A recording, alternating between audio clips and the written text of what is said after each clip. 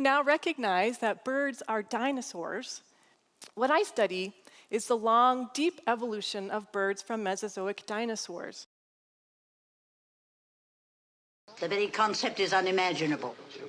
Why, if that happened, we wouldn't have a chance. How could we possibly hope to fight them? We couldn't, you're right. You're right, Mrs. Bundy. Hurry up, children. Finish your lunch. Are the birds gonna eat us, Mommy? Birds have been on this planet since Archaeopteryx, 140 million years ago. Doesn't it seem odd that they'd wait all that time to start a war? Who said anything about a war? All I said... Troodon probably fed on our ancestors, the early mammals. It is the most intelligent, adaptable, and successful hunter on the planet.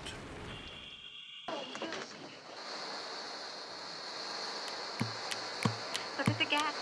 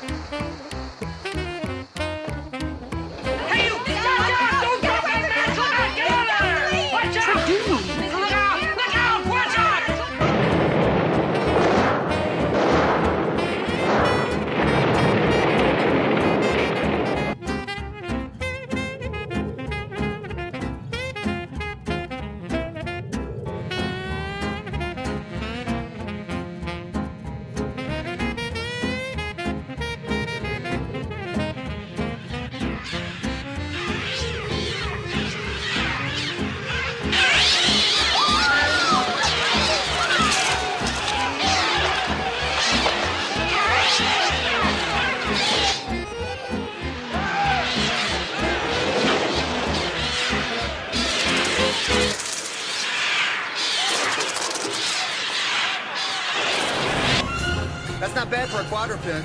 You gotta check your mirrors, just side of your eye. Side of your eye.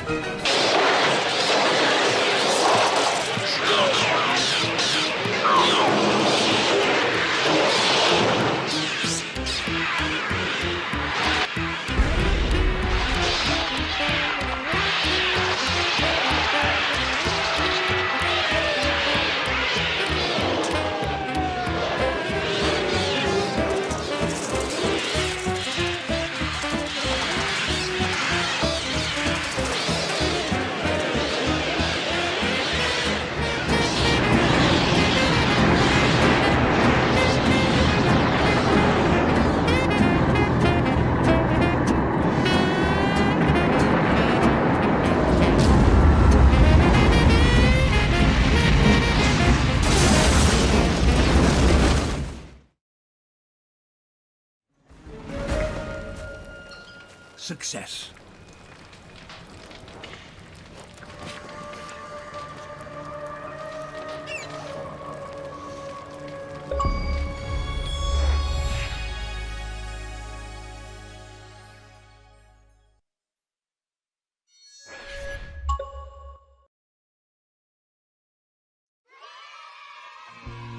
Well, hello everybody, and welcome back to Paleontologizing. A very happy Thursday BIRDSday to everybody here.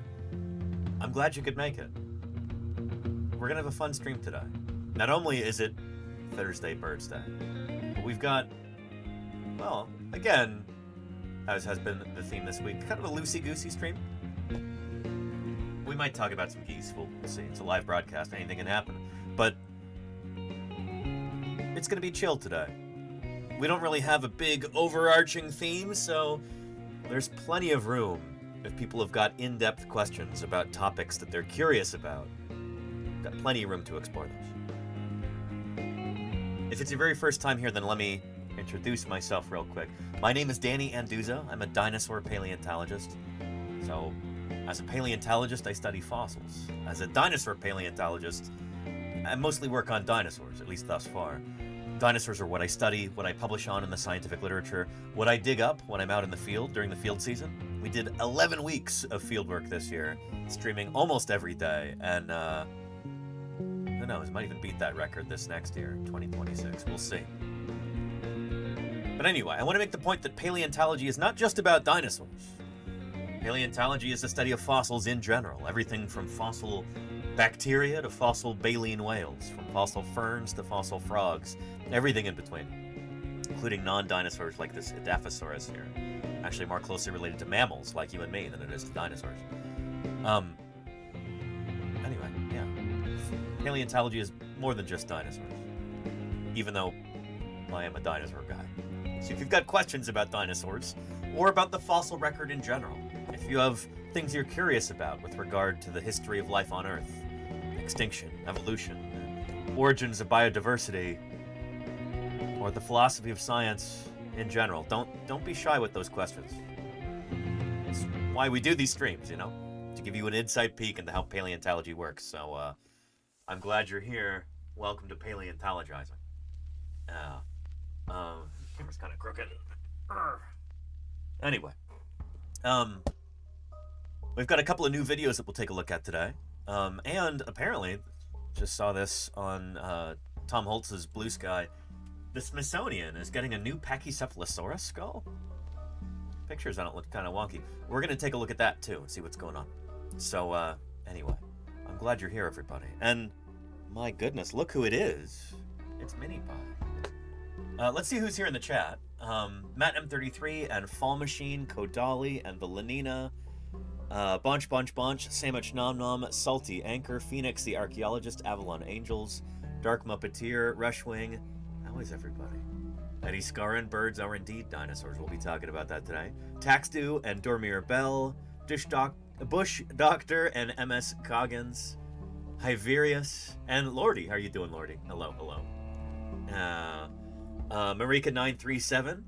Yeah, how are you doing? Welcome. Kevin661959 says, good evening, everyone, and good afternoon to you. Kevin, it's still afternoon where I am. Here, let's take a look. Nope, that's not what I'm looking for. There we go. Yeah. Current view of the San Francisco Bay Area from the Berkeley Hills, the Lawrence Hall of Science in Berkeley, California. Nice and foggy today in the San Francisco Bay. You can barely see the city of San Francisco. Yerba Buena Island. Can't even... Well, no, we can see the Golden Gate Bridge. There's the North Tower and the South Tower. And then down here in the foreground, beautiful Berkeley, California. Emeryville over there. Good stuff. Oh, where you going, Mini Pie? Hey, come here, Minnie. You want some treats? She doesn't. She's skulking away. I didn't pay enough attention to her. Mini Pie, you came too early. Hey, come here.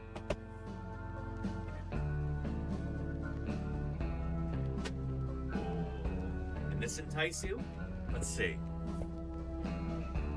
No. Well, all right. She says no. What Mini Pie says goes. Aid112, how are you doing? Hidden Treasure. Hello. Yeah. Art Chappie, Charlie's Dragon, Trick Tracks, Saint Baby Fox, how are you doing? Welcome back. Scoobs, howdy. Yeah. And my brother got his degree in Berkeley and lives in SF now, says Dormir Bell. It is. I've lived in a few places around the world, visited a lot of different spots. This is home for me. This is... Nothing else beats the Bay Area, in my opinion. I'm biased, though. I was born and raised here in the San Francisco Bay Area, and I am proud to call this my home. Anyway. We had a question here from Hidden Treasure. They wanted to know... I heard that in paleontology, a lot of mammals are passed off because they aren't interesting or specialized, and by people as often. Is that true? That's really funny you asked that, Hidden Treasure, because I would say, yeah, it's not really true. There's a lot of paleontologists who study fossil mammals to the point where I think they are kind of overrepresented in the scientific literature. It's funny, I say this as a dinosaur person. Dinosaurs are quite overrepresented, I think, in the scientific literature. But we as human beings, we are mammals ourselves. And we do have I think, a tendency toward taxonomic narcissism. As mammals, we human beings are interested in our origins. We want to know where we came from. We like to root for the home team. And so mammals are very, very well studied. Among groups in the Mesozoic, the age of the dinosaurs, we probably know more about Mesozoic mammals than just about, at least there's more study on Mesozoic mammals proportional to their commonness than just about any other critter. So no, I think if anything, mammals are kind of overrepresented. If we're going to be fair across all different taxonomic groups, across the entire tree of life, I think the mammals get maybe more than their fair share of attention. If we're going for equality, equity here. Mammals are a small part of the tree of life. Today we've got about 5,000 species, give or take, of mammals. There we go. Contrast that with, say, I don't know, beetles? How many species of beetles do we have? Coleoptera. So 5,000 for mammals. How many beetle species? There we go. Holy cow. 282,596 species of beetle on this tree. That's a lot. And there's not a lot of people studying fossil beetles. Granted, they don't fossilize all that well. Very well at all. But Mesozoic mammals don't fossilize super well either, so, yeah. Anyway, Laura says, what, 9,000? No, more than that. More. Anywho, yeah. But yeah, it makes me excited to hear, says Hidden Treasure. Yeah, in fact, if you'd like, we can even take a look at a video on mammals and the evolution of chewing and how that may have helped them, to a certain extent, take over the world after the extinction of the dinosaurs, except for a few bird species. So yeah, that would be fun to talk about today. So remind me, Hidden Treasure, and we'll get to that for you, because I think that would be fun. I think PBS Eons put out a new video about that last week or something. I think that'd be great to talk about. So remind me in a little bit after we do Blue Sky and Metazoa and all that. But, yeah, all you need is larvae. There you go, and it did, yeah. Let's do, a Blue Sky post here real quick. And, for once, maybe I'm not looking at the camera. Yeah, there we go. Yeah, we can use that.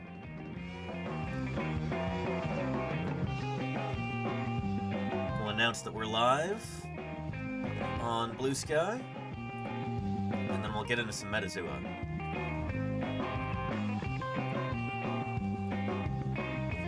There we go. New post.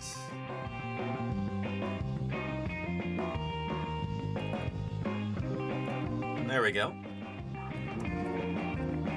We've got paleontological chat and Thursday, BIRDSday on today's Twitch stream.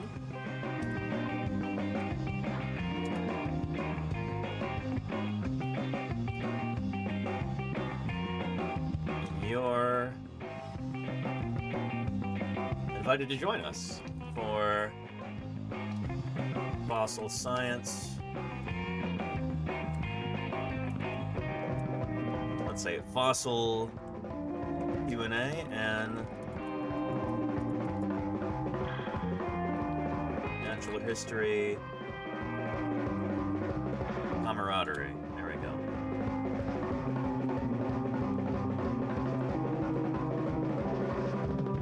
Twitch.tv/Paleontologizing. There we go.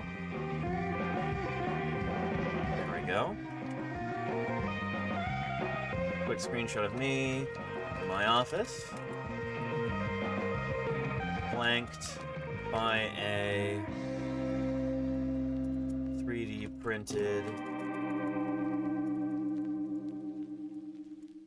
Pachycephalosaurus skull. I heard the Smithsonian is getting a new one. And other paleontological miscellanea. There we go. Looks good. Paleontologizing. No typos detected. Let's post it. There we go. And hey, Mustache Mike, how are you doing? Hello, hello. Glad you could be here.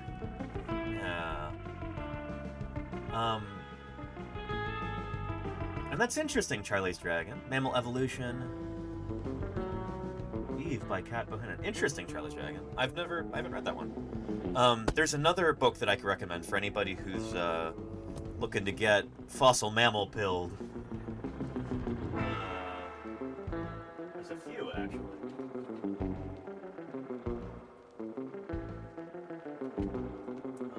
Not to spoil you with choices, but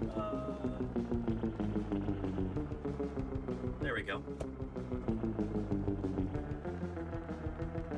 For a kind of an in-depth introduction to the evolution of mammals after the dinosaurs. There's the book After the Dinosaurs by Don Prothero. It's a decent one. I haven't actually read it cover to cover yet. But, yeah. Don Prothero is a remarkably prolific writer. A lot of people really like his style.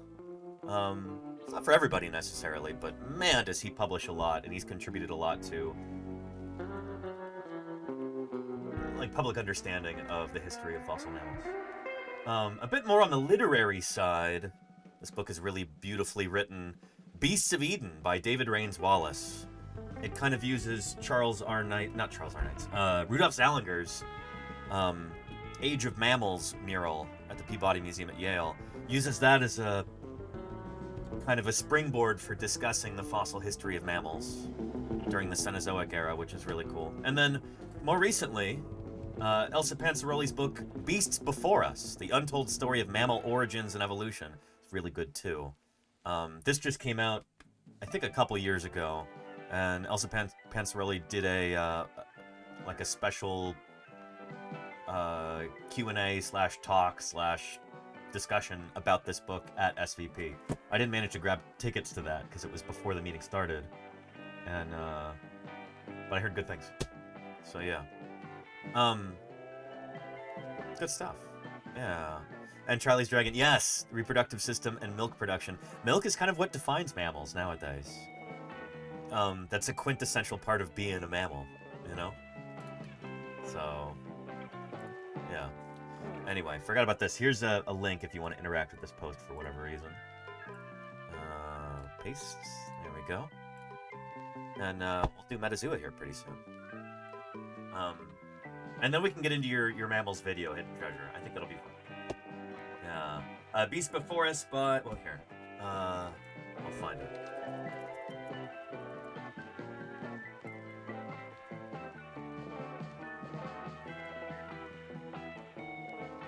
There we go. By Elsa Panzaroli. There we go. There it is on Thrift Books.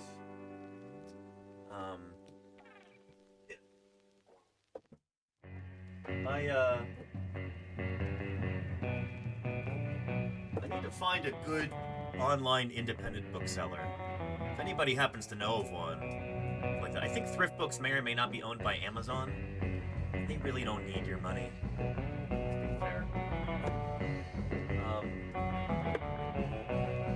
I would recommend Books Inc. But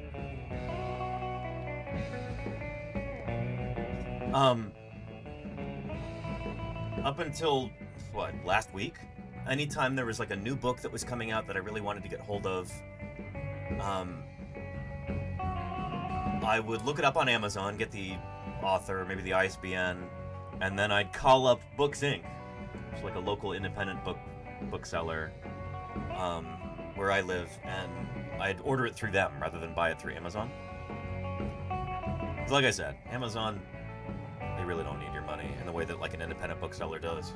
And I don't know. And every time I order a book from Amazon, it always shows up banged up and busted and broken. The cover might be torn, or there's like a weird gob of sticky sludge stuck to the dust jacket, or it's like missing pages, or it's just otherwise all busted, you know? I hate that about ordering books from Amazon, is they always show up and they're halfway destroyed. It's like, this is a brand new book. How do you manage to do... I thought Amazon was supposed to be like a book retailer. They're terrible at books. Anyway, so I would order things through Books Inc., and then when I went to pick up a new book here the other week, they didn't have me in their system anymore. I'm like, hang on, I'm like a member of the loyalty program here. And they're like, oh, well, we actually got bought up recently by Barnes & Noble. And so you're going to have to re-sign up for the whole loyalty program and everything. And yeah, Barnes & Noble owns us now. Just... What? So now I'm going to have to find a new, like, independent bookseller. I guess there's Moe's Books in Berkeley. Anywho. Yeah. So yeah. Selling advice from it. Interesting, Claire Burr. Huh. Because I kind of assumed that Thrift Books was under the umbrella of Amazon, because sometimes when I'm looking for books... Hang on, Chowbot? Hey! Thank you for the 5 gift subs. I really appreciate that. Good stuff. Really appreciate that, Chowbot. There's 5 lucky chatters who won't have to worry about a single ad for the next month. Thanks to you. I appreciate it, Chowbot. Thank you. Good stuff. This is what I do full time. You're making that possible. Thank you for that. I'm deeply grateful. Yeah, sometimes when I'm searching for a book, I'll look through, I'll just do like a basic web search, and then I'll see the same exact book on Amazon and on Thrift Books at the same exact price, and then you look on the Amazon page, and it says that they're ordering it through Thrift Books. So I kind of assumed that Amazon owns Thrift Books now, but I'm not. I guess I don't know that for a fact. Anyway, yeah. Toilet Gator says one day Taco Bell will own everything. I've already made my peace with this, Toilet Gator. Yeah. I don't know. I have generally positive feelings toward Taco Bell. Unlike a lot of other places, it's easy to get vegetarian meals there for cheap. Anytime I'm out on the road, Taco Bell is generally where I stop, you know? Especially if there's few other options available. So, ask not for whom the Taco Bell tolls. It tolls for me. I've already pledged my allegiance to the Taco Bell. I'm being kind of facetious here, but I like Taco Bell. You know? One of the few sponsorships I wouldn't mind getting necessarily. And you're excited for Thursday BIRDSday? Me too, Jazzy Cat. Me too. Yeah.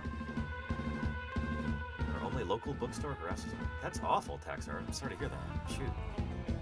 And Claire, where did you send that to, Claire? Because I'm not sure I did see that. Yeah.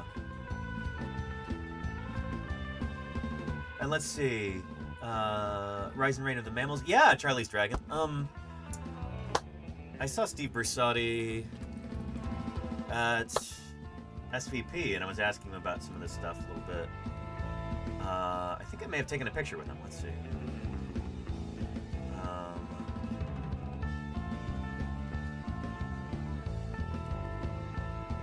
Yeah, there we go. There's me and Steve at SVP last month. So Steve Bersati wrote Rise and Fall of the Dinosaurs, Rise and Reign of the Mammals, and he's now working on a book on the history of birds. And I asked him if he'd be interested in doing an interview here once that book is ready to come out. And he said, yeah. So we'll probably be doing that at some point. I've not read his books yet. I know they've been very popular, which is excellent. I've been a little bit hesitant to read them just because since I do science outreach full time, I don't want to be accidentally repeating any of his phrases, or I don't want to be accidentally unconsciously plagiarizing any of his stuff. So I've been steering clear of his work for so far because it's so popular. But I should probably go ahead and read some of those, huh? I think they're also available as audiobooks. So yeah. But yeah. Twitch Whispers. Thank you, Claire. Okay. Cool. I will take a look at that later, Claire. In fact, I'll make a note of that right now. But we'll do Metazua here in just a minute. Where's Taco Bell Video? There we go. All right. Cool.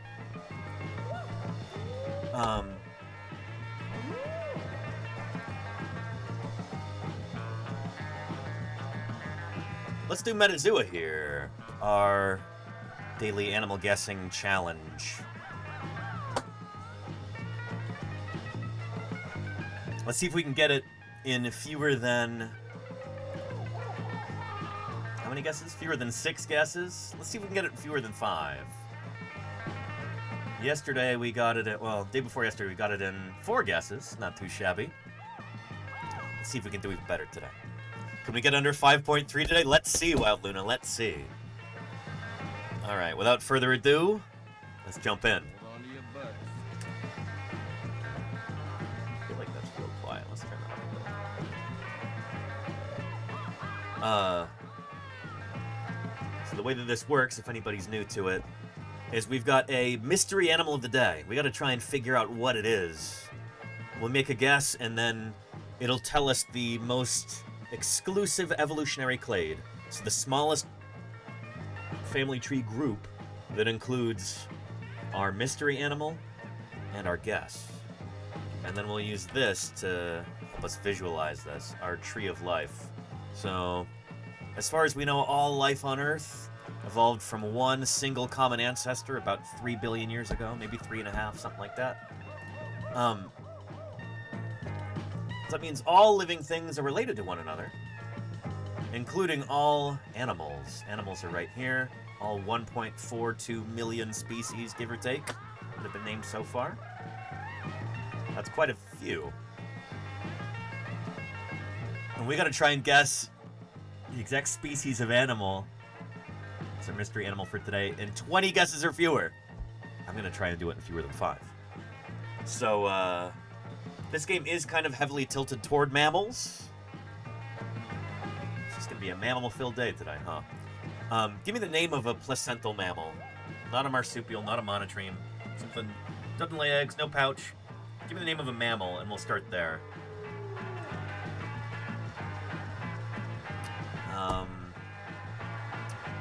Let's see. Raccoon is a good one. Lukai? Yeah. Let's do raccoon. That's a kind of caniform carnivoran, one of the dog-like caniforms. Let's start with raccoon and see. Oh, okay. Good. So this is why I like to start with a mammal, because it is kind of biased toward mammals. Our critter is a Laurasiathere, but it is not a raccoon, and it's not a carnivoran. Let me show you what that means. We'll go from animals over to Nephrozoans, protostomes. And we want deuterostomes. There we go. Deuterostomes, chordates, vertebrates, aka fishes, jawed vertebrates, bony vertebrates, lungfishes and tetrapods, amniotes, mammals. And then we guessed raccoon, which is up here. There's several species of raccoon, but they're over here on this group, this branch of the family tree. But our critter is not a raccoon. Metazua says, nope, not a raccoon. Best I can do for you is Laurasiatheria. So, Laurasiatheria is a group that includes carnivorans. Right here. Lions and tigers and bears, oh my. And then you get the further and further out. Laurasiatheria.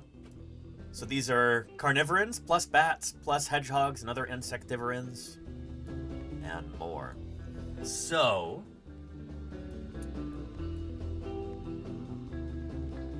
I want to say we did this last time, and artiodactyls and perissodactyls were still included within this. I don't think it has these subgroups, like, what is it, Scrotifera?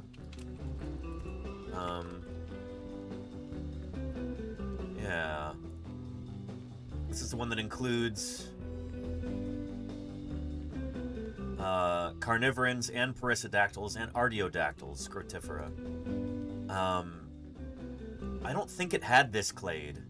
So what I'm gonna do is... let's guess something like rhinoceros. Or maybe... well, no, we'll do an artiodactyl. Give me the name of a cloven-hoofed ungulate, Chad. An artiodactyl. That's deer and pigs and antelope and cows and etc. Jazzy Cat says, where are the pangolins? The pangolins are Pholodota, so they're pretty close to the carnivorans. Lions and tigers and bears and cats and stuff. Sheep, says Eddie Scarn. That's a good one. Let's do sheep. And see if that helps narrow it down for us here. Ho ho ho! Okay! Yes! That worked! We have a bovid. Our critter is some kind of bovid, so it's a member of Bovidae. The bovids are right here. There's 114 species of bovid. Oh, hang on. 137 species of bovid. And we guessed sheep, and it's like, oh, best I can do is Bovidae. So... sheep are gonna be somewhere over here, right?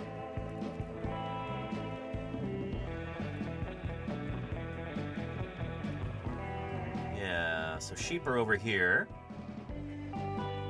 Ovis aries. And so I'm guessing our critter, it's probably not gonna be on this branch here. I'm gonna take a left here instead. Cows, bison, ox, and more. So it's probably gonna be part of this clade. We've got 12 species here and 11 species there. Got a bunch of different kinds of antelope over here. We've got bison and cows and stuff over here. Let's try... do they have like bongo? They don't. They have antelope. Let's try that. It's either going to be some type of cow type thing or some type of antelope type thing. We could go with the bison. We could, Lukai, but let's try antelope first. And that didn't get us anywhere. Shoot. That was a wasted guess. Darn. Let's try bison. Bovinae, okay, it is a close relative of bison. There's Cape buffalo right there. So the Bovinae, I think, is... it's either this clade or... let's look it up on Wikipedia. About 10 genera of medium-sized ungulates, cattle, bison, African buffalo, water buffaloes, and the four-horned and spiral-horned antelopes. Interesting. It's interesting that antelope are not a monophyletic group. There's different critters on different branches of the bovid family tree that all get called antelope, and they're not each other's closest relatives. So antelope is like a grab bag term. A wastebasket. It's like, whatever. We'll call these different weird things antelope. They're not actually related to each other. Huh.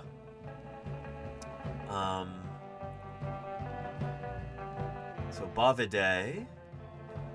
We need Bovinae, which, here we go. Water buffalo, African buffalo, cow, etc.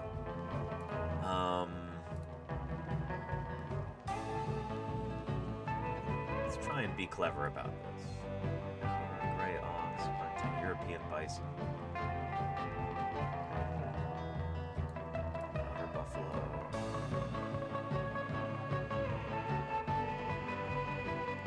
I'm guessing it's something like water buffalo. Let's try that. Everybody's got a water buffalo. Let's see if that's our mystery animal.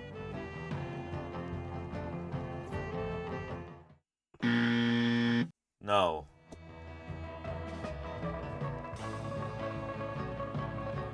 That's really frustrating because it's not giving us any subgroups in here. It's not letting us narrow it down any further. I don't know if they have any subgroups programmed in down here. I don't think they have Gow or Rogue Orsini. I mean, we could try. Yeah, nope, they don't.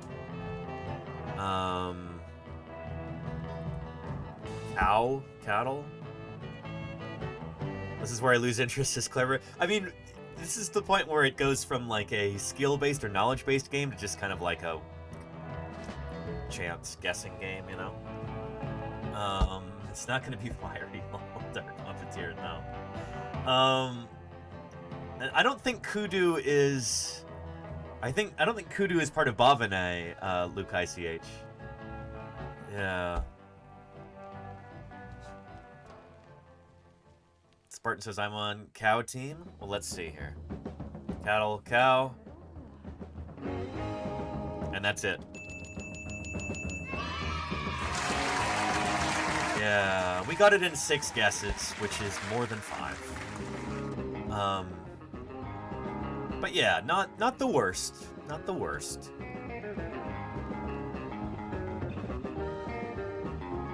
That's funny. And Kudu is part of Bovinae. Is it really, Charlie Dragon? Interesting. Yeah. But yeah. There you go, Rogors. Yeah. There, we'll go ahead and post this. Because why not, you know?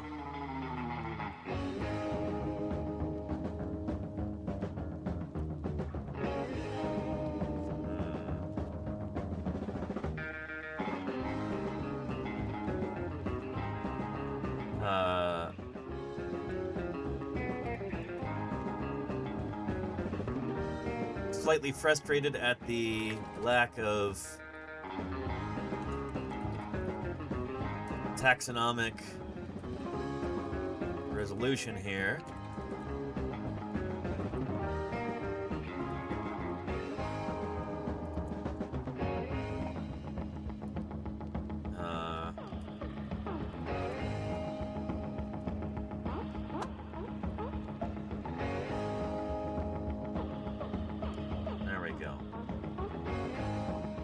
What are we at now?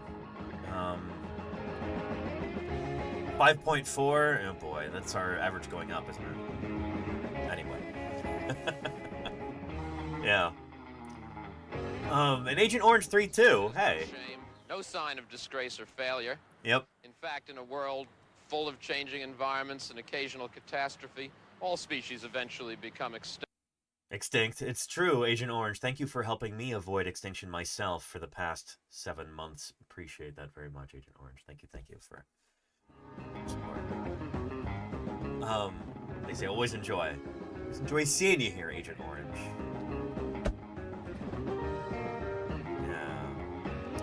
Yeah.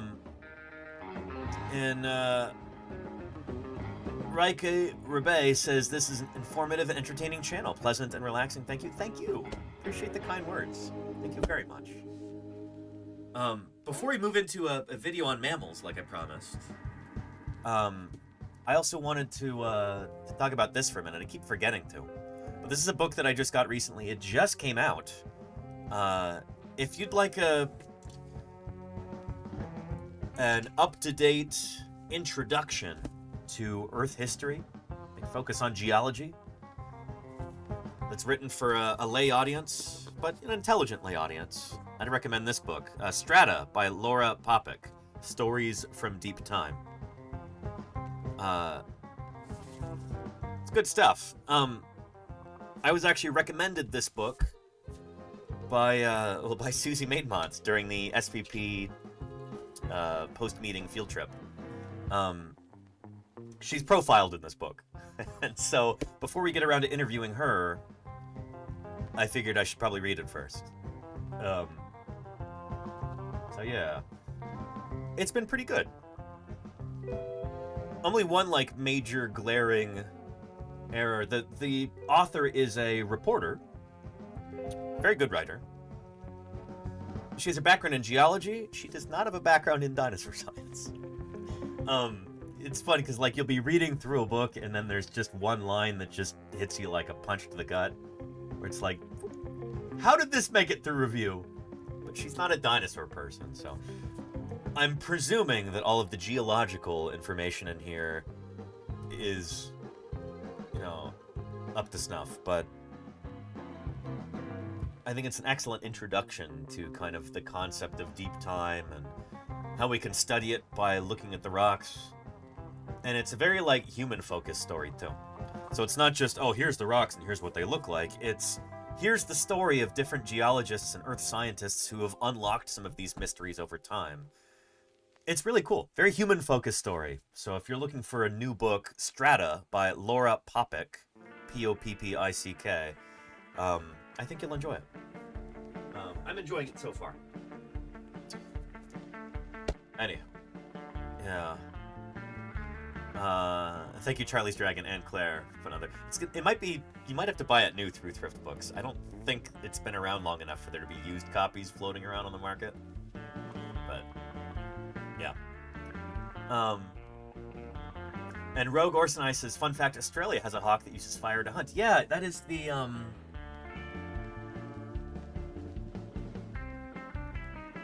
what's it called? Something kite?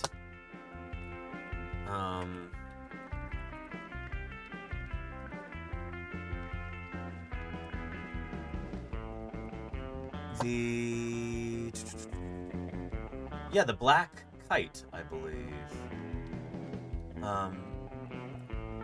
It's debated how much they actually use fire to hunt.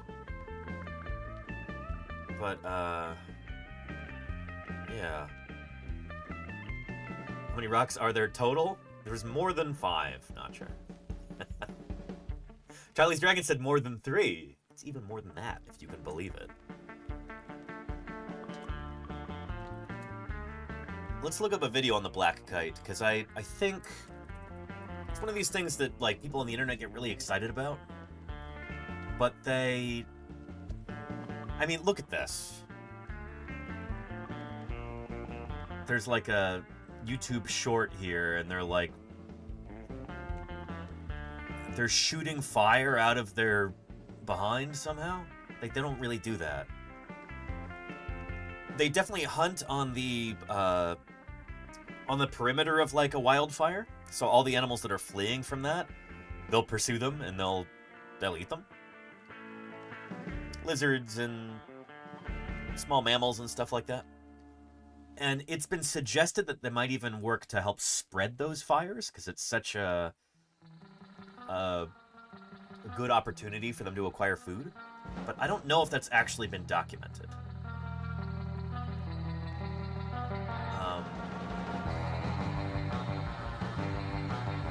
Let's take a look at this.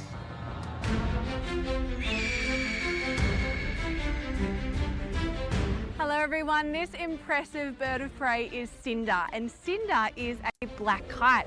The black Cinder's kite is known to be an acrobat of the sky. They maneuver so skillfully with such agility when hunting, catching and consuming their prey effortlessly while flying. They are easy to identify from the ground below. They have a striking forked tail and of course those wings that flow out to fingertip-like feathers.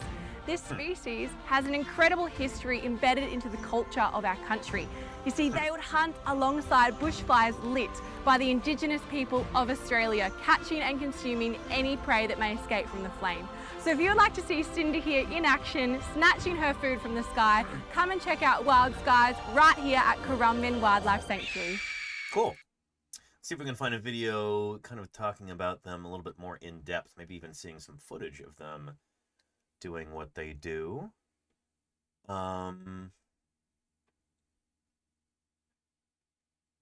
Here's one from SciShow. Let's take a look. Thanks to CuriosityStream for sponsoring. It's no secret that birds can be pretty smart. You've probably heard of birds using tools or solving puzzles, but in Australia... We talked about that. When was this? Monday? Tuesday? We talked about bird intelligence. Intelligence is such a difficult to define phenomenon, but we talked about that in depth the other day. They take things to the next level. Some birds are said to intentionally start fires, making them the only animals besides humans known to do that. Most animals don't like being near fire. The standard instinct around flames is to drop what you're doing and run. But some birds of prey do just the opposite. If they spot a wildfire, they'll actually fly towards it. They've figured out that fire causes little critters to panic and flee, making them easy targets. As long as the birds are careful not to get burned, a fire can mean an easy meal. This incredible behavior is called fire foraging, and it's been seen in predatory birds around the world. But in Australian tropical savannas, some birds seem to take this strategy a step further. They're known as firehawks because they're said to fly into active fires, carry away a burning stick in their beak or talons, and then drop it into dry brush to start a totally new fire. And so I've heard this a million times, but never seen any footage of it, and never actually read an account of this in the scientific literature. It might be one of those things that just gets passed around the internet a whole bunch as a really tantalizing tidbit, rumor, whatever, but it's not actually documented. I'm very eager to be wrong about this. I really want this to be true. I really want them to actually do this. So if somebody has a good source on this, I would love to see it. But it is one of those things where I'm skeptical because it does sound too cool to be true, you know? Yeah. There's a lot we don't know about this avian arson. It's never been reliably captured on photo or video, but the stories trace back generations. See, here we go. Yeah, right?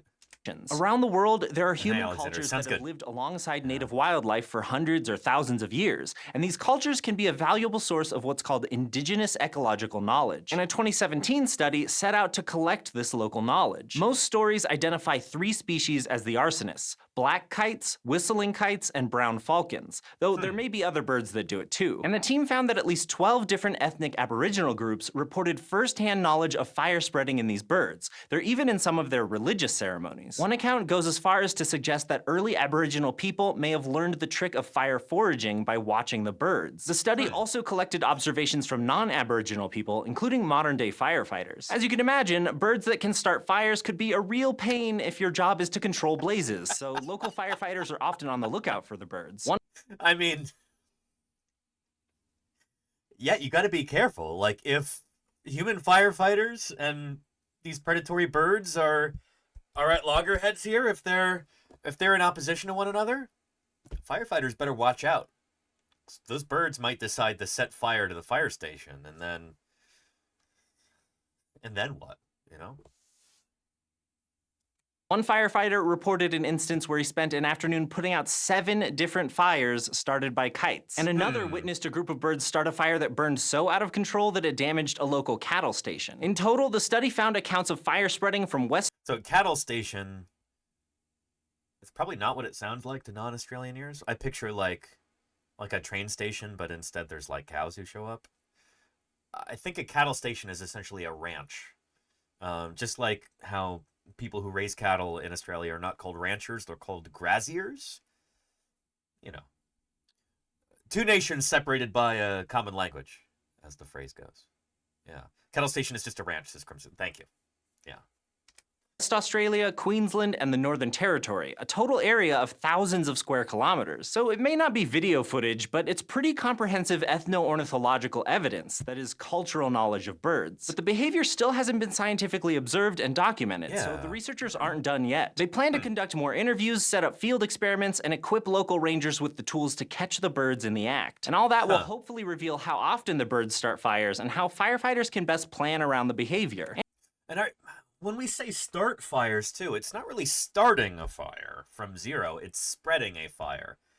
Like, I don't think these birds are out there with, like, a bow and twine or a lighter or, you know, they're not shooting lasers out of their eyes to start a fire. There's a fire already in progress, and then maybe they pick up a stick that's smoldering, and then they carry it off or something. I think that's generally the idea. Calling it starting fires?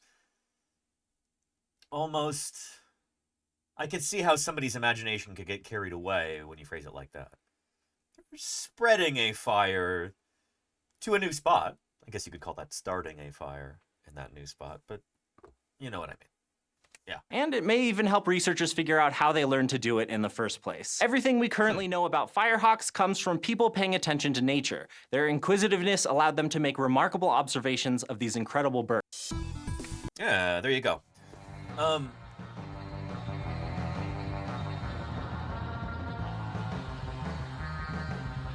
want to how can I say this in a way that won't get misinterpreted? Fluffy Deinonychus says, when in doubt, I tend to defer to indigenous knowledge. They know best. That is very often true. I agree with that. But the thing is, we're not hearing that directly from indigenous people here.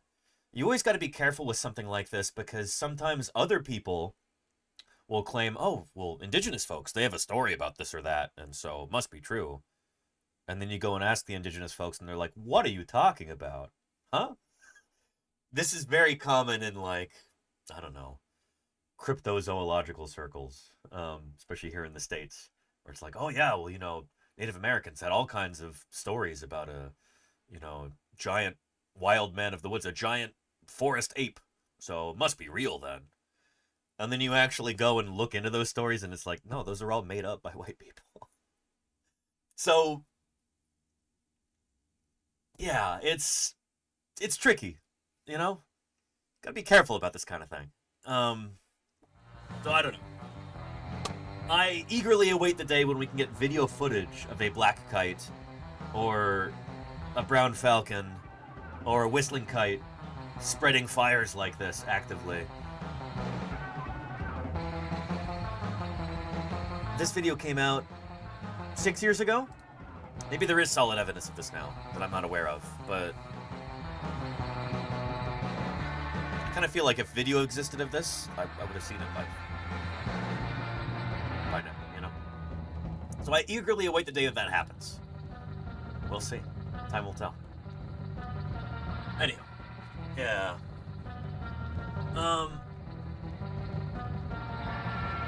But yeah. Yeah. Crimson Carnotaurus says, while Smokey the Bear wants to prevent bushfires, this bird is an unhinged guy with a lighter and a can of petrol. There you go. Yeah. But yeah. Yeah. Anyhow. If I could find this real quick, because it did make me laugh.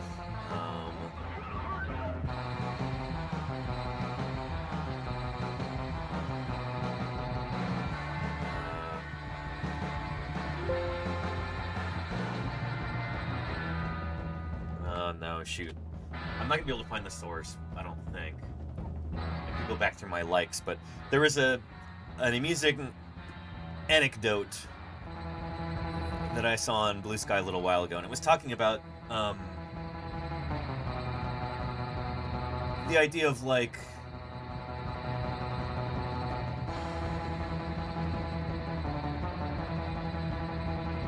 other people seeing indigenous knowledge as this sort of, like, mystical, magical, like, weirdly otherized thing, rather than just like, oh yeah, these people have been around for a long time and they know what's up.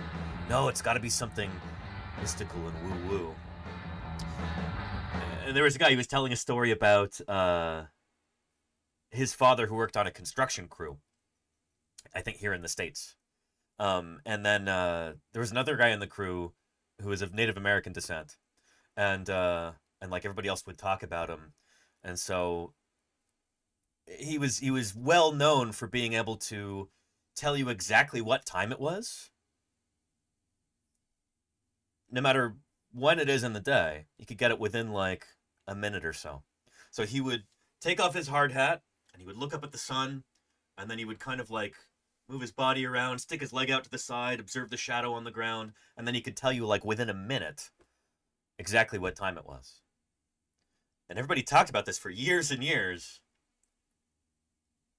And then eventually somebody realized, oh, shoot, he just has a wristwatch inside his hard hat.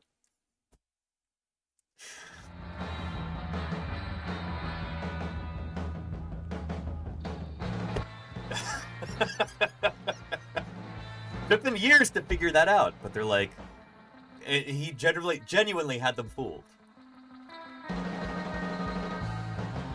So anyway, yeah. But yeah. We'll get to the mammal video, but Marika has a question. Hello again to you too, Marika. How do we explain that birds didn't just evolve from dinosaurs, but with dinosaurs together, they actually are dinosaurs? That's the way phylogeny works. So here, we'll use our metazoa example here.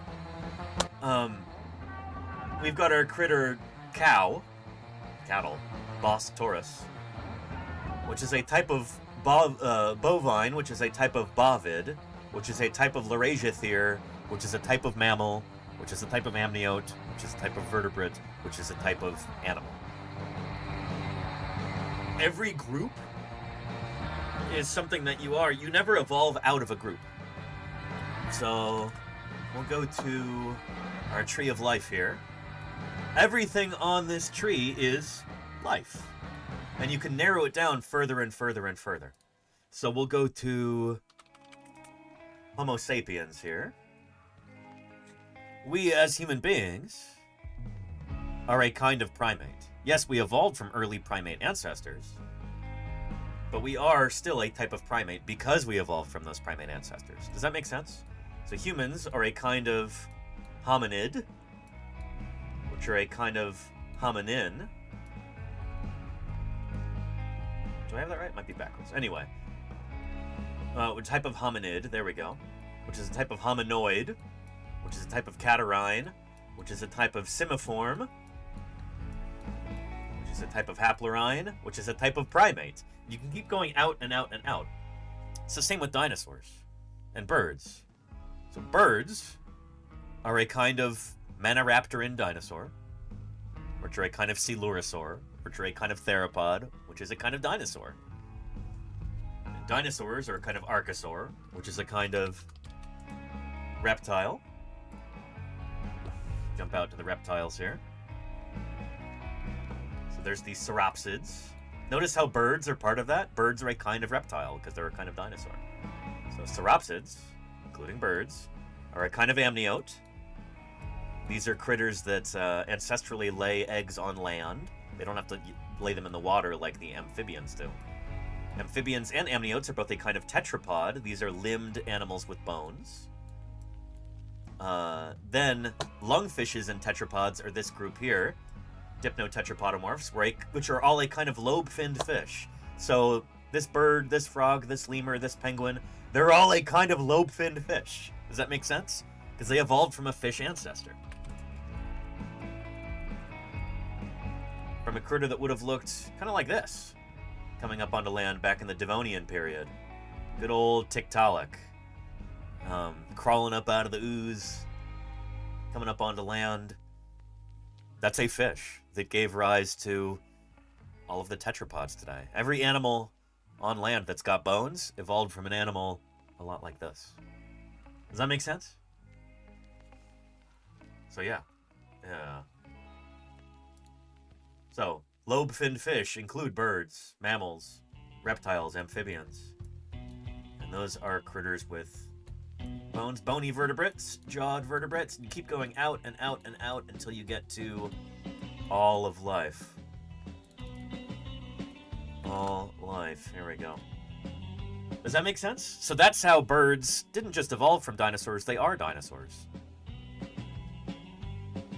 And they are archosaurs, and they are reptiles, and they are tetrapods, and they are lobe-finned fish, which are a kind of bony fish, which are a kind of vertebrate. You can keep going out and out and out until you get to the very dawn of life itself. The entire tree of life, all united. As far as we know, all living things evolved from a single common ancestor over 3 billion years ago. Does that make sense? I hope that makes sense, Marika. Yeah. I'm an archosaur fan. There you go, yeah. So archosaurs, these so-called ruling reptiles. Today, that just includes crocs and birds. This tree doesn't really include extinct groups, like dinosaurs. But there's the archosaurs. Today, that's birds and crocs, but Archosauria includes all kinds of weird, wonderful critters, many of which are now extinct. So, here, let's see if we can embiggen this. I love this photo, because here's 2 different archosaurs there. What is it? Nile crocodile and a great egret? Yeah. No, mugger crocodile. Okay. But yeah, Archosauria. So, different archosaurs. Yeah, so here's kind of the croc line archosaurs, Pseudotsuchians. And then here's the bird line archosaurs, which includes dinosaurs, pterosaurs, and of course, birds. Yeah. Really successful group, the archosaurs. Even today, they outnumber mammal species like 2 to 1. Even though this is the age of mammals, there's like twice as many archosaur species. I guess we call it the age of mammals because the biggest animals walking around today are mammals. But they're not the most numerous. They're not the most speciose. That honor still goes to the archosaurs. So yeah. Do we know much about that common ancestor to all life? Says, hey, it's Austin. It would have been some kind of little bacterium-looking thing. We call that Luca. The last universal common ancestor. Luca. So, again, it would have looked like a bacterium. Maybe it didn't actually have a cellular structure yet. I really want to do a joint stream with an interview stream with Charles Marshall about this. Charles is the director of the University of California Museum of Paleontology, just down the road from me here in the Bay Area. And Charles, I think, is actually working on a book about the origin of life right now. And he's got some really intriguing ideas that I hadn't heard before. I went to a brilliant seminar this past spring, about the origin of life. And there was some interesting revelations in that. So, yeah, I think that would be really cool. I'll hopefully see Charles tomorrow and I can ask him about this. But yeah. Suzanne Vega, there you go, Luca, yeah. So yeah. And wouldn't insects be the most popular creature? Says Rogue Orson. No, actually. Well, insects, they vastly outnumber mammals and birds and all vertebrates in number of species. There are other critters that are more speciose than insects. I think other kinds of crustacean might actually have more species throughout the Earth's oceans. And so that's by species count. That's one way to try and quantify how many of a critter we have. There's also just raw number of animals, or organisms in general. Like how many individuals are there on the planet? Forget species, how many individual organisms are there? And things like krill or phytoplankton, like their numbers are probably in the thousands of quadrillions or something like that in the Earth's oceans. And then you have things like bacteria and yeah, at a certain point it just gets really difficult to count all these things. You estimate how many there are. Their numerousness becomes difficult to study. So yeah. Anywho, let's get to that chewing video, Hidden Treasures. Yeah. And Holocene mass extinction. We might already be in the middle of that, Marika. No, we're on track to cause a mass extinction right now as human beings, but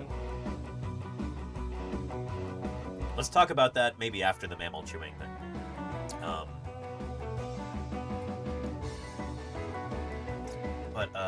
Yeah. Yes, eons. Here we go. So, beating extinction via chewing. That might be part of the story of the mammal. Let's take a look at this here. Yeah. 66 million years ago, after an asteroid slammed into the Earth and wiped out the non-avian dinosaurs, the world became a dark wasteland. This is often called the worst weekend in Earth's history. Yeah, this was an extinction event that was so sudden that it seems to be kind of unmatched in the history of our planet.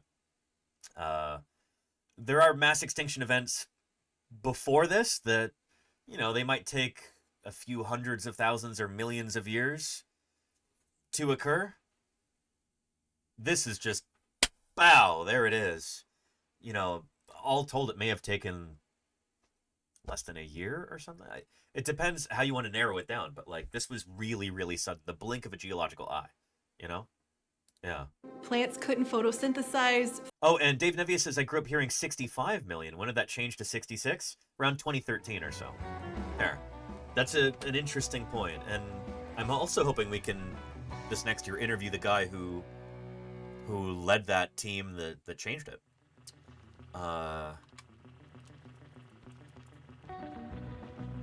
Here we go. The Cretaceous Paleogene extinction event. Let's see. Paul Rennie is his name. I bet you we can find the... Yeah, in a 2013 paper, Paul Rennie of the Berkeley Geochronology Center dated the impact at 66.043 plus or minus 0.011 million years ago, based on argon data. Yeah. So 2013 paper.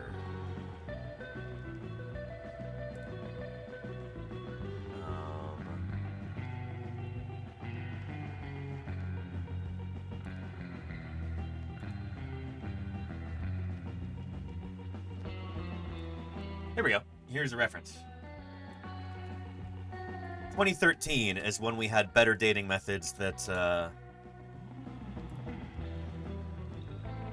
changed that from 65 to 66, and some people still haven't caught up on that. Oh, do we have to show it again? The 65 trailer? This movie just came out a couple years ago. Well after 2013. But, yeah. And Wild Luna says, what is argon dating? Yeah, it's like carbon dating, but you use different radioactive isotopes. Carbon-14 only works going back a few tens of thousands of years. Other radioactive isotopes have a much longer half-life. So if you're dating things that are older, carbon won't work. You have to use argon-argon or potassium-argon or uranium-lead dating. So yeah. Yeah.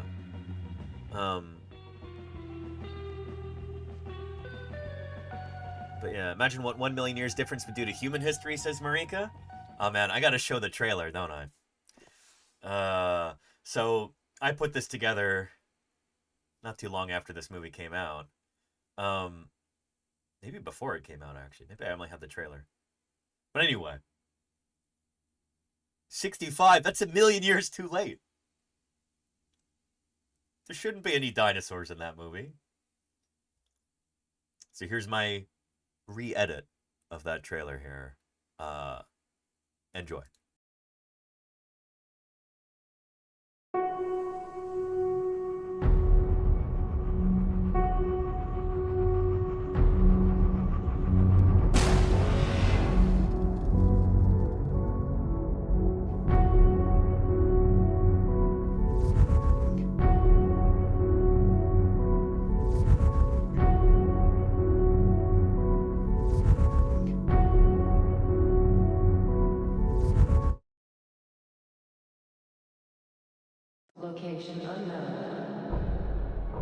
Charter 373.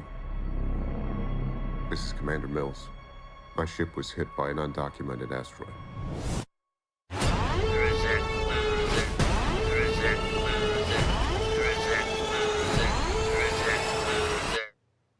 Send help.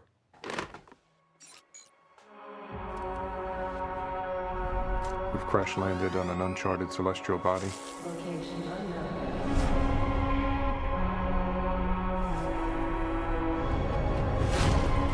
There's something alien out there.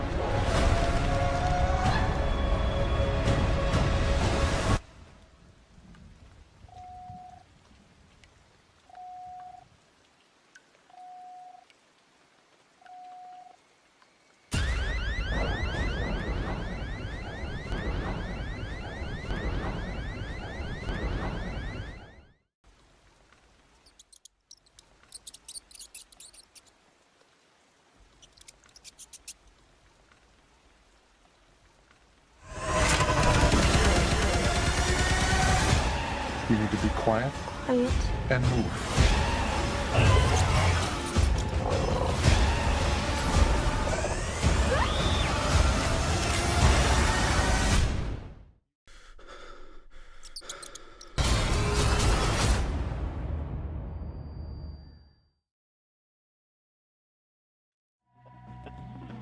So anyway, yeah. If they'd gotten the dates right, that's what should have been in the movie. The point is, after the extinction of the dinosaurs, except for a handful of bird species, all that's left were small little squeaky guys. A few birds and then some mammals. And that sets the stage for this video here. So let's continue. Finally, let's get to the mammal video, you know? There we go. 66 million years ago, Not after 65, an asteroid 66. slammed into the Earth and wiped out the non-avian dinosaurs, the world became a dark wasteland. Plants couldn't photosynthesize, food chains collapsed, and about 75% of species went extinct. But among the survivors were two distantly related groups of animals that, on the surface, seem to have nothing in common.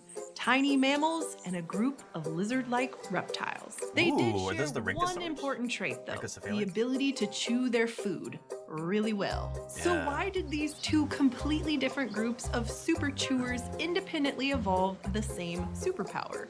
So that's like a Tuatara type critter, right? A rhynchocephalian? Turns out this strange ability might have helped them survive when the world almost ended. Yeah, there we go. I think Petrodactylus While Tuatara, mammals yeah. like us chew our food without a second thought, this process is not normal compared to most other animals. Much of the animal kingdom saves the majority of the digestion process for after their food has already been swallowed. For example, frogs, snakes, and birds swallow their food either whole or in sizable chunks, leaving their stomachs and intestines to do most of the work. Birds and crocodilians even have an extra organ called the gizzard that uses swallowed stones to grind the food down, much like our teeth do. Which may seem bizarre, but chewing is even weirder. Now, it might seem basic to us since it's so automatic, but it's actually really complicated. We mammals don't just chop up our food, we grind it down like a mortar and pestle, assuming we do chew and aren't like filter-feeding whales or anteaters. When mammals chew, our jaws don't just move up and down, they go side to side as well. These movements are powered by That's their music. I'm like, did I turn the music on? That's their music in the video. Interesting. Huh. Up and down, they go side to side as well. These movements are powered by specialized, robust muscles that allow the jaw to move in a variety of directions. And the shape of our teeth is also essential to the unique way that mammals process food. Almost all mammals have some arrangement of raised points on their teeth called cusps. It's called cusps. There you that go. allow them to crush and grind. So, mammals, they tend to... I don't know, let's use a video game analogy. Since this is Twitch. Here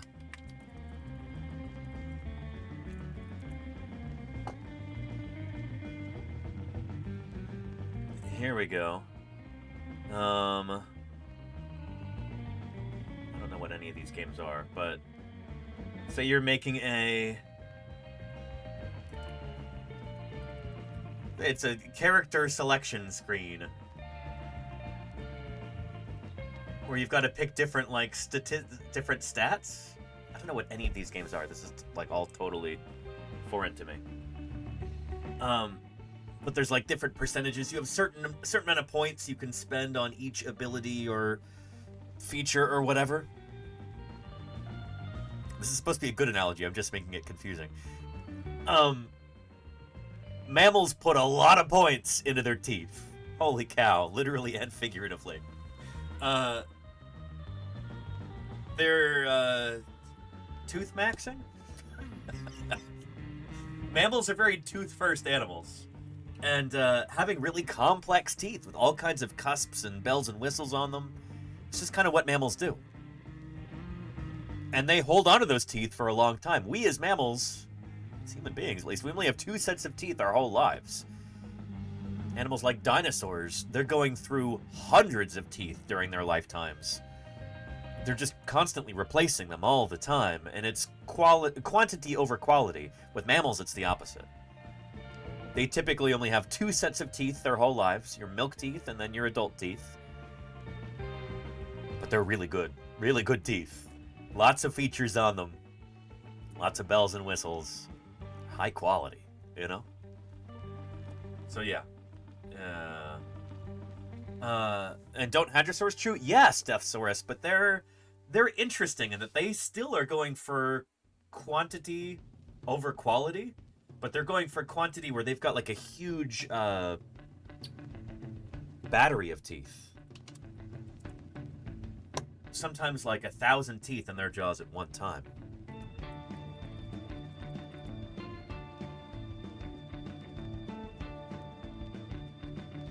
Here, take a look. This is from an old computer game, and it's still the best visual representation I can find for you of how the teeth work. So what we're doing is we're looking at a head-on cross-section of a duck-billed dinosaur. So, here.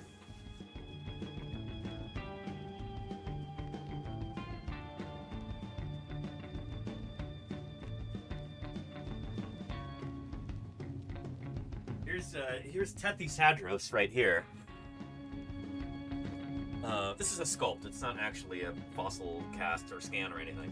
But there's just all of these teeth in here. They've got a whole bunch of them, and they all fit together to form like a continuous grinding surface. So with this animation right here, what you're looking at is the animal face on like that. But imagine you could go and then just cut right here. So you're seeing a cross section of the front of the jaws right here. Does that make sense? Are we oriented? You getting this? Take a look. Yeah. They chew plant fibers. Some had an ingenious method of chewing. As their jaws closed, the upper teeth struck the lower teeth at an angle, sliding the upper jaw outwards in a grinding motion. So the jaws would actually flex. And you see there's multiple teeth that are being used at the same time. There's teeth up inside of the jawbone, but they start to come out, and then you have multiple teeth that form like a pavement. And so there's the surfaces of multiple teeth at the same time that are forming the chewing surface. It's so cool. The upper jaw outwards in a grinding motion. So you see what I mean? There's one tooth right there, another tooth right there, another one right here, and these are all forming part of the grinding surface. How cool is that? So there are certain dinosaurs who developed the ability to chew, and chew quite well, and that is one of the reasons for their tremendous success. At least that's what you hear from hadrosaur researchers. It's like that's one of the reasons why these dinosaurs became so widespread. Why they're able to kind of take over the world at the end of the Cretaceous. Yeah. Marika says, I had a green iguana at home, and it looked like she ate her salad like we humans do. Iguanas they like slice up their food with their teeth, but iguanas tend to have teeth that aren't built for chewing. iguana teeth tend to be kind of simple and you might even say like leaf-like. So marine iguanas have got almost like a pectinate thing going on with their teeth.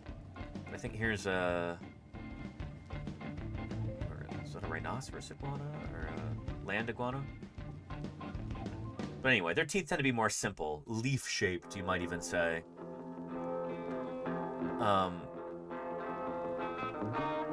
A lot of plant-eating dinosaurs have teeth like this.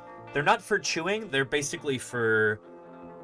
You just cut with them. There's not like surfaces that are flat that grind against one another or mash together or anything like molars or like hadrosaur teeth.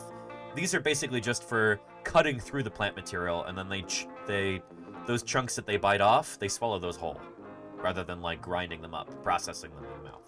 Does that make sense? Yeah. Yeah, but like shredding. There you go, Orsina. Yes. Yeah. Biting chunks off, essentially. Yeah. Oh, before we get back to the video, Turtle Mama's got a question. I come in and have to ask, what's my... Oh, my first grader asked me recently, what tools do paleontologists use? That's a great question. What tools do paleontologists use? I've got a couple right here, actually. A tool that I use quite frequently in the field is called a rock hammer, or a geologist hammer. So I'll use that for doing a little bit of digging with the pointy end there. This end right here you can use for hammering a chisel, for when we're doing like a dinosaur excavation or something. This is, when I think of which tools we use in the field, this is one of the first things that jumps to mind. We also use, a lot of brushes, Borgosina, yeah.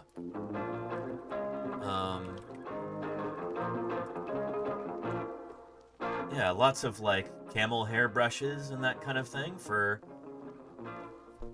brushing away dust and detritus and debris when we're working in the quarry. Another thing that I use a lot of is we're doing overburden to remove a bunch of rock. There's the Geopaleo pick, which is actually like a specific item from Estwing. So it's I think it's 1 or 2 pieces of forged steel. But this is what we use when we need to move a lot of rock. We'll use this, and then some people shoveling too to remove the rock out of the way. Yeah. Yeah, then various shovels. I've used jackhammers in the field, impact drivers, things like that. But for the most part, the tools that we use tend to be fairly small, handheld. One of my very favorite tools to use in the field is the humble oyster knife. So this can be really, really good for digging into sandstones or for splitting open blocks of mudstone, things like that. So yeah, does that make sense? Yeah. The thing is, every different site is going to be different. We'll need different tools for it. Different kinds of rock, different fossils, different situations require different tools. I'd recommend, if you want to know more about this, you can take a look at some of our fieldwork live streams. So, there we go, summer 2024.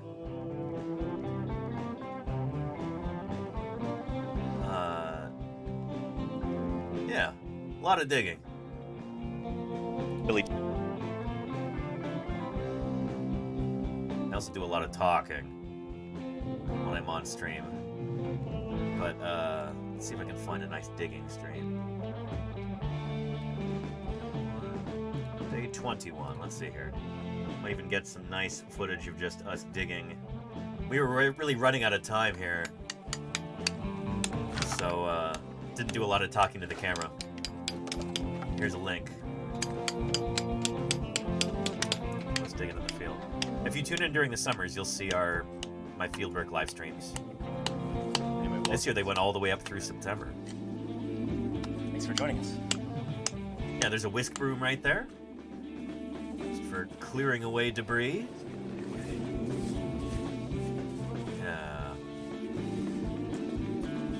Anyhow.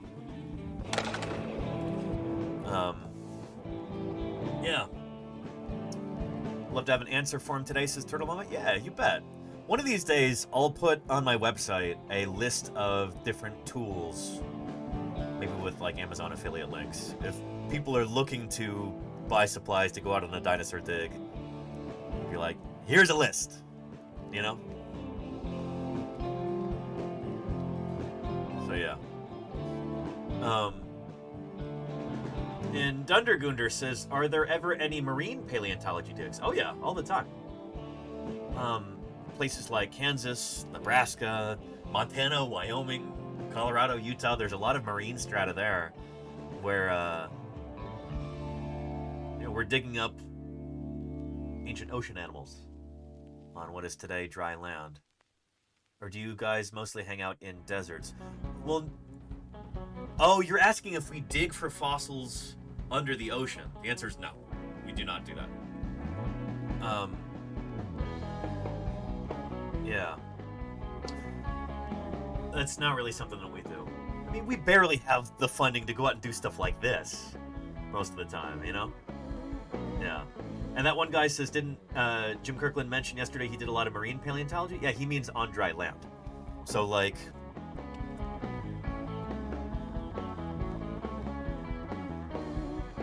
you know, over the past few 100 million years, the surface of our planet has changed a bit.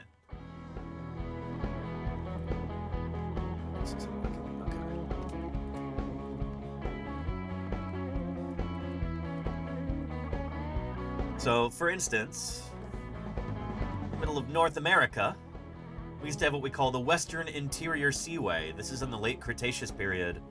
That's North America today.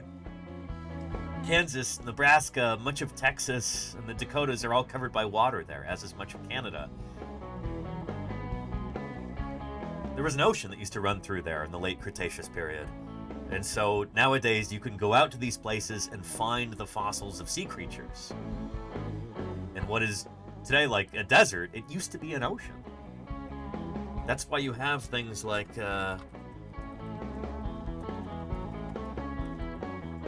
mosasaurs from the middle of Kansas. These giant ocean-going lizards that lived in the late Cretaceous period. We've got them all over Kansas, Nebraska, Wyoming, Colorado, Utah. That's not an animal that could walk around on land. Certainly not. They lived in the oceans. And that's why we also have fossils of ammonites, ocean-going crabs and sea turtles and things like that from places like Utah, Wyoming, Colorado, etc. So yeah. I hope that makes sense. And Rogue Orsonite says, so they have money to research sunken cities, etc., but not to search for fossils? As paleontologists, we don't have the money to search for sunken cities or fossils in the ocean. No, we don't have There are other fields of science and other fields like archaeology and stuff like that that tend to have a lot more money than we do as paleontologists. But yeah, we're usually operating on very, very slim budgets. So yeah. Are sunken cities even found all that much? Yeah, I don't know. I'm not an archaeologist, Petrodactylus. Are we talking about like that Disney movie, Atlantis?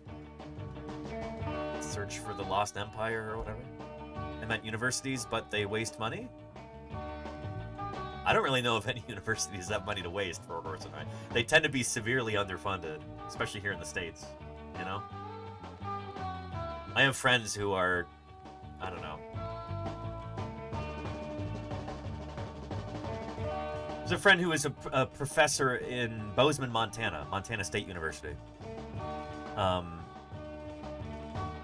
I want to say that he graduated from Harvard, and he had a postdoc at Yale, and he was getting NSF grants and everything, so, like, really high-impact research, very well-respected, like, top of his field.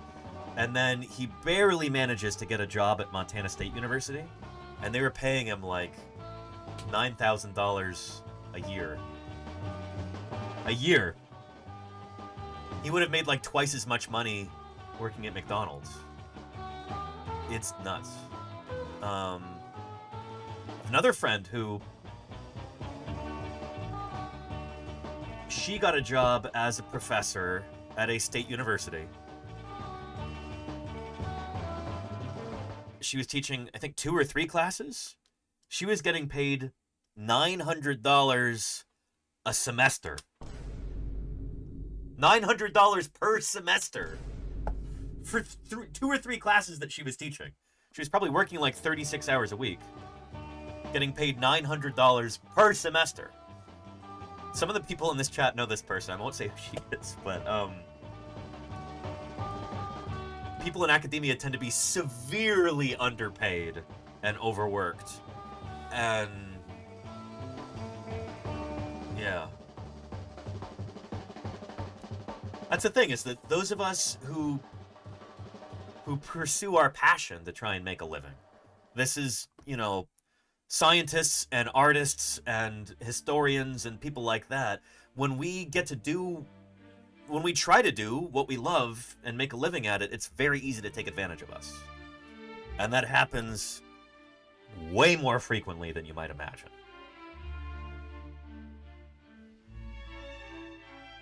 The people who are in positions of power, university administrators, the titans of industry, people like that, they know that the people who are driven by passion rather than by greed or a thirst for power or whatever, we would do this even if we weren't getting paid. And so they think that they can get away with not paying us anything. And in many cases, they've designed the system so that they're right. They can pay us peanuts. And most of us are lucky to just get a job at all, you know? This is, I think, especially true for paleontology. There are way more people studying paleontology, way more students who are going into this field than there are jobs available for us. The jobs that do exist tend to be underpaid. There's a ton of bureaucracy that we have to deal with. It's ridiculous, you know? That's one of the reasons why I feel so lucky to be here on Twitch and be able to set my own hours. I don't have a boss. I get to travel and do field work and do outreach and make my living doing this. I don't make very much money here on Twitch. I'm really lucky to be in this situation. I'm very content, very, very happy with my life. I don't make a lot of money here, but I am still making more money than some of the museum curators that I know, which is kind of crazy to think about, you know? Anyway. Yeah. We got you half. I appreciate you, Lenina. Thank you. Charlie's Dragon says, you don't have a boss, but you do have landlords. Yeah, but I can't really complain about them. The fuzziest landlords I've ever had. And Crimson says, I'm your boss. I will need that report on my desk by tomorrow. Yes, boss. Crimson, you got it. But anyway, yeah. I know we keep talking about different people that I want to interview and stuff. There's a few of my colleagues from the Society of Vertebrate Paleontology I really want to bring on here and talk with them about the realities of trying to make a living as a paleontologist in today's world, because it's tricky. Really spectacular, spared no expense. And Lenina, thank you for gifting Fall Machine. I really appreciate that, Lenina. Thank you, thank you. Helping me make a living here, Lenina, and I really appreciate it. Yeah. Yeah. And Cody Juan Kenobi. I have a 3-year-old son who has started to show an interest in dinosaurs. Very cool. Encourage that interest. There is, let's see. There we go.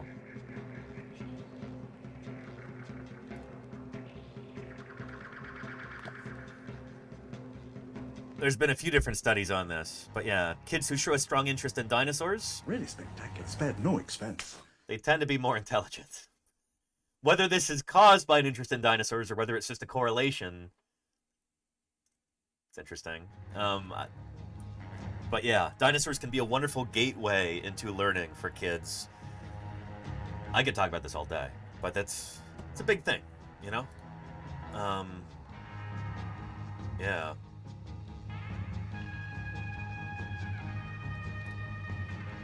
There we go. The brain benefits of your child's dinosaur obsession. I'll provide you a link here. Yeah. Are dinosaur kids smarter, or are smarter kids dinosaur kids? Asked Charlie's Dragon. Yes, is my answer. Yeah, what does more intelligent mean? It's a good question, Urgle Wurgle. Yeah, I don't know. You can read the article if you'd like to.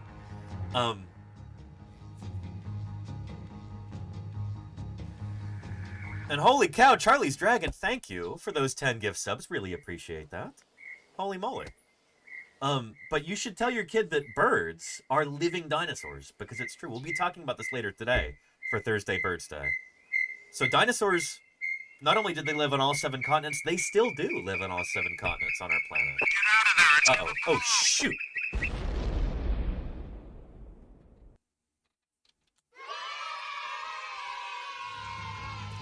Appreciate that, Charlie's Dragon. Thank you for that level of support. I really appreciate it. 10, not 5, not 6, not 10 lucky chatters won't have to worry about seeing a single ad on this channel for the next month. Thank you, Charlie's Dragon. Yeah. Yeah. So anyway, if your kid asks, where do dinosaurs live? You can point out your window and you go, yeah, you see that sparrow over there? You see that crow? You see that woodpecker? You see that tinamou bird, if you happen to live in Central or South America? That is a dinosaur. They evolved from small, 2-legged, feathered dinosaurs during the Jurassic period. And how cool is that? Look how excited this bird is about this idea. Not again. Shoot. Holy cow. Thank you, Victorious, for those 10 gift subs. Thank you, Golganek, for those 100 bits. Beautiful. Yeah. Good stuff. Oh, what time, and oh, what thank you, Wombat Hole. Appreciate that, Wombat Hole. Holy moly. There's another lucky 10 recipients of gift subs there who not only will they get access to all of those emotes for the next month, they also don't have to worry about seeing any ads. Thank you, Victorious. They get an uninterrupted paleontologizing viewing experience. I appreciate that. So yeah. Yeah.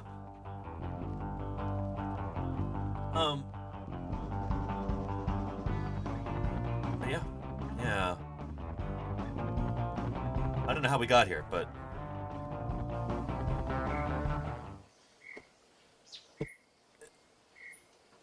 being interested in dinosaurs can open up so many doors for kids and help them develop a passion for learning that few other subjects are as good at, you know? And thank you, Urgle Wurgle, for those 10 gift subs right there. Check out this very excited tinamou bird who, oh, shoot! Holy cow. Appreciate you, Urgle. Thank you. Good stuff. Don't worry about they're okay, that one guy. That's fine. What do we have here? Oh, Lisa, there's a little present for you lying in the driveway. Oh, boy, really? Oh. I'm sorry you didn't get the good ending, Lenina. Oh, I wasted $5 on these. You didn't waste $5 on this. You're supporting science outreach here on Twitch, Lenina, and I appreciate that very much. Thank you. And thank you, Rushwing, for those 5 gift subs there. Tremendous. Holy cow. Where are we at? Those claws on the wings are, once again, invaluable. Level 5 achieved. Brilliant. And Neverwinter, thank you for the 22 months. Thank you for that prime there. Spectacular. I appreciate it. Good stuff. And Bart sold his soul. I mean, yeah, for that. If only Bart had been supporting science outreach here on Twitch in the way that Lenina is. Appreciate that, Lenina. Thank you, Rushway. Again, 5 more chatters. No ads for them. Thanks to you. I appreciate it, Rushway. We're approaching a level 6 hype train. Holy moly. I don't know if we're going to get to our sub goal for this week. This is our last stream of the week. And we've got 3 hours left in today's stream. We'll see if we get there. 130 subs? I don't know. We'll see. But yeah. Murph, it's good to see you. Have I said yet hello yet, Murph? Hello. Remember Alf? Yeah, there you go, Bim Cat. Yeah. Tribune. Yeah. And Zool says, does this mean you're moving into a Mr. Beast-sized streaming warehouse? I don't know what that is, Zool. I'm pretty happy where I am right now, gotta say. And thank you, Claire Burr, for that gift sub. Appreciate that, Claire. Excellent. Yeah. An anonymous gifter, you are as generous as you are mysterious, and I appreciate you for it. Another bird for Thursday BIRDSday. Lovely. I appreciate that. Anonymous gifter. Thank you. You need to take some of your own advice. Aren't you the man who told me to live every week like it's Shark Week? Good advice. And that nothing's impossible except for dinosaurs? Bad advice. Don't give up on life, sir. Wow. Good advice. XVR, thank you so much for the 15 The months. wingspan of this flying monster would have been about 15.5 meters. Oh, Michael F01, thank you for the 27 months. And thank you, XVR, for the 15 months. Excellent. Yeah. And I appreciate that, XVR. I really do. I'll take a look at that. I'm up to my eyeballs in emails right now trying to figure things out, but yeah. Yeah. Appreciate that, XVR. An angry Gungan. How are you doing? It's good to have you there. Welcome. This hype train has derailed the stream. I think it's worth it, Lenina. It's hype trains like this that make these streams possible. So, yeah.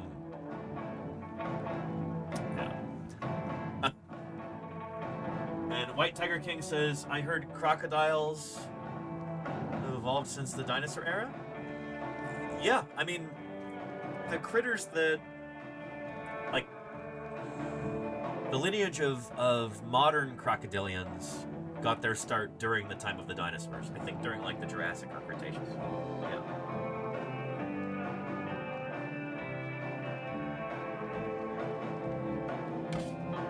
Anywho, if this hype train subsides, we'll see if it does. I'd prefer if it kept going, but the support has been tremendous, and I really appreciate that, everybody. Then we'll get back to our video on mammal chewing. And, well, chewing in all different kinds of critters, and how that can be an interesting strategy for survival during bleak times, like the KPG extinction. So, happy holidays to you too, Claire.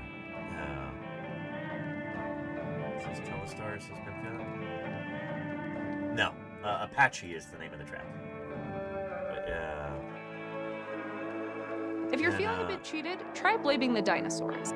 Thank you, Austin. I appreciate that. I'm not feeling cheated at all. Thank you for your generosity. Yeah.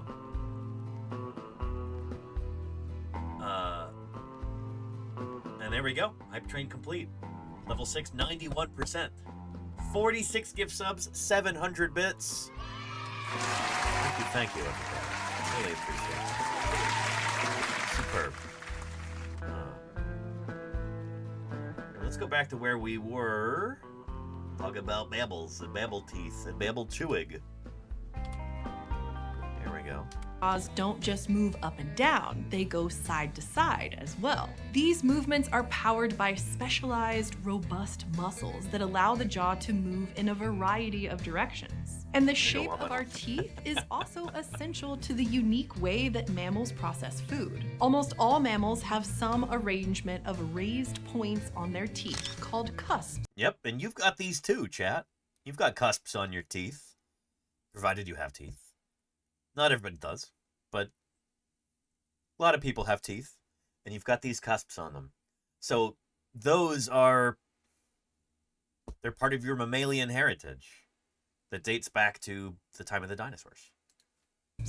That allow them to crush and grind. The exact arrangement varies by diet. Humans, for example, have 4 primary cusps on our molars, arranged in a square, perfect for our omnivorous lifestyle. Non-mammal teeth tend to be much simpler.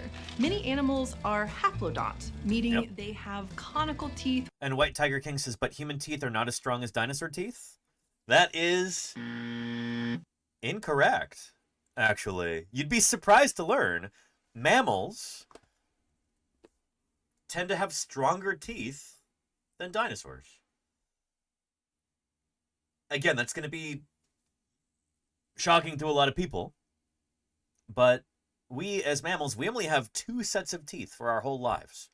As humans, we've got baby teeth and then our adult teeth. Other mammals, they generally have milk teeth and then adult teeth. Milk teeth, baby teeth, same thing. But you've only got 2 teeth for your whole life, 2 sets of teeth. So they've got to be really strong. They've got extra dentin and enamel, and there's other stuff in there to really strengthen those teeth to make sure that they last much of your lifetime. That's not true for dinosaurs.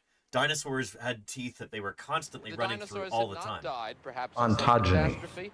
No reason to think dinosaurs wouldn't still be here. Rodrigo, wouldn't still hey. be dominating the Earth.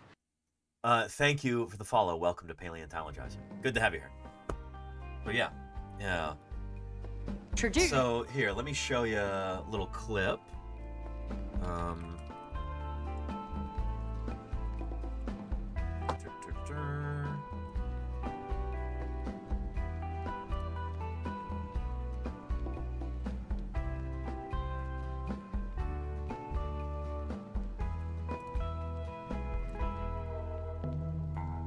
There we go.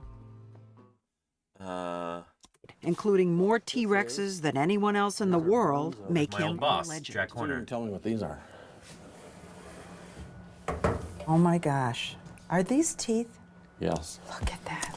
And not just any teeth, the teeth of the oldest T-Rex ever found. This little pocket right here in the teeth is where the next tooth sits. Dinosaurs replaced their teeth throughout their life, and T-Rex replaced it, all of their teeth, every year. Yeah. Dinosaurs didn't have to have teeth that were as strong because they were constantly replacing them. In the case of Tyrannosaurus, those teeth are really big, certainly. In fact, I have one of B-Rex's teeth right over here. That same Tyrannosaurus specimen, I have a cast replica of one of its teeth. Let me grab it.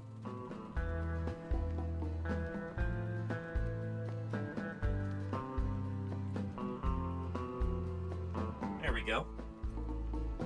That is one of B-Rex's teeth. So that is the part that would actually stick up out of the jawline, out of the jaw. And then this part is the root down here. And there's that groove that the next tooth sits in. And over time, the root would start to wear away, resorb, dissolve essentially. And then the other tooth from underneath would push it out. So there's just a constant supply of new teeth all the time in these animals. They never ran out of teeth during their lifetime. As long as they're alive, they're still making new teeth. Unlike us, as mammals, we only have 2 sets of teeth. So yeah. And Pipcat says, how do we know they've replaced their teeth every year? You can actually do histology on the teeth. So in the same way that you can cut limb bones open and count the growth rings on the inside, you can do that with teeth, too. And for most of these teeth, they're less than a year old. So they're constantly replacing those teeth Ontogeny. all the time. Does that make sense? Yeah. So yeah. Stegothosaurus says, I wish we could do that. Skill issue, says Junebug, yay. I mean, it kind of is, but then it's also... This is a thing that we as mammals do really well. I'll show you a clip from I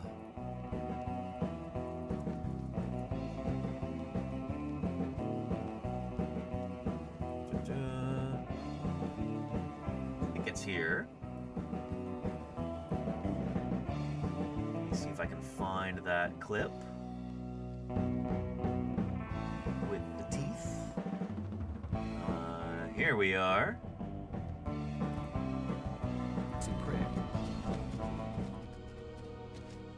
These ancient innovations were the precursors to the molars we have in our mouths today.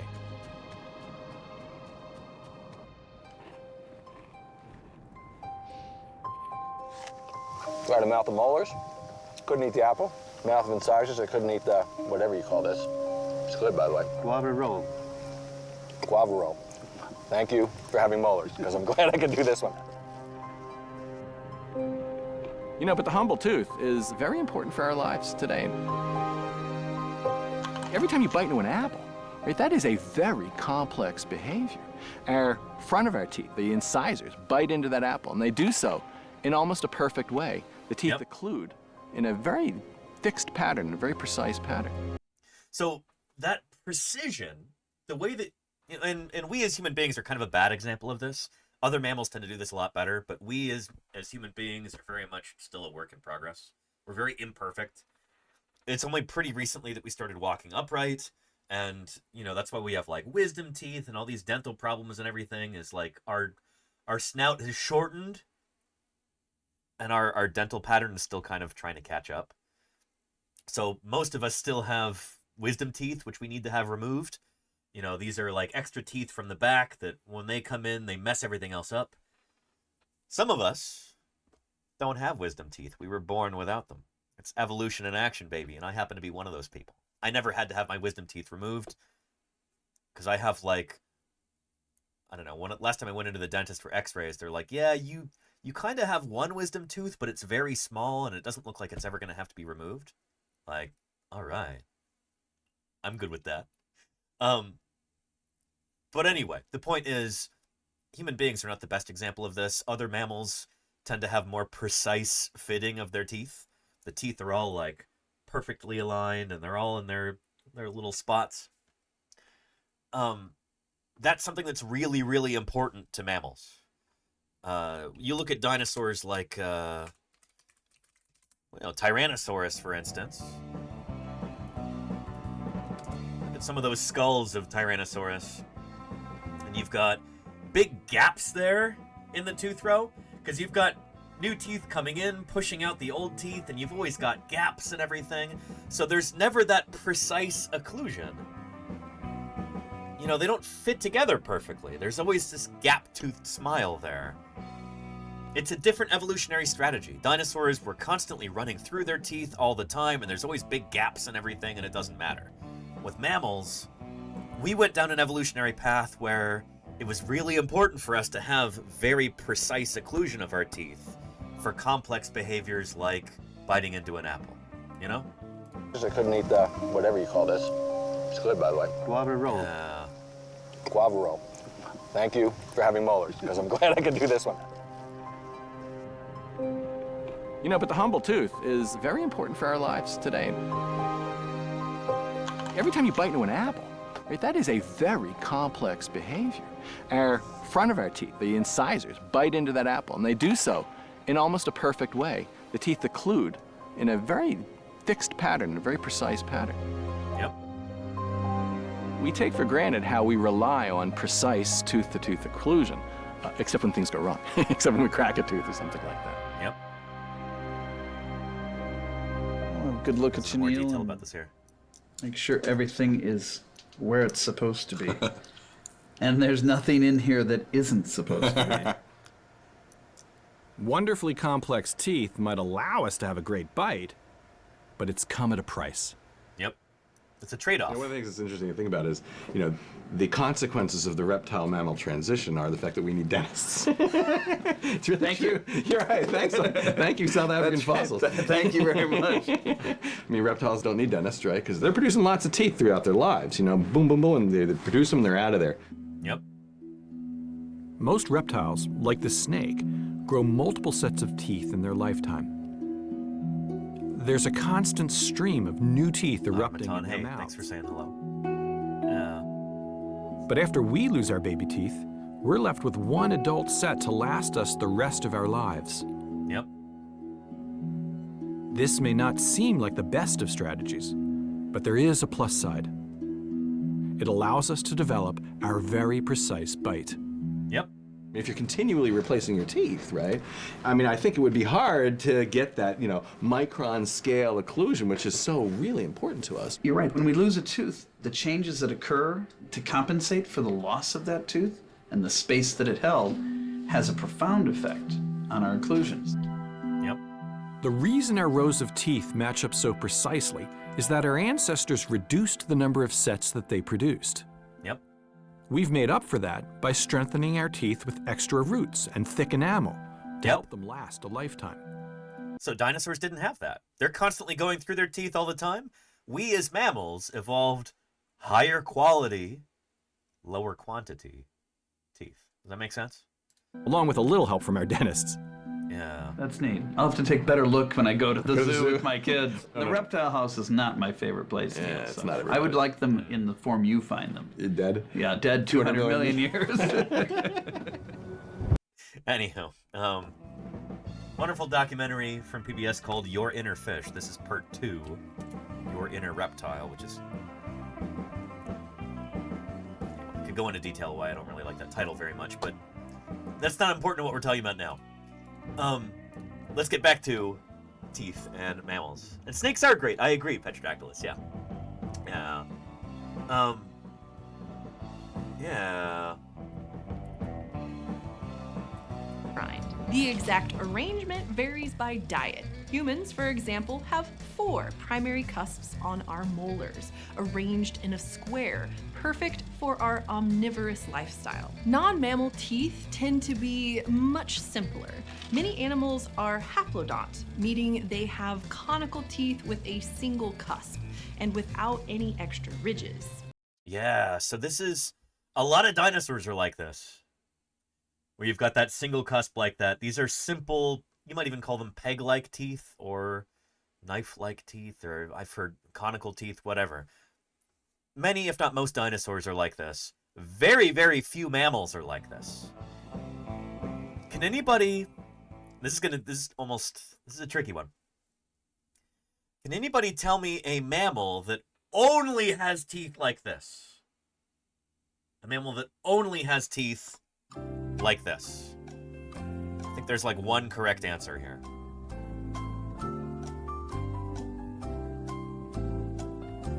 What's a mammal with very simple teeth?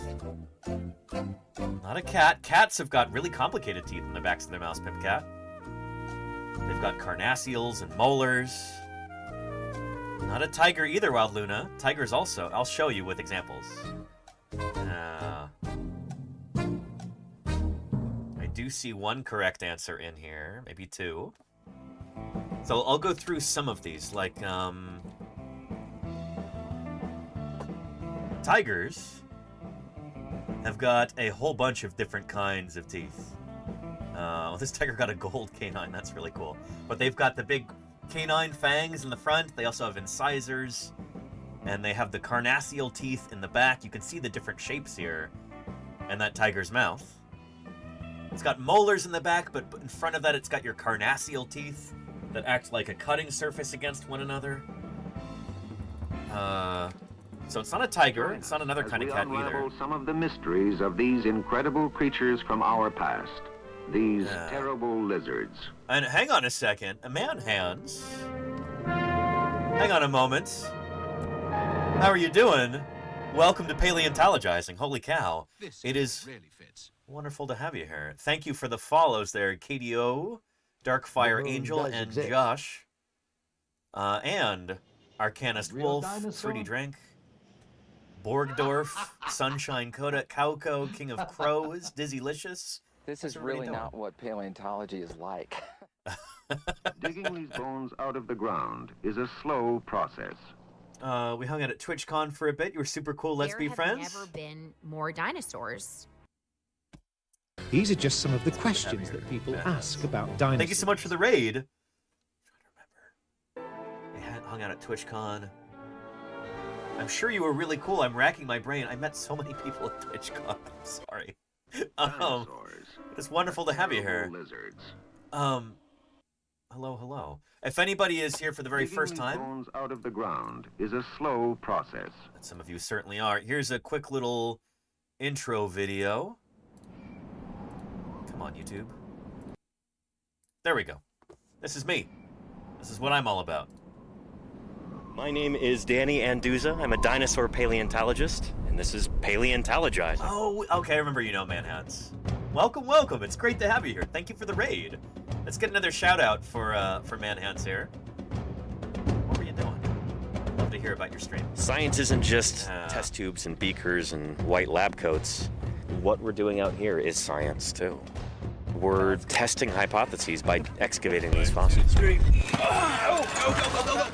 Join me for museum tours, interviews with other paleontologists, audience Q&A. You love it here? It's great to have you here. Welcome. It's pretty big. Who thought this was a good idea?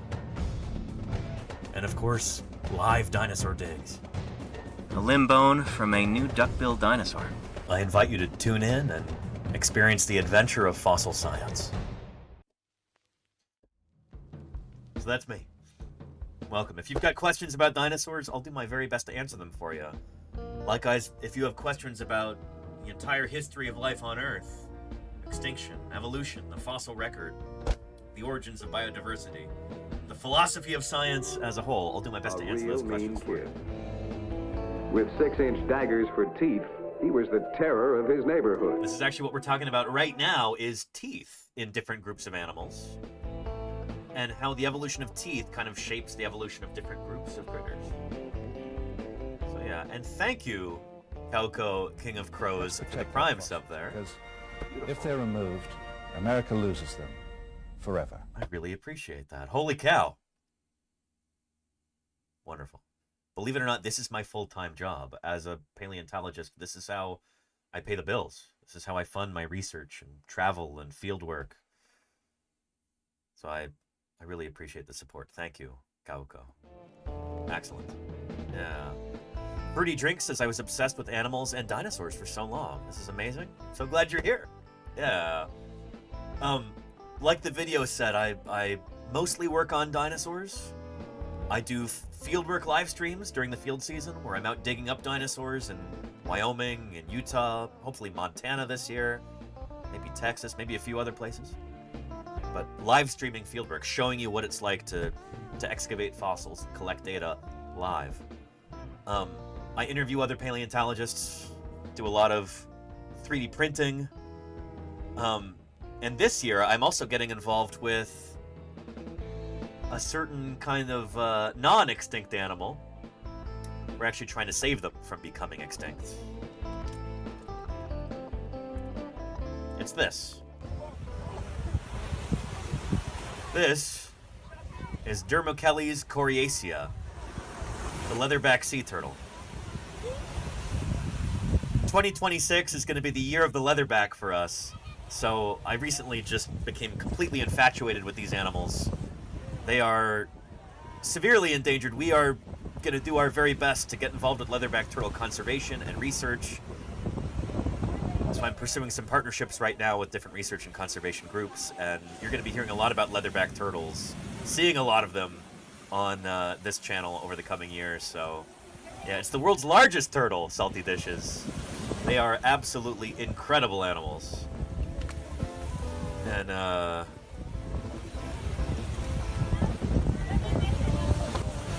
holy moly, did they get big. Just astonishing creatures. Here's one on board a research vessel. I was this close to being able to join this team back in October.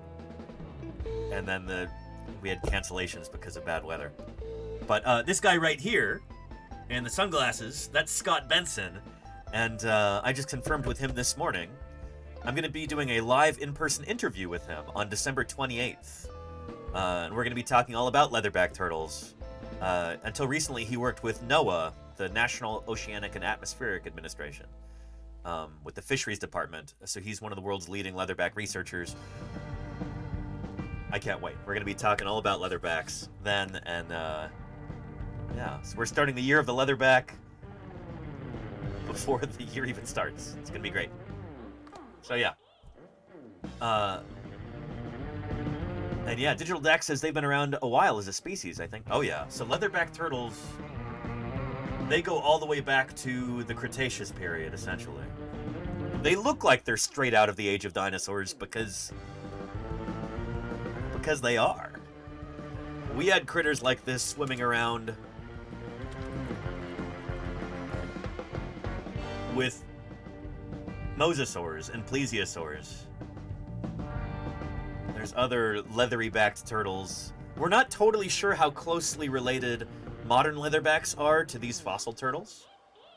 Huge ones like Protostega and Archelon. We're still kind of figuring this out. But, yeah, I like this illustration, because here's the modern leatherback right there. There's Protostega, there's Archelon. Jury's still kind of out whether these guys are super closely related to these guys or whether they're a separate lineage of turtles.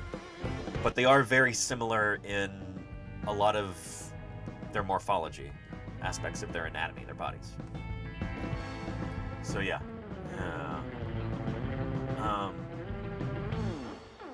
So yeah. Yeah.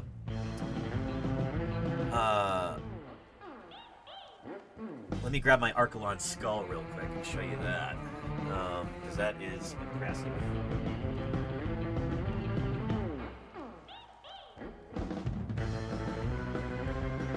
I still have yet to paint it, but here is the skull of Archelon, this giant ocean-going turtle from the Cretaceous period, which may or may not be a close relative of leatherbacks. This is printed life-size right here. That's pretty enormous, right? Here's the eye socket. There's the nares, nostrils, and here is that beak right there. Yeah. Impressive, right? That's a big critter. It's a big skull on that animal.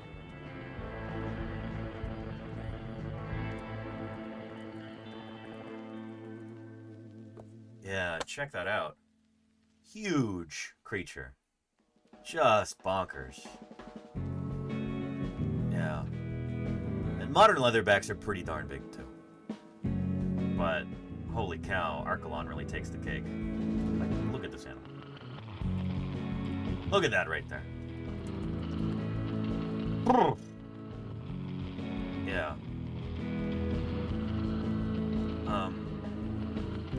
I got to see one of these in person and stream it a few years back.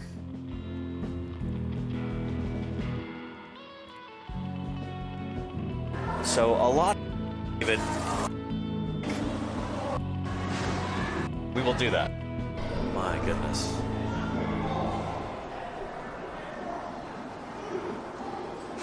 So cool. This, of course, is Archelon. So, this is, I think it might still be the largest turtle that ever lived. It is, as far as we know. Just astonishing. Leatherback sea turtles today are pretty big. They could be like the size of a small car. This is like the size of a large car. Archelon. The largest turtle ever found, according to the signage. Its name means ruler turtle or king turtle, yeah. Which it doesn't actually. I think that sign is incorrect. What does the name actually mean? Archelon. So the name actually means. Description. Yeah, arc meaning first or early. So it doesn't mean arc like ruling, like Archosaur. It means archa like archaeology, meaning ancient. But yeah, there's the holotype specimen at the Peabody Museum at Yale. Just bonkers. Really big. Anyway, cool stuff. Yeah. Anywho, pretty neat. Somebody was asking what Archelon probably ate, and that's kind of a matter of debate. Paleoecology. They do have these big hook-like beaks that seem to imply carnivory, almost like a hawksbill sea turtle today. But yeah.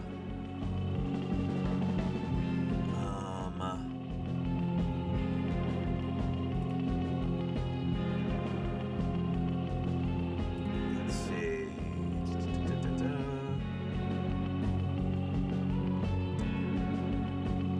The jaws might have been adapted for crushing, implying that the turtle ate large mollusks and crustaceans.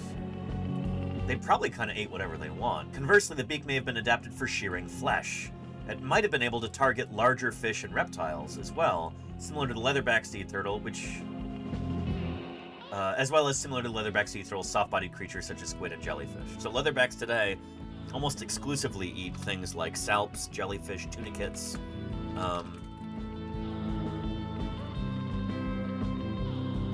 Yeah.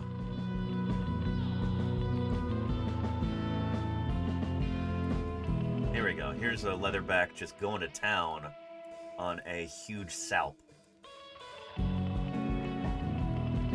So salps are big, almost jellyfish-like organisms.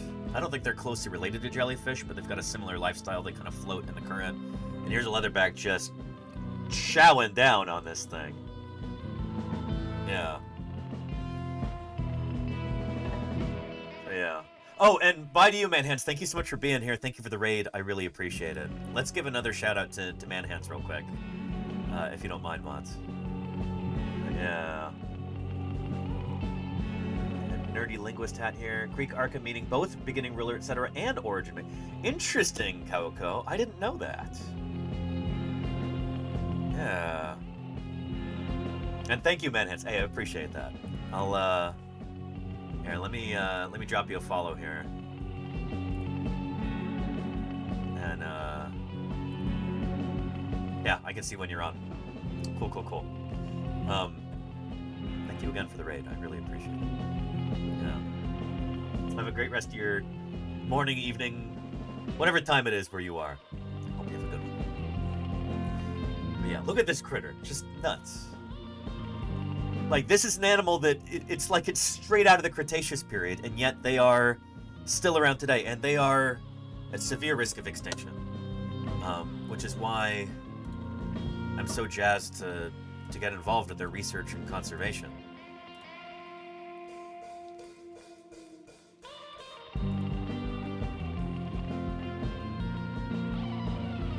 Yeah. Here, take a look.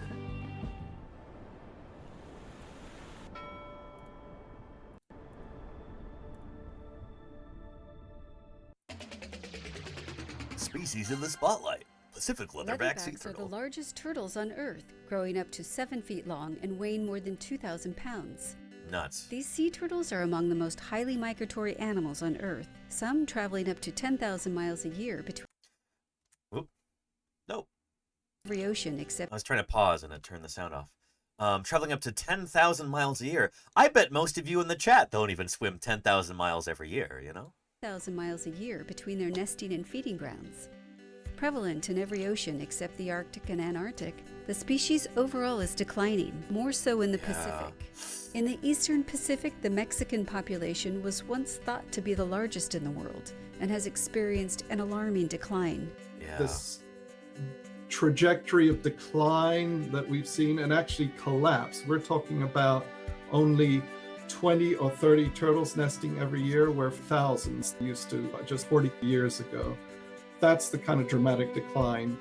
The western Pacific population has been declining steadily, and it's particularly critical to act now before it collapses, while there are enough turtles in nests to respond to conservation measures. But threats to all leatherbacks in the Pacific need to be addressed.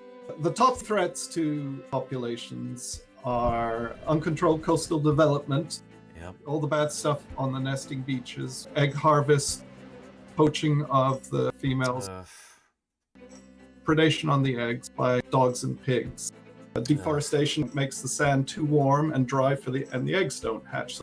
Another one is incidental capture in fishing gear. During their vast migrations, they get caught in fishing gear throughout the Pacific.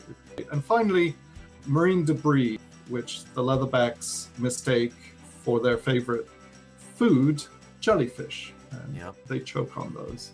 Protecting leatherbacks in U.S. waters alone is not enough to ensure the continued existence of the species. The highly migratory nature of Pacific leatherbacks requires cooperation and international collaboration. NOAA is focusing on partnerships with Mexico, Central America, Indonesia, Papua New Guinea, and the Solomon Islands in the Pacific. Our action plan promotes a holistic recovery strategy that addresses all the sources of mortality. So that's basically ensuring that the remaining nesting sites are protected and the nests produce as many hatchlings as possible. And then secondly, in tandem with that, is reducing the fisheries-related mortalities. We're working with international partners to incentivize community participation on the nesting beach conservation and developing alternative livelihood programs that wean community for food and income. 30 years at least before we see some of these actions bear fruit. But here in the US, we can all help leatherbacks by making seafood choices, for instance. And so this is something that I'm doing. I've got a meeting set up at the end of the month with the Monterey Bay Aquarium, where I'm going to be working to partner with them to promote their Seafood Watch program, which has to do with promoting sustainably caught seafood rather than seafood caught by people who are also catching and killing leatherback turtles. That's one thing that I'm doing. That supports sustainable fishing practices. And beachgoers can certainly do their part by keeping our oceans clean of plastic debris. This is something we actually did with Science Streams and Nerduino and Casey Snowart. We did a beach cleanup in San Diego during TwitchCon, which was a lot of fun. That's a small thing, but still like to talk about it. Picking up marine litter, particularly plastic bags. Yep. Together with our partners, we are strengthening protection and conservation efforts to ensure a future for leatherbacks, helping them to survive and once again thrive in the waters of the Pacific Ocean.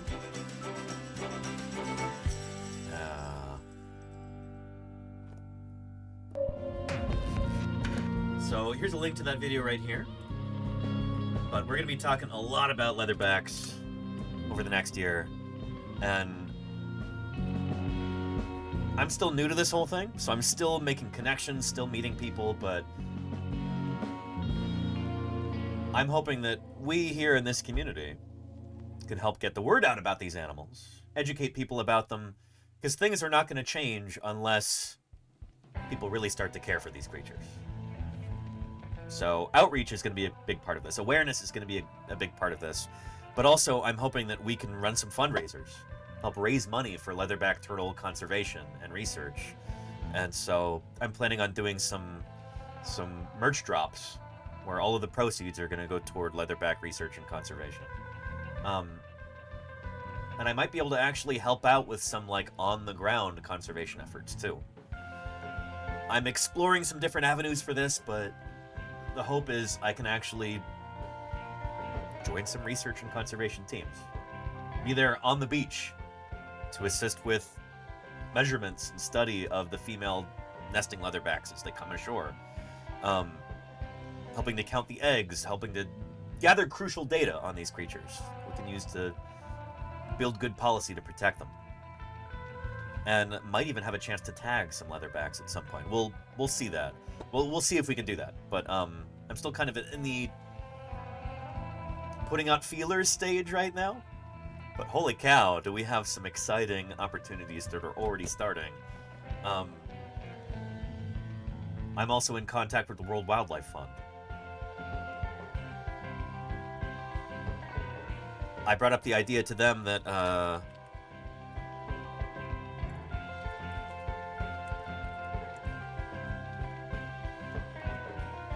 they have their symbolic species adoptions. And when I was talking with some of the World Wildlife Fund people who came to TwitchCon, they had a booth there. I talked to them about this. They don't yet have a leatherback turtle symbolic adoption. They do have critters like, where's their pangolin? This is super cool.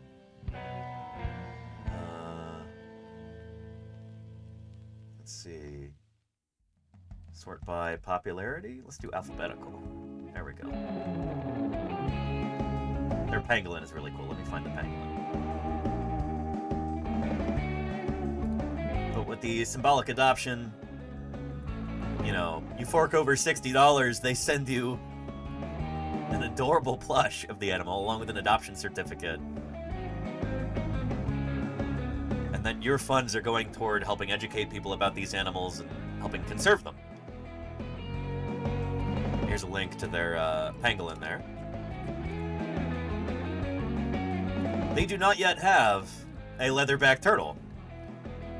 So I'm talking to them about setting that up and helping promote that when it goes live. So they were really enthusiastic about the idea. We'll see if we can make it happen. Here's a link to the animals in alphabetical order. So yeah. Wombat Hole says, I want to believe better education is part of the solution. It's definitely part of the solution, yeah. So, Mayor Space has so many mammals. Yeah, the mammals are definitely overrepresented here. They don't have very many sauropsids, nor amphibians, nor invertebrates. They do have a few. They have a couple of sea turtles already, too, which is neat. Like, I think they have a hawksbill and a green, maybe? Sea turtle hatchling. Green turtle. There we go. But they don't have a leatherback yet. So, we're gonna see if we can make that happen. It's a good place to start. World Wildlife Fund already partners with a number of different Twitch streamers. I'm looking to do some cool, impactful stuff with them. I want it to be a big deal. I want to make a positive difference for leatherback turtles. Yeah. And they have loggerhead turtle too. They do, Charlie's Dragon, yeah. Yeah. I guess loggerhead, not hawksbill. Yeah. But yeah. Yeah. And Nell, thank you. Thank you for the 42 months of support there. Really appreciate that. Ontogeny. Yeah. 42 months of support there, Nell. I appreciate that more than you know. Holy cow. Yeah. And they have hawksbill too. Do they? Let's see. Yeah, green turtle. Loggerhead. Sea turtle hatchling. I don't see hawksbill. There's our loggerhead. Nice. Yeah. Anyhow, been playing the Earth Cleanup game demo this week to raise money. Oh, very cool, Taxart. Very, very cool. Yeah. And Pimpcat wants to know how leatherback turtles can eat jellyfish without being affected by those stinging tentacles, those cnidocytes there. The answer is we don't really know. It's kind of a mystery how they're able to do this, because they often go for some of the jellies with the harshest stings, and they seem to be completely unaffected by that. We still don't know, which is interesting because if we could figure that out, maybe we could unlock a secret into preventing jellyfish stings on people. If we can figure out what the secret is here, we could use that for ourselves, you know. And they do eat man-o-war, yeah. So man-o-war are not actually jellyfish, but they're they're a different kind of like colonial invertebrate. Yeah. So here's a leatherback just munch. I love it. It's like Pac-Man. Just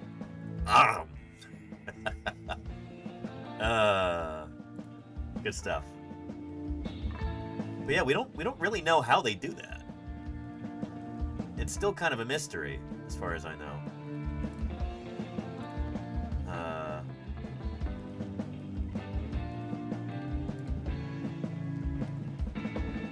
Yeah. Gonads. Leatherbacks eat jellyfish whole, mowing down huge swaths of unsuspecting jellies. Normally, jellyfish aren't quite this defenseless. Most species have tentacles covered in cells called cnidocytes, which contain venomous harpoons coiled and ready to launch. These barbed structures, known as nematocysts. Nematocysts. I was getting these two things. Jellyfish frequently use this sting to paralyze and kill their food, and it can also irritate the skin of would-be intruders. But it's completely useless against sea turtles. Most of these reptiles have thick scales covered in keratin. Leatherbacks don't, though, which is weird. Leatherbacks don't have keratinized scales.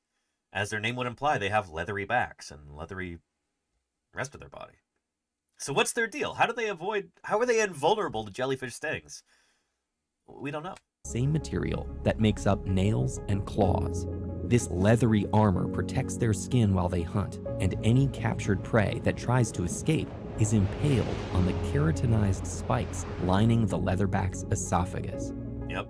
For most sea turtles, these adaptations make individual jellyfish easy prey.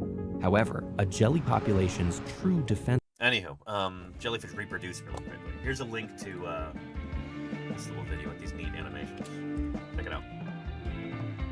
So anyway, we're going to be talking a lot about leatherbacks over the next year. We often go on tangents about them because I'm just so jazzed about these animals. And, oh, and this is almost done. We're 3D printing a baby leatherback right now. Oh, we've caught it at the very end. This is awesome. Finishing touches on this leatherback hatchling. Beautiful. Here, let me go get this and start another one.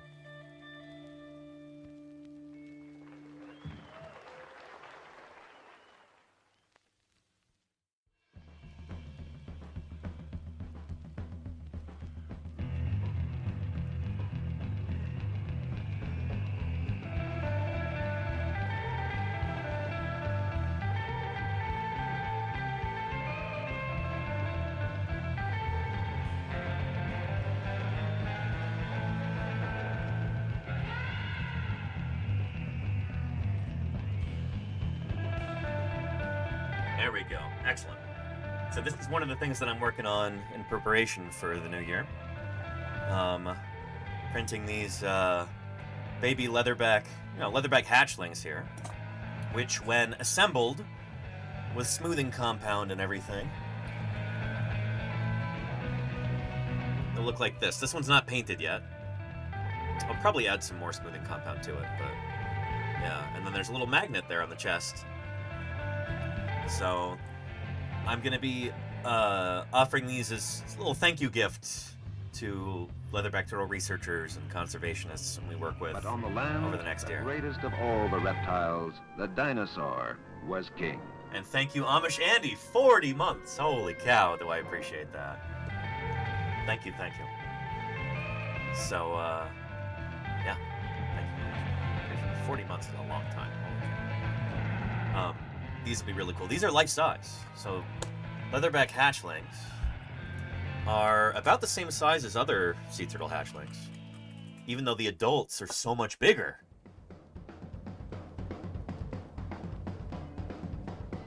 Here, let's check this out. I haven't seen this before. Nestled on the northeast coast, the village of Grand Riviere, which for as long as the tides have met, the land has been the nesting ground for the leatherback turtle.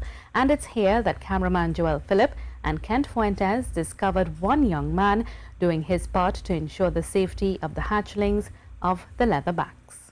Very cool. Oh, 9-year-old see how small they are? Donald, a young man with a big heart for nature and in particular protecting the leatherback turtles. Oh. But why do what he does, you may ask? Well, nothing really. I just like turtles. Like.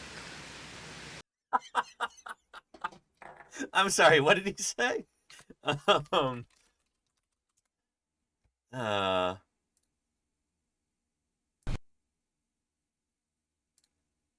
like turtles. One more time. What do you think? I like turtles. Kindred spirits. This very pale kid. And then this kid, not as pale. Turtles. Like. Well, nothing really. I just like turtles.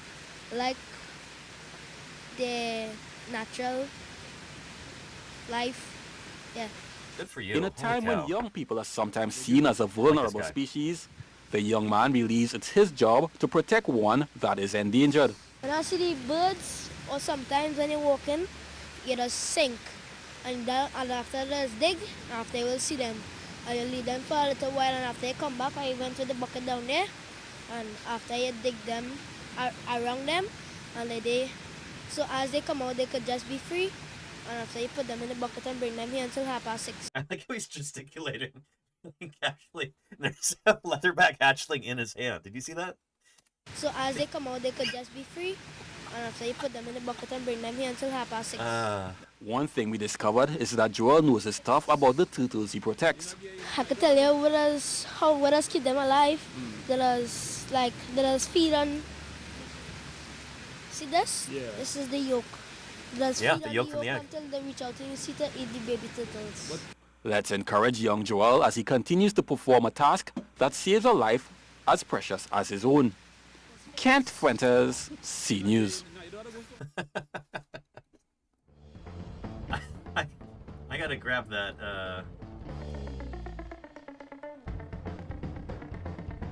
grab that for later.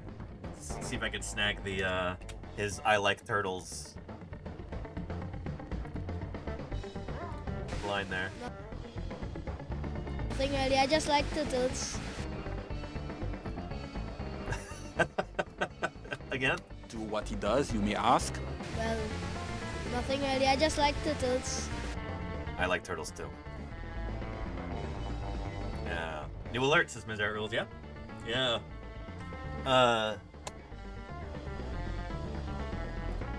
This is Trinidad. Okay, that makes sense. Trinidad is one of the global hotspots for leatherback turtle nesting. Anyhow, yeah. Turtles are awesome, Tactical Grace. They really are. Holy cow. Anyway, we'll be, oh, I want to show this off too. Did I show you this earlier, chat? I've been working on making a leatherback turtle bobblehead as well. And, I don't know if the head is too big or if it's perfect for a bobblehead, but I should be getting the spring tomorrow in the mail. And, yeah, so we'll go like that. It's funny because I look at it and I go, you know what? That doesn't look right. The head is too big. And then I have to own to myself, Danny, remember, that's a bobblehead. The head is supposed to be too big. That's the point. The head freaks me out a bit, says Charlie Drake. Me too. It is too big, but I don't know. Maybe if it's just a smidge smaller, it would make more sense. I don't know. But I'm gonna, again, it's a prototype, and I'll be 3D printing more of them as we continue. So I'll get the ratio correct eventually. Maybe it'll look better too after it's painted or with the spring on or something. I don't know, but we'll figure it out. Here's what it looks like thus far. Yeah.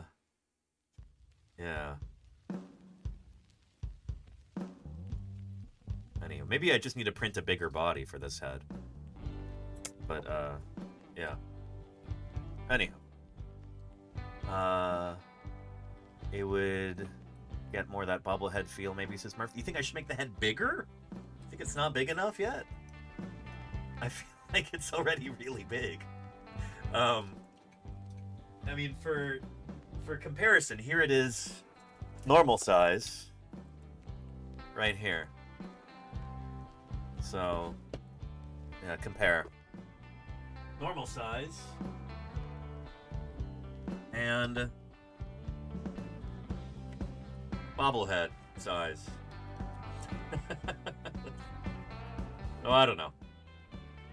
Look at bobblehead proportions, though. I mean, yeah. I don't know. We'll figure it out. It's an iterative process. It's trial and error. We'll get it. Yeah. Anyhow. Put this over here.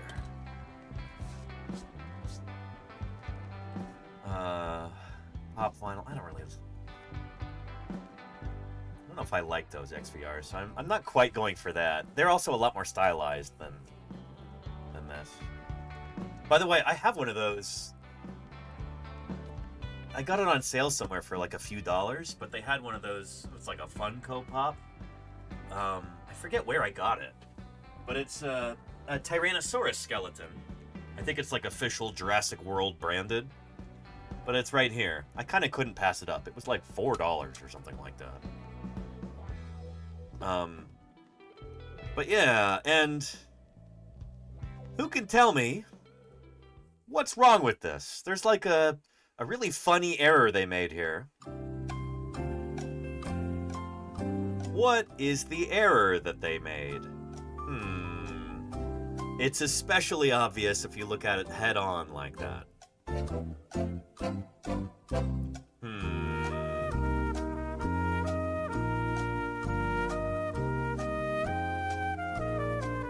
Nostril, not quite Rushwing. What's wrong with it? No, not the nose, not the arms. It's the eyes. Whoever was designing this got the eyes completely wrong. These are not the eyes here. Those are the antorbital fenestrae. This is the eye socket right here. And I think they didn't know that. I think they thought this was the eye socket. And it's not. You see? So...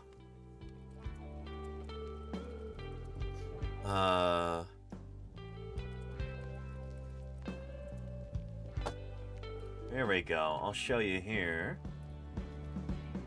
It's an anatomical diagram of Tyrannosaurus. This isn't bad. Nice. I wish it would show you... So the antorbital fenestra is right here. It's the big hole in front of the eye socket. So let's see if I can find it with the eye.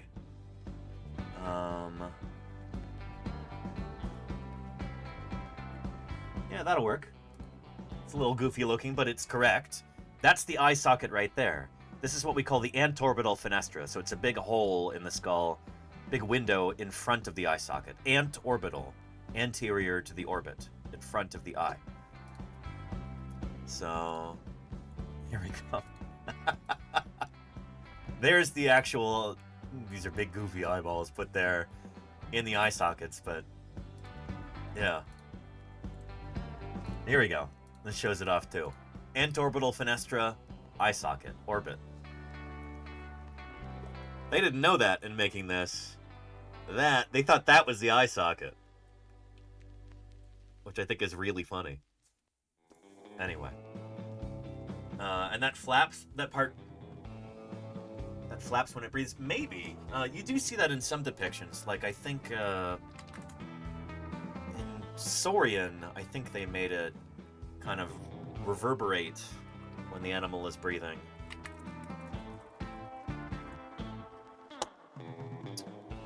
I think Saurian it's here. Yeah, here we go.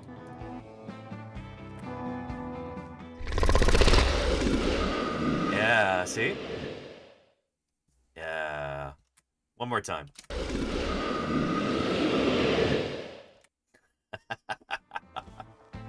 Yeah. Anywho. Where were we? Oh, we were talking about mammals and chewing and dentition and all that.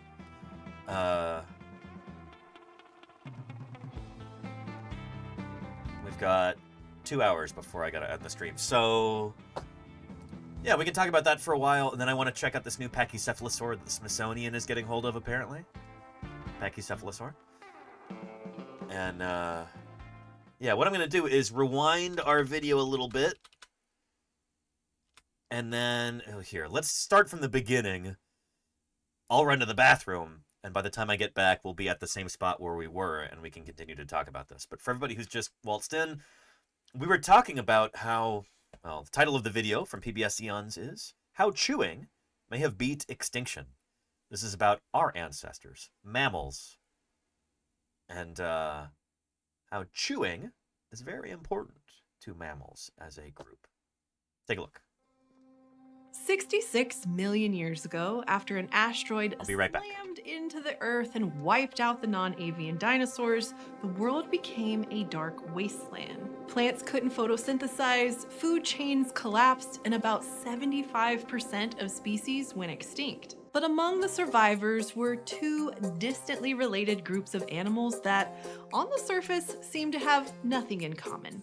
Tiny mammals and a group of lizard-like reptiles. They did share one important trait, though, the ability to chew their food really well. So why did these two completely different groups of super chewers independently evolve the same superpower? Turns out this strange ability might have helped them survive when the world almost ended. While mammals like us chew our food without a second thought, this process is not normal compared to most other animals. Much of the animal kingdom saves the majority of the digestion process for after their food has already been swallowed. For example, frogs, snakes, and birds swallow their food either whole or in sizable chunks, leaving their stomachs and intestines to do most of the work. Birds and crocodilians even have an extra organ called the gizzard that uses swallowed stones to grind the food down, much like our teeth do. Which may seem bizarre, but chewing is even weirder. Now, it might seem basic to us since it's so automatic, but it's actually really complicated. We mammals don't just chop up our food, we grind it down like a mortar and pestle, assuming we do chew and aren't like filter-feeding whales or anteaters. When mammals chew, our jaws don't just move. Hopefully most of you chew your food reasonably well when you're eating. You know? How many of us had to be admonished when we were kids by mom or dad? Chew your food, you know? Up and down, they go side to side as well. These movements are powered by specialized, robust muscles that allow the jaw to move in a variety of directions. And the shape of our teeth is also essential to the unique way that mammals process food. Almost all mammals have some arrangement of raised points on their teeth called cusps that allow them to crush and grind. The exact arrangement varies by diet. Humans, for example, have 4 primary cusps on our molars, arranged in a square, perfect for our omnivorous lifestyle. Non-mammal teeth tend to be much simpler. Many animals are haplodont.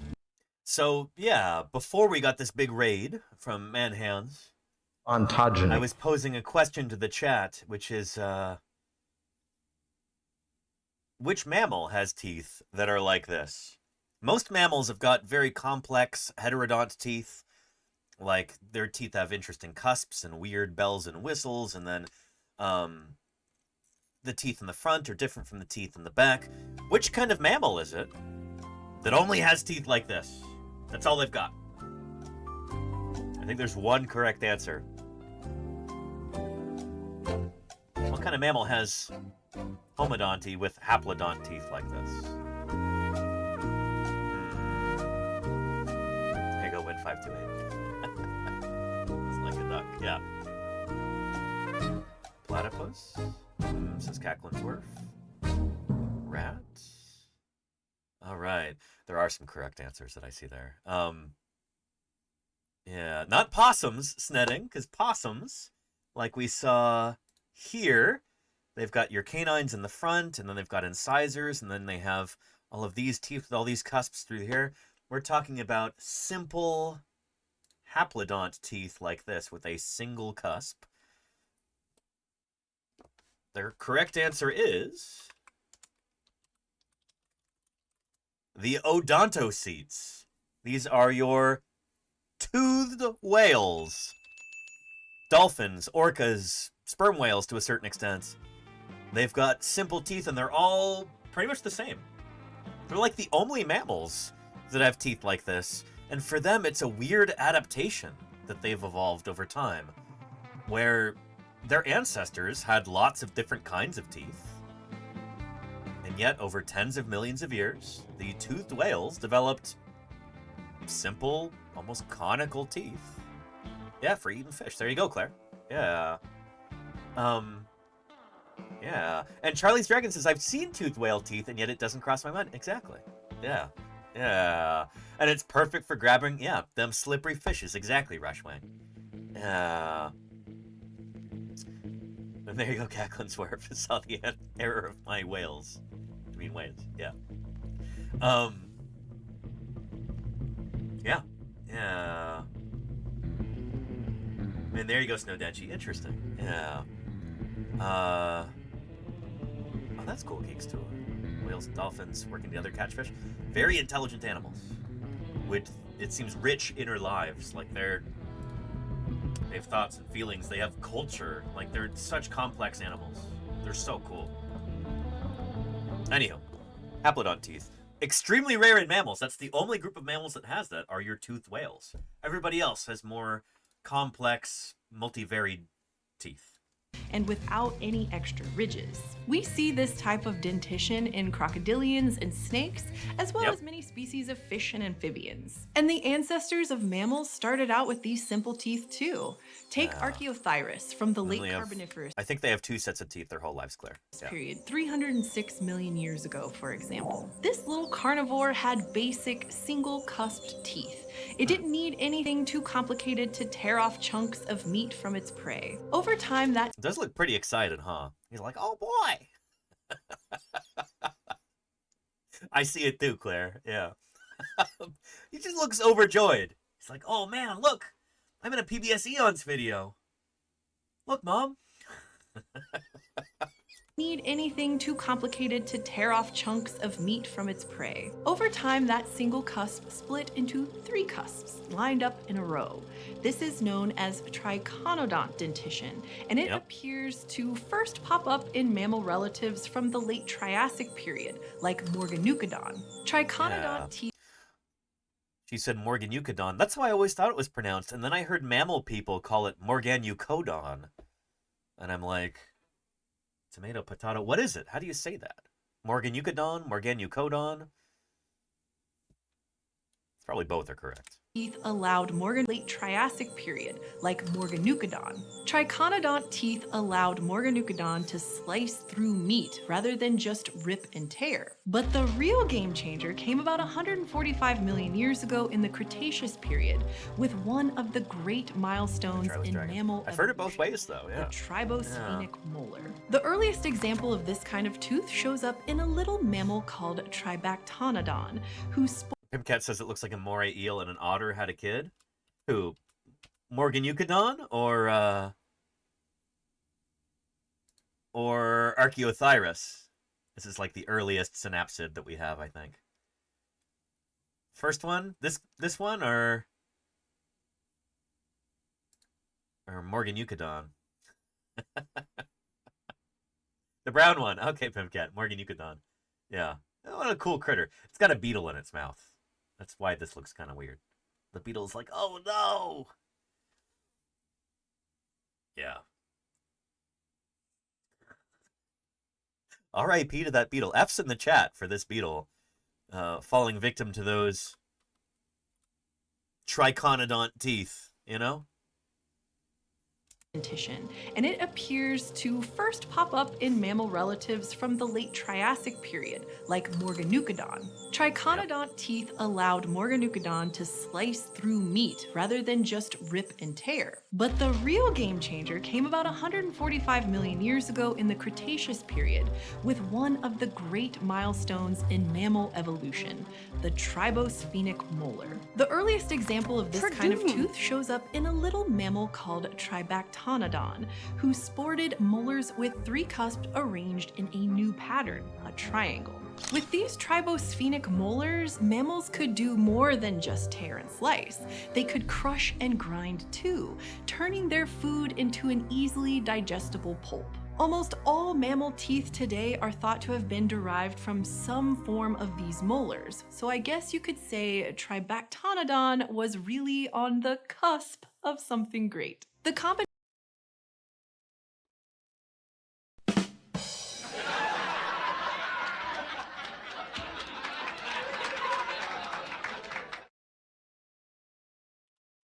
of complex jaw movements with shearing crests and crushing basins on our teeth helped turn many mammals into masters of mastication.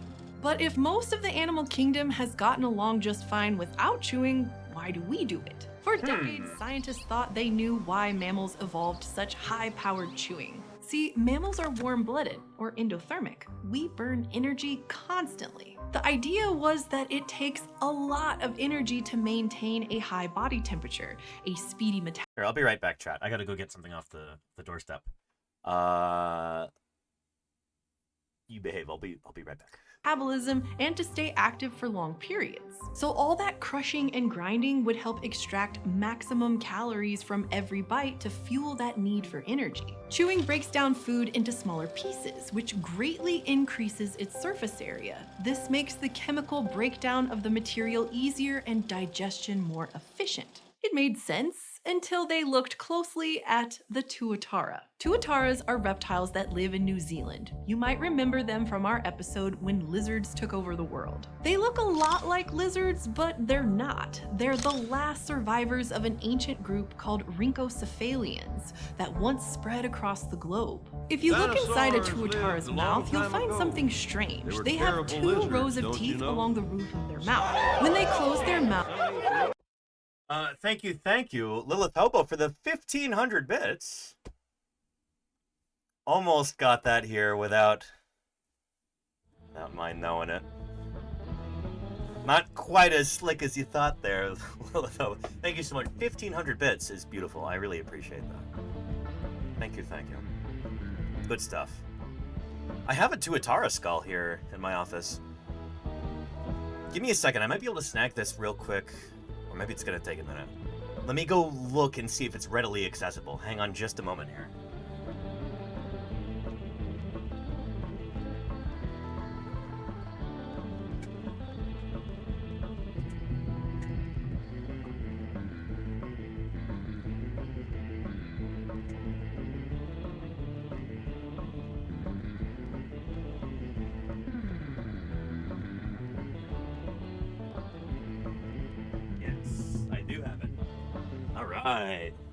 So here's a model of a tuatara. It's not a lizard, but it's a this critter is from before the lizards, which is really cool. Here is its skull, right here. I actually printed this for the SVP auction this year, the Society of Vertebrate Paleontology fundraiser auction, which ended up being canceled because of like tax reasons in the UK, tariff reasons. But the teeth are really interesting in that they're not actually like socketed teeth. They're just projections of the upper and lower jaw, which is really weird. Just super strange that you just have these projections, these ridges coming off of the jaw.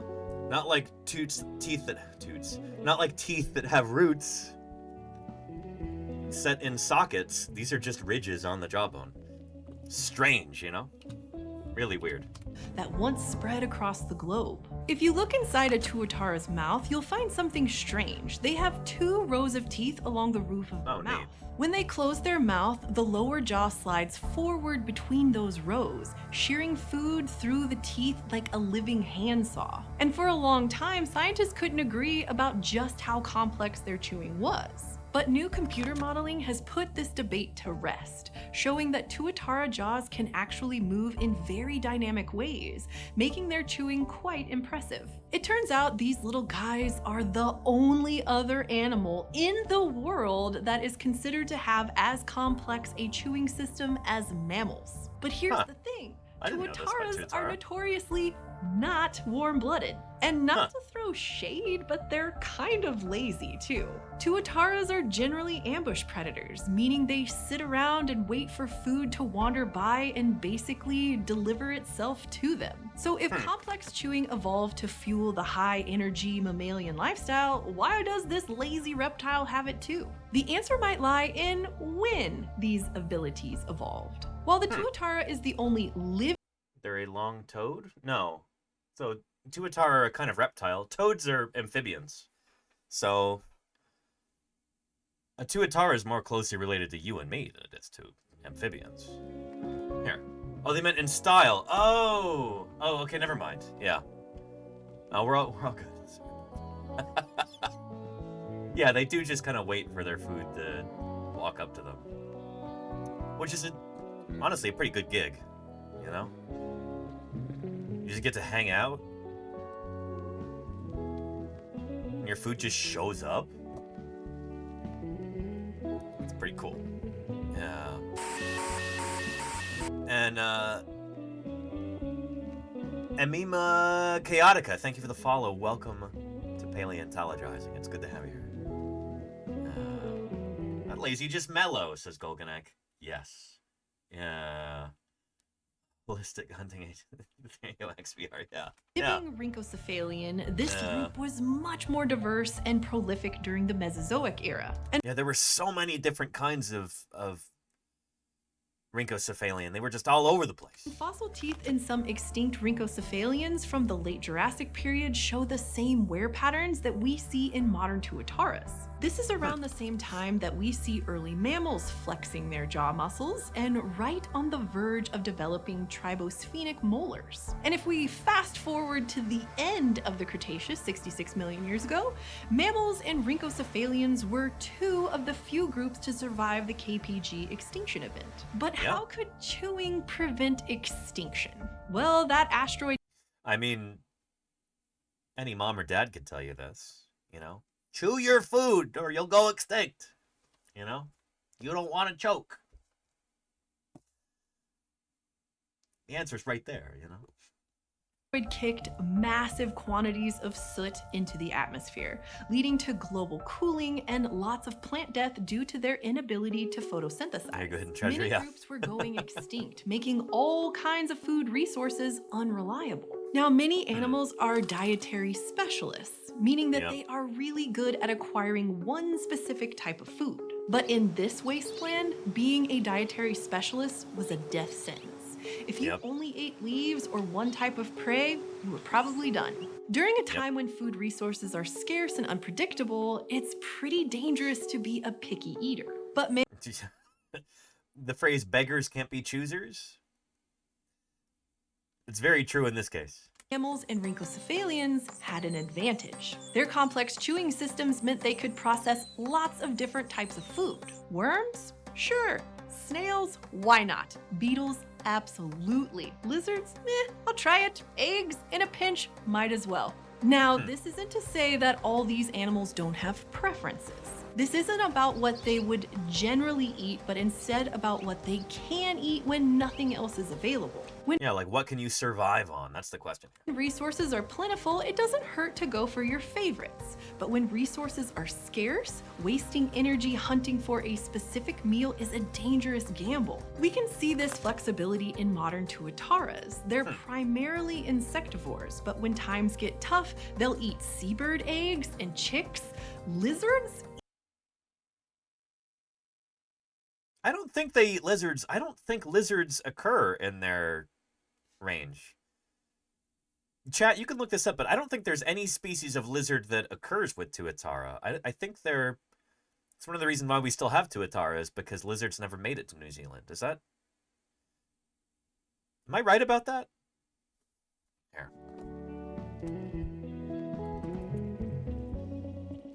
Native reptiles of New Zealand. Here we go. Oh no, I guess they do. We've got geckos and skinks. Jeweled gecko? I had no idea. Okay. Okay. Well, well, well. Today I learned. Somehow, and we have plesiosaurs too. These are obviously extinct nowadays. But yeah. Oh, and look who else is found off the coast of New Zealand. It's our friend, the leatherback. Okay, so tuatara can eat lizards. Good for them. When times get tough, they'll eat seabird eggs. Yeah, Charlie's Dragon says plesiosaurs are too big for tuataras to eat. And they're too extinct, too. An unfortunate combination of factors. And chicks, lizards, even other tuataras. And there are also many living... They'll eat deer. They'll eat elephants. They'll eat paleontologists. No.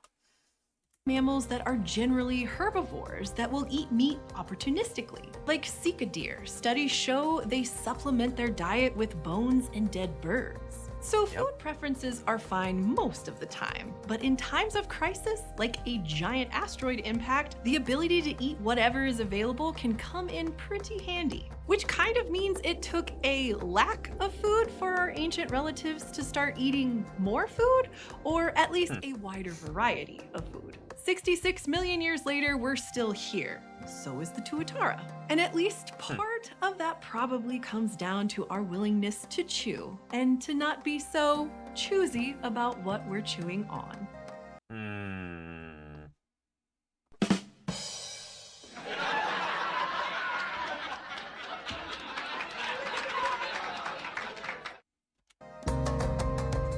There you go. Another excellent video from PBS Eons. Might have been our ability to chew a variety of foods that helped us survive an asteroid impact at the end of the Cretaceous. But what about plants? Find out how in our episode how some plants survived the KPG extinction. Good stuff. PBS Eons always does good work. I really need to think about reaching out to them at some point in the next year. We'll talk about this toward the end of December. Goals and missions and resolutions for the new year, for 2026. It's going to be good. Looking forward to that. We'll also go over our New Year's resolutions for 2025 and see how many of those we succeeded in or failed at. But that'll be a fun stream. Did I give you a link to that video? Yeah, I did. Okay, good. Anywho, yeah, PBS does excellent work. Yeah, you get rolling on your 2026 goals. Yeah, you mean goals prior to 2026 or goals for the new year, Lenina? I still have some 2025 goals. Got 2 weeks left. You know, list of 2026 goals. Nice, Lenina. Yeah. Well, one of your goals for 2025 can be make list for 2026 goals, and then you can cross it off. Get that ratio up a little bit. Yeah. And Wombat Hole. Yeah, the BBC does good documentaries too. For sure. Some of the best. Yeah. And, was Lothiana. So, yeah, Pursue. That's one of those carboniferous critters, right?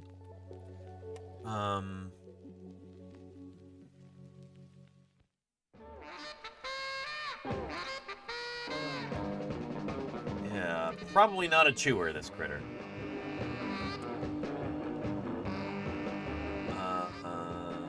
Sand Age of Carboniferous period, yeah.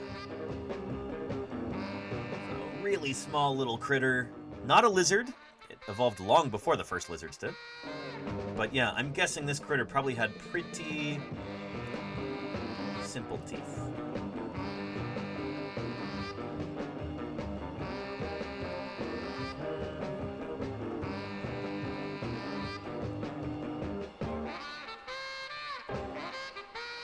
teeth are all the same size, unlike the case in many other amniotes, which have larger fang-like teeth in the middle of the mouth. Yeah, and they don't have labyrinthidont internal folding either, so pretty simple teeth, not an animal that would chew. Yeah. Yeah. And Hanny says, doesn't an animal's diet have to do with what nutrients its body does and doesn't produce? Well, that's the thing about animals, is that our bodies don't produce nutrients in and of themselves. We don't photosynthesize. We don't take in carbon dioxide and then use sunlight to produce our own food, like plants and other photosynthetic organisms do. We have to get all of our nutrition from the outside. So,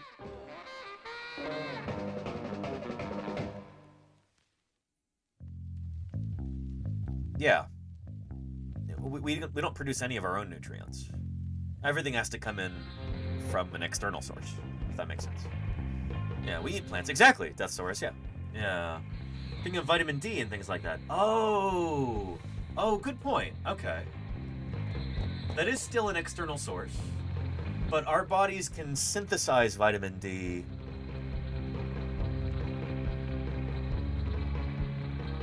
You know what? I don't have a firm understanding of how that works.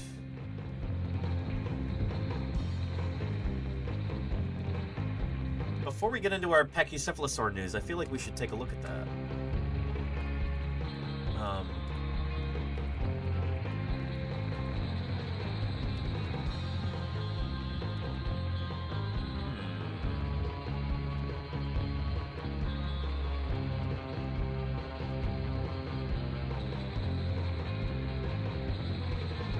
Let's take a look at this from Seeker. Look at that guy. He thinks he's plants.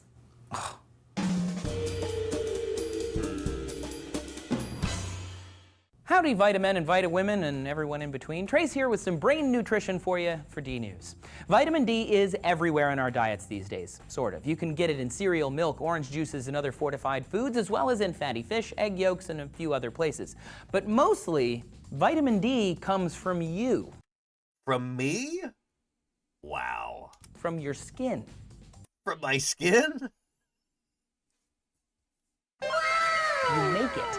Vitamin D is actually a group of 5 fat-soluble molecules, and it's the main animal version, D3, that promotes the absorption of calcium for our bones. Without vitamin D, adults can experience osteomalacia, pain and weakness, and children can develop rickets, a softening of the bone's growth plates, which can lead to bowed legs. Bottom line, D3, it's real important. But let's get back to this skin thing. Plants have photosynthesis, right? Well, we have dermal vitamin synthesis. Deep in the skin is a steroid called 7-dehydrocholesterol. And when that is hit by UVB radiation from the sun's photons break one of its chemical bonds, which convert it to cholecalciferol, the science name for vitamin D3.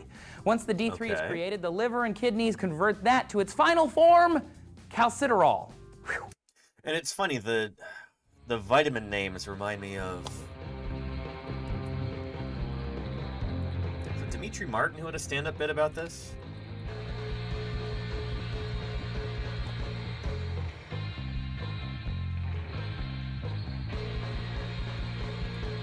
I think it was. Let me look through the transcript here.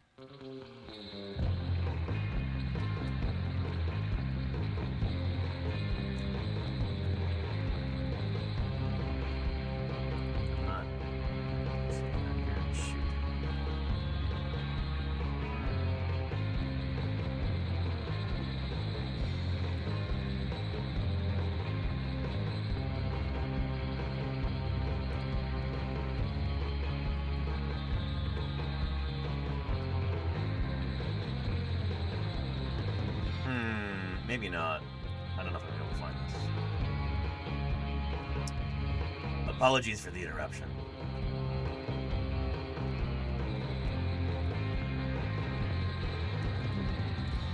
Oh well. It's a process, but it all starts with exposure from a nuclear fusion ball millions of miles away. Science is awesome. Once created in the kidneys, a protein called DBP, or vitamin D binding protein, grabs it and transports it to the organs where it starts a cascade of effects, from building bones by balancing the calcium and phosphate in the body to maintaining nervous system function. Vitamin D is even essential in helping DNA to express between 100 and 1,250 genes. There are also studies which hypothesize vitamin D, or calcitarol, helps treat autoimmune diseases, diabetes, infections, cognitive degeneration, and cancer, and can prevent heart disease. This stuff is apparently awesome, which is why we started putting it everywhere. Studies in Boston found in 1900, 80 to 85% of children were afflicted with the skeletal devastation that is rickets, all from a lack of vitamin D. So, in the 1930s, the US government asked food companies to add vitamin D, or cod liver oil, to their products in a process called fortification, hoping to eradicate the rickets problem. Milk and cereal producers have been adding vitamin D to their Mood Juice and Flakes ever since, and it has worked, as rickets has been virtually eliminated in most of the West today. The thing is, remember, there are 5 forms of vitamin D. And food processors don't add D3, the stuff we make in our skin, they add a different version, D2, ergocalciferol, plant vitamin D, not animal. Allegedly, our body treats them both the same, though that debate is ongoing, with some scientists saying it's less efficient for the body to convert, so you needed more than if you just went outside. You can get all the D3 you need with as little as 5 to 15 minutes of direct sunlight on your hands, arms, and face. So for all the chatter and praise vitamin D gets from the media, you just make it. There you go. Cool. So that is something that we need, that you don't have to ingest to your digestive system. Our bodies can, I guess, synthesize it through contact with UV rays. Interesting. Who was it who brought that up? Because I appreciate the opportunity to do a little tangent on that, and I certainly just learned something. Thank you. Yeah. And Hidden Treasure says, I guess I don't need these vitamins anymore? I mean, that's the thing, is that for the most part... okay. First of all, I'm not a medical doctor. This is not medical advice. But from what I understand, most vitamins are kind of a sham. Where, like, a lot of them don't actually have... When you buy, like, vitamins from the store, a lot of them don't actually have the compounds in them that they advertise. And if you have anything close to a balanced diet, you're probably already getting everything that you need through your food anyway. The whole, like, vitamin craze is... I've heard doctors and nutritionists say that it's just a big load of nonsense. So, yeah. But yes, absolutely. If your doctor says that you're deficient in a certain thing, you should definitely supplement your diet with vitamins. If you're told by a doctor that that's the case, then definitely listen to them over me. But what I'm saying, I guess, is be skeptical of marketing claims from supplement manufacturers. People who want your money like that. You know what I mean? Yeah. Flintstones gummies are a scam? I mean, they're not going to hurt you, but for the most part, you're just expelling most of that stuff out of your system through your urine. Like, most of the vitamins that... The different vitamins that'll be in a vitamin tablet. A pill or a chewable Barney Rubble or whatever. These are water-soluble vitamins, and so if your body kind of already has enough of that, you're just flushing it out through your pee. There's a saying that, like, Americans especially have the most expensive urine in the world, because it's, like, filled with all of these supplements that we don't need, that we've been convinced by marketers that we need to have. So anyway, what I'm saying is, if you're spending a ton of money on vitamins every month, maybe rethink that. Look at the actual science. Do some digging around. Ask your doctor, if you have access to a doctor. You know, in the US, most of us don't. Yeah. Anyway.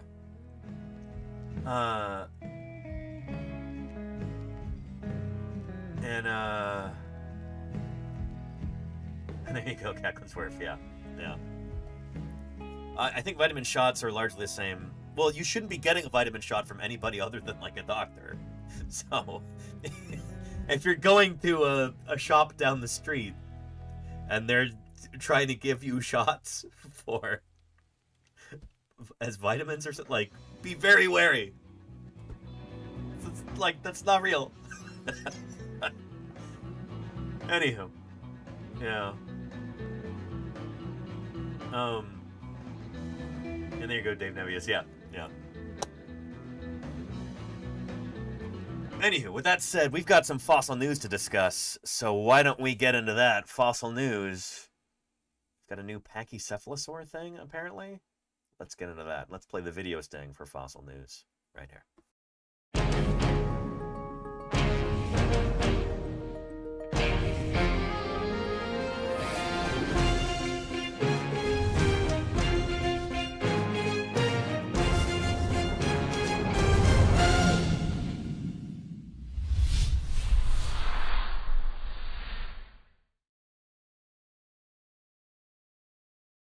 All right, fossil news.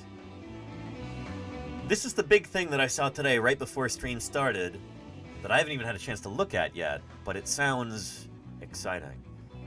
It's about pachycephalosaurs, these cool, weird, almost iconic dome-headed dinosaurs.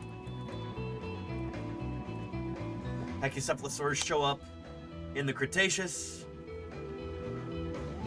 They are... That's a neat illustration there with the feathers. Yeah, you're dome-headed dinosaurs.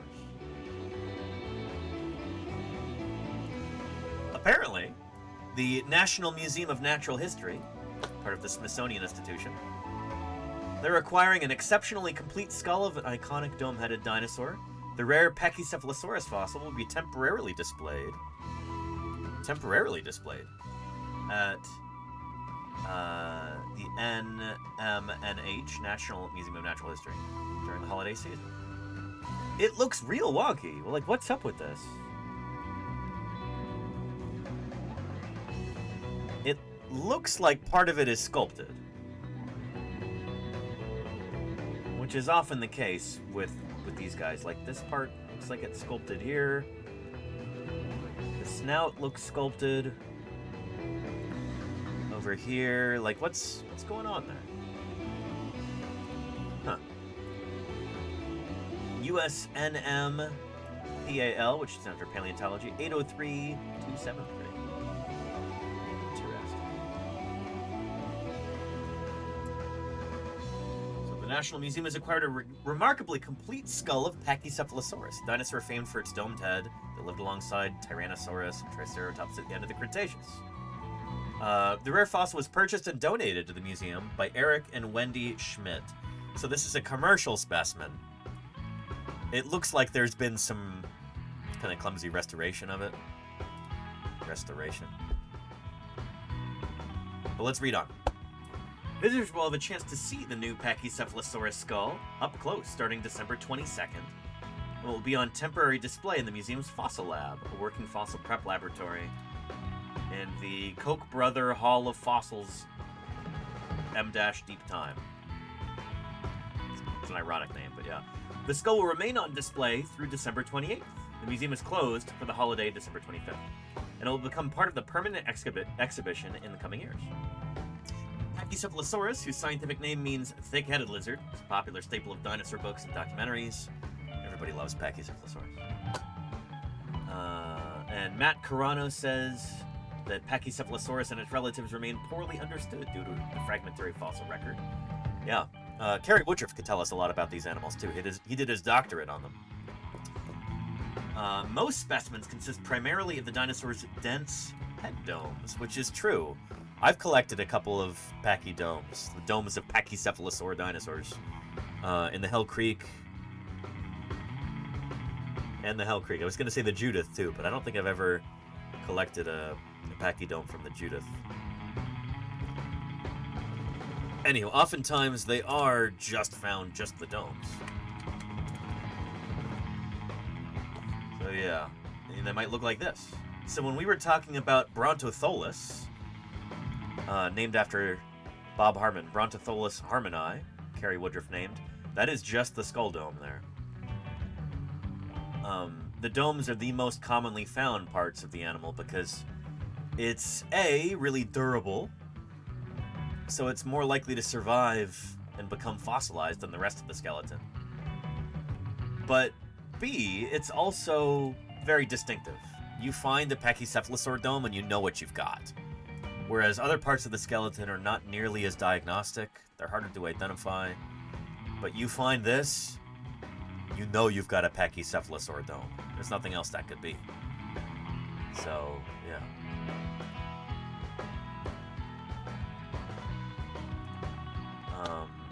Here's a link to this article, by the way. Yeah. And they're going to put Holly on it? Oh, to do histo on it? That'd be cool in Mizard Rules. I don't know. Yeah. This skull is by far the most spectacular specimen of this type of dinosaur we have at the museum, Matt Carano said. We almost never get to see the animal's face or teeth or other parts of the head because they've usually broken away. Yep. The remarkable skull was unearthed in South Dakota in 2024 and purchased at Sotheby's auction, oh boy, by the Schmitz, who then gifted the specimen, that's a good thing, to the Smithsonian in conjunction with the additional donation to support the digitization efforts of the National Fossil Collection. So, rather than like a fossil going on auction and then ending up on some wealthy person's mantelpiece, instead, like, kudos to the Schmitz. They purchased this thing and then donated it to the Smithsonian. And they also gave extra money for a digitization project for the National Fossil Collection. So that's a huge problem in a lot of fossil collections.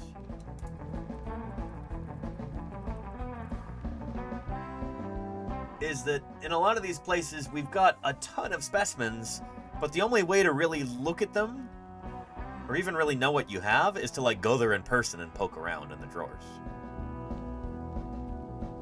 Which is kind of crazy. You know, in the year 2025, we're still doing this the old-fashioned way, where we've like got to show up in person and then open up all these drawers and look at everything in person to be able to even see what's there. A lot of museums don't have like a digital database that's anywhere near complete where you can just look up which fossils they have and which they don't. It's a problem. You know, it seriously slows down our work oftentimes because like there's no digital record of what we've got and what we don't. Let alone having photographs or 3D models of these things. It's not really like a flashy, exciting project to fund either. Like when museums are looking for money for projects, it's often difficult to convince a donor that like, hey, would you mind giving us a donation so that we can digitize these fossils that we already have? Sometimes it's easier to solicit donations for fieldwork. Fieldwork is exciting. We're going out and making new discoveries. We're finding new things out there in the rocks in the middle of the desert. People get jazzed about that. People don't get as excited always about, like, hey, let's take the fossils that we already have in the museum, photograph them, log them into a digital database. That just doesn't sound as exciting most of the time. You know what I mean? It's difficult, more difficult, to get people excited about that than, like, going out and finding new fossils. The exciting, fun stuff. But this is still really important, so it's really cool. Like, kudos to the Schmitz for providing money for collections digitization. That's important, you know? So yeah. And I agree, Hennies, they should be scanned and put online. Absolutely. Yeah. So the Schmitz then gifted the specimen to the Smithsonian in conjunction with an additional donation to support digitization efforts of the National Fossil Collection. Good for them, you know? Awesome. Kudos. Paleo salute to the Schmitz. Thanks to an incredible and generous gift, this scientifically invaluable Pachycephalosaurus skull will remain in the National Collection forever, enabling researchers to better understand this elusive creature, said Kirk Johnson. I like Kirk. Met him in person. Good guy. The director of the museum. We are excited to display this fossil and introduce this iconic dome-headed dinosaur to museum visitors. When we see an ancient fossil like this one, we are confronted with the story of our planet's past and consider how humans fit into Earth's geological history in a profoundly different way, said Wendy Schmidt. Eric and I hope the digitization project and this rare Pachycephalosaurus skull will provide access to the fossils to anyone, anywhere in the world, and will offer insight into our brief role in our planet's story of life. That's really cool. And thank you, Oscar Juniors, for the gifts up there. I really appreciate that. Yeah. And Dave Nevius says, so a private collector who has their fossils photographed, MRI'd, and laser I don't know of anybody in the world who's done that. A private collector? I don't think that's ever happened. What these folks did is they purchased this fossil for the museum, and they're also giving the museum money to be able to digitize this specimen and other ones too, which is really cool. Yeah. Most museums do not have the budget to be able to, like, digitize their collections. Oftentimes they're struggling just to keep the lights on, let alone, like, hire somebody to go through all the drawers, photograph or scan all the specimens, type the info into a database, all of that. Most of the time when you go into a museum collection,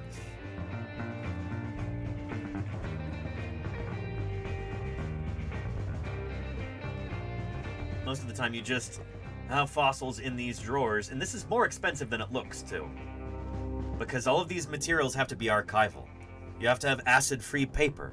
You have to have these little boxes, which are more expensive than you would think they are, because they've got to last for hundreds of years. And you can't go with cheap cardboard boxes that have different chemical compounds that will leach out and get into the fossils and degrade them over time. Like, it's got to be high quality stuff. You have to have archival foam and stuff like that in order to cushion the fossils. It's not super expensive, but it's like, it's more expensive than your typical cardboard box, you know? So for museums to be able to afford this stuff, and I mean, let's be honest, a lot of museums don't even have stuff this nice. It'll be like, you've got fossils in an old coffee can, and then these ones over here are in a shoebox, and, you know, that kind of thing. This is really nice, the setup they've got here. And most of our stuff at Berkeley is like this too. We've got good collections managers who are very passionate about making sure that everything is archival, making sure that everything is, it's going to last another 100 years, you know? So, yeah. But my point is, most museums, like, they're working really hard just to keep the lights on. They don't have a budget to hire people to archive these specimens digitally, you know? Even the Smithsonian, part of the U.S. federal government, they do not have the budget for this kind of thing. They barely have a budget to, like, keep enough people on staff full time. It's truly appalling when you really think about it. Like, I don't know. Don't get me started about this kind of thing right now, but, like, the current presidential administration is, like, trying to trick the public into, you know, allowing them to go to war with Venezuela right now. Think about how many hundreds of billions of dollars we would waste on just pointless bloodshed and destruction when we have, like, an incredible fossil collection in Washington, D.C., which is, like, they're having problems with, like, water leaks and, like, I've heard stories about what's going on there, and it's appalling. Like, it should be a national embarrassment. You know what I mean? Yeah. And Naptaker, you got to go to the National Natural History Museum. Very cool, Naptaker. You got to go to the National Museum of Natural History in D.C. Such a cool place. But yeah, they are... The U.S. is the wealthiest country in the world. There's no way that they should be struggling financially there, and yet they are. Our priorities are so out of whack in this country. So don't even get me started.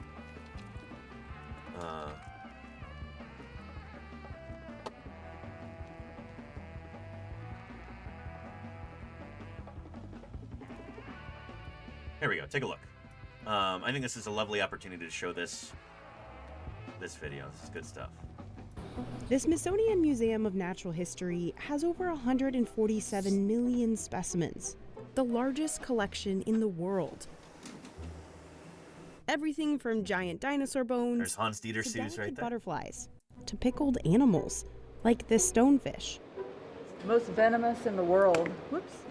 Oh, the one in London. Oh, cool. Yeah, I'm hoping to do a tour from there at some point in the next year. I got to visit there with some of the people who work at the NHM in London.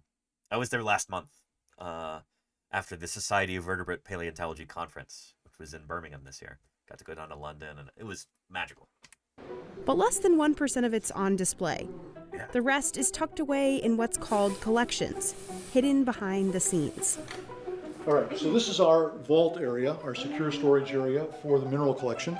It costs more than $100 million to run the museum, and it's mostly funded with taxpayer dollars.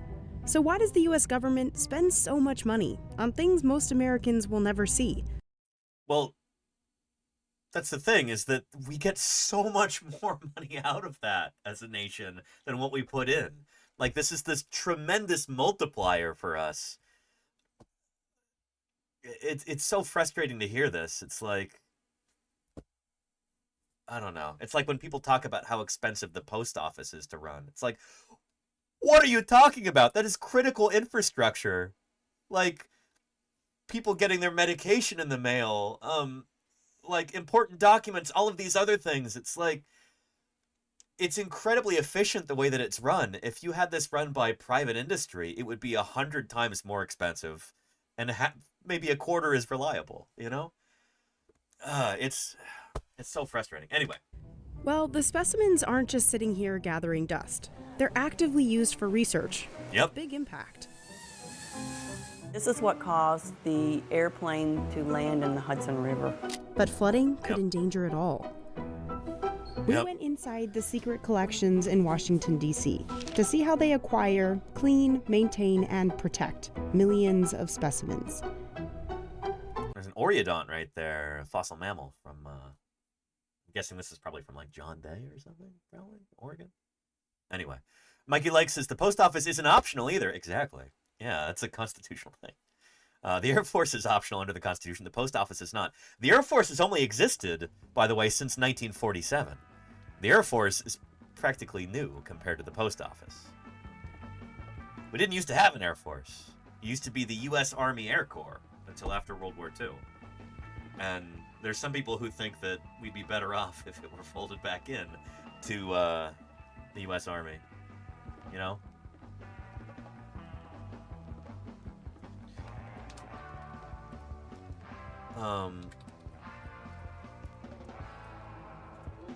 Yeah.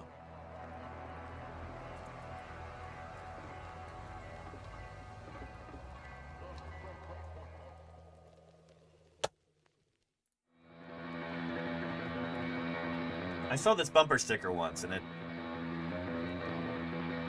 it really stuck with me. This is years and years ago. But it'll be a great day when our schools get all the money they need, and the Air Force has to hold a bake sale to buy a bomber.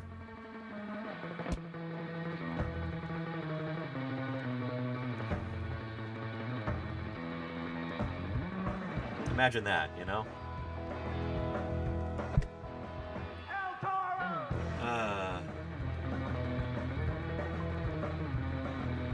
And here's a link if you want to. If you need that bumper sticker there, there's a link. There you go, Naptaker, yeah. Yeah. And your dad was in the Army Air Corps. Very cool, Golganek, yeah. Yeah. I don't know. The U.S. Army Air Corps was incredibly wasteful and kind of poorly run, especially in Europe during World War II. The number of people who American airmen who died in missions over Europe because they had this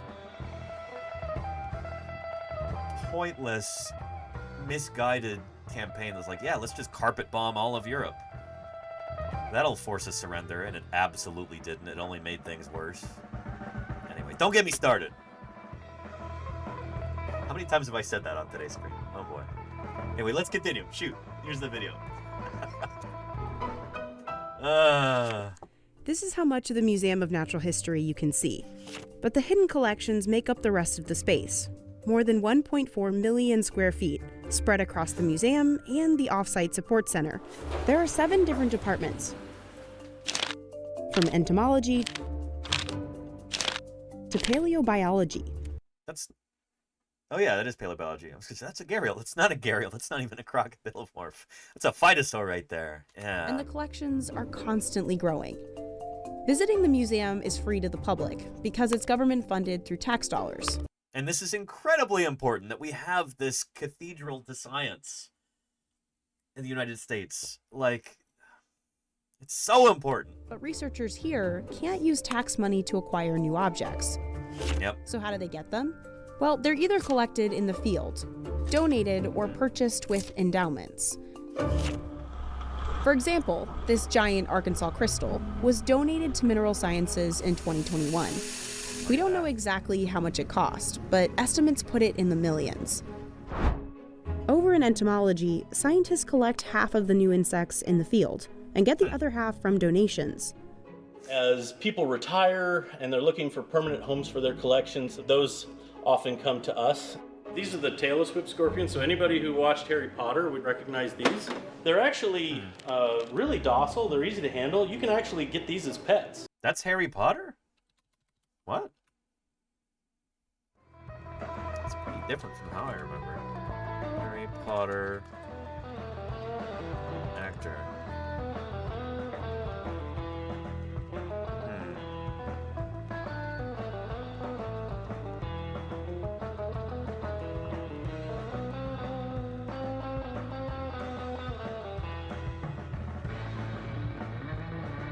Whatever. Okay. Take his word for it. Come to us. These are the tailless whip scorpions, so anybody who watched Harry Potter would recognize these. They're actually really docile. They're easy Figment Pudding says, I hear Daniel Radcliffe is docile and easy to handle, though. to handle. You can actually get these as pets. But getting dinosaur bones is much harder. Yep. So here's some of the dinosaur. So there's Hans-Dieter Seuss right there. He was at SVP last year. I think I sat next to him during some of the talks. Sure. Paleontologist Hans Seuss is up against a growing market of private collectors. Started after those awful Jurassic Park movies when everybody decided to have a dinosaur in their living room. People now think that if they find a toe bone, they should get enormous amounts of money for it. And since they have to rely on endowments, museums can't compete at million-dollar auctions. Often commercially collected fossils have no detailed locality information, and that makes them scientifically almost worthless. So all Hans can collect are bones he finds on federal lands, or smaller ones he can purchase with donations. So that brings us back to right here.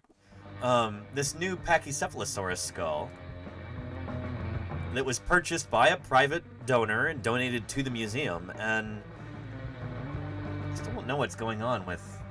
Big parts of this seem like they're sculpted. I hope they're actually able to like clean away the gunk and artificial stuff and get to the actual fossil material here, because it looks pretty rough, to be honest. Like it doesn't look great compared to, like, there's some reconstruction in this one too. This is my 3D print right here, but it's still,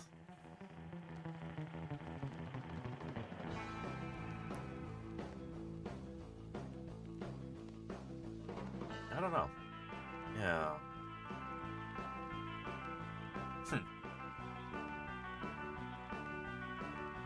Anyway, let's keep reading.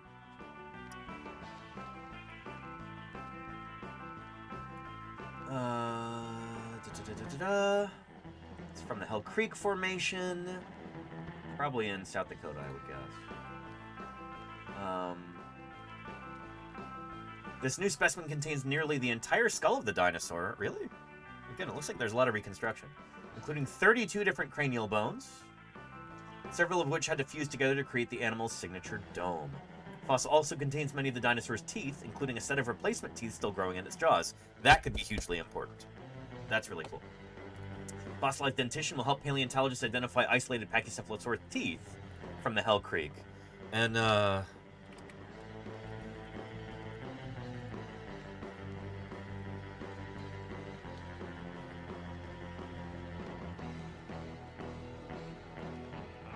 here we go. Here was a really neat article that came out a few years back. It was what, 2018? Yeah. 2018. So Mark Goodwin presented on this at SVP a few years back. Yeah, and this critter had teeth that looked, to all intents and purposes, like theropod teeth. It's a big surprise, Mark Goodwin says. He speculates that these animals may have been opportunistic eaters and at least partly carnivorous, perhaps changing their diet seasonally as many bears do today. Confirming the dinosaur's dietary preferences will require more concrete evidence of exactly what it ate, and there are several ways the scientists might go about finding that out. One way would be to do an analysis of the ratio of carbon isotopes in the pachycephalosaur's tooth enamel. Another method would be to look at bite marks on other fossil bones from the Hell Creek Formation to see if any of them match the shape of the new and size of the newly found teeth. Yeah.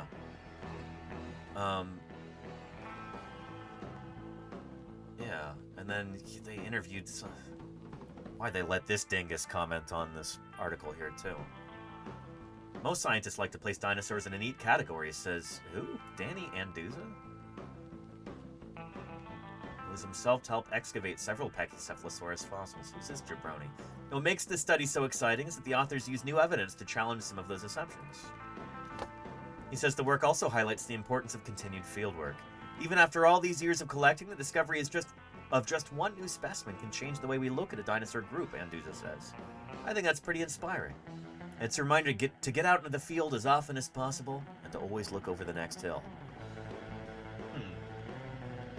I guess I agree with that.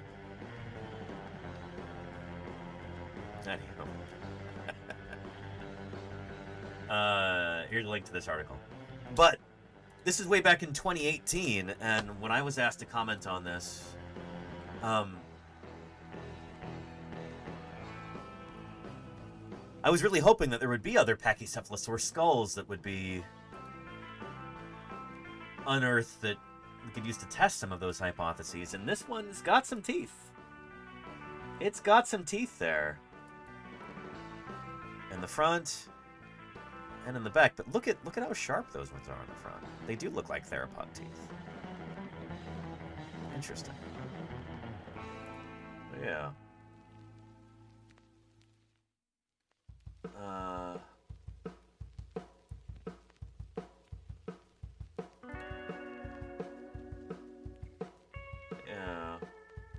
The new skull will be a crucial data point in an ongoing debate. According to Corona, the specimen probably represents an individual that is not quite fully grown when it died. Examining this skull and comparing it to other Pachycephalosaur skulls will provide insights into how these dinosaurs changed as they grew through their ontogeny. Corona plans to CT scan the new specimen as part of its study. This will allow access to internal structures like the animal's brain cavity that are hidden deep inside this dinosaur's thick skull. Very cool. This is definitely the best part of being a curator, Matt Corona says. Getting to study a new specimen and knowing that it is going to live here in the National Collection forever. Very cool stuff. Yeah. Well, again, here's a link to this article, and we really need to interview Matt Corona at some point if we could wrangle that. I know he's a really busy guy, but this would be cool to talk about. So maybe one of the people I'll reach out to after New Year's. But yeah, good stuff. And with that, we've gotten through some fossil news. We had a lot of good discussion. but it's Thursday. And on Thursdays, you know what we do around here.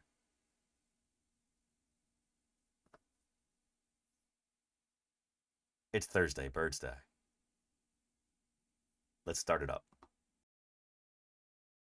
Hold on, something's coming out of here. Look, there's a bird, dude. It knows what's good. I'm telling you, I just heard it inside.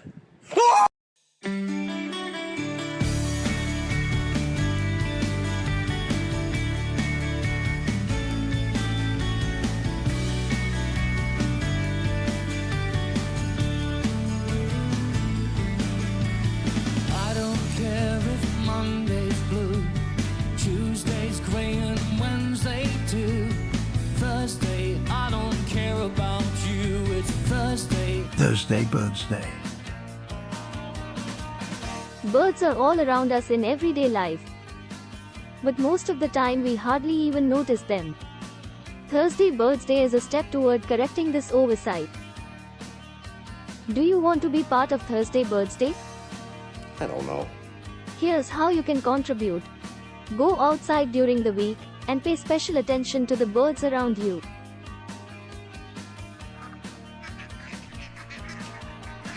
See if you can take a picture of a bird.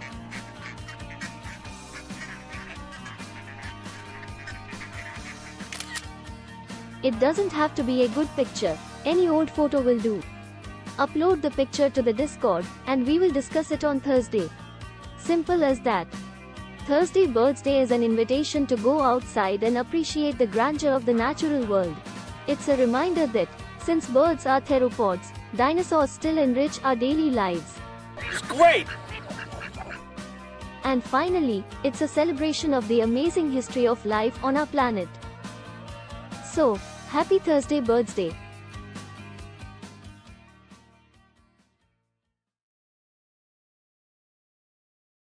Happy Thursday, BIRDSday indeed. We're going to get into some of those birds. So let's take a look. And there you go, Claire, yeah. Happy Thursday, BIRDSday to you too, Hidden Treasures.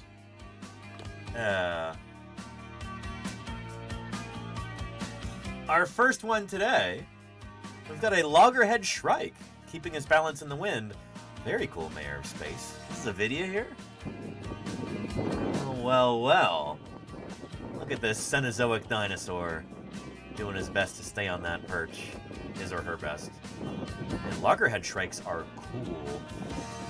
They're, some people call them murder birds. Loggerhead shrike. What a neat critter. Let's find a video on them. Oh, and we'll look them up on our Tree of Life here, too. First, let's go into the birds. There we go. Clade is called aves. The boids. What do you call that, Tullius? That's a good question, Claire. Birds. So the loggerhead shrike, I think it's related to... What are shrikes related? Let's find out. Shrikes.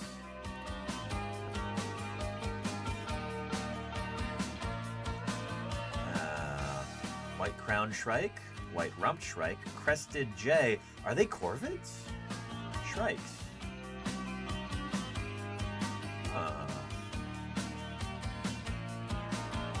Oh.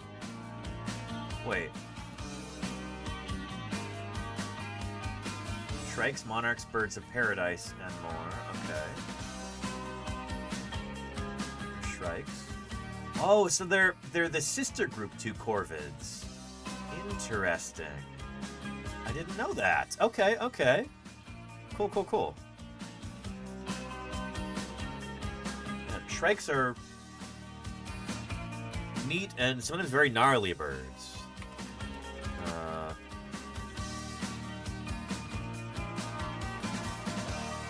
Yeah, holy cow, do they, Oof. Here's a video from Wired about this. It's gonna be a little grisly, but, you know, this is, This is a modern dinosaur doing its dinosaur thing. So even if it is a little gross, I think we can still be fascinated and a little bit horrified by it. Let's take a look. The shrike is by far the most metal of birds. Just look at it. Give me some metal, guys. The shrike is so awesomely metal because... Thank you. The shrike is so awesomely metal because it has to be. It may look like a chickadee, but it has the bloodlust of an eagle. Hey, Casey. Kills Yeah. lizards, mice, and other birds with pecks to the skull and neck. There's a frog there, too. Oof. But it doesn't have the powerful talons of an eagle, so it can't hold on to its prey and rip it up at the same time. So the shrike picks up victims and impales them on the nearest spiky object. Yowza. Yeah. Oof. This can be a thorn, like you see here, or a garden fork, or, most metal of all, barbed wire. Yeah. With Oof. the prey immobilized, the bird can tear through flesh using its sharp beak.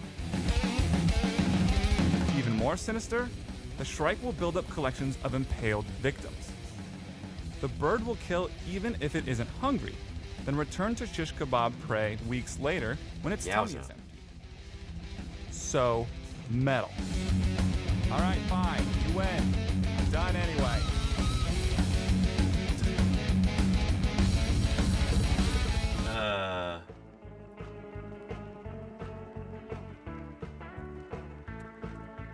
There's that video there.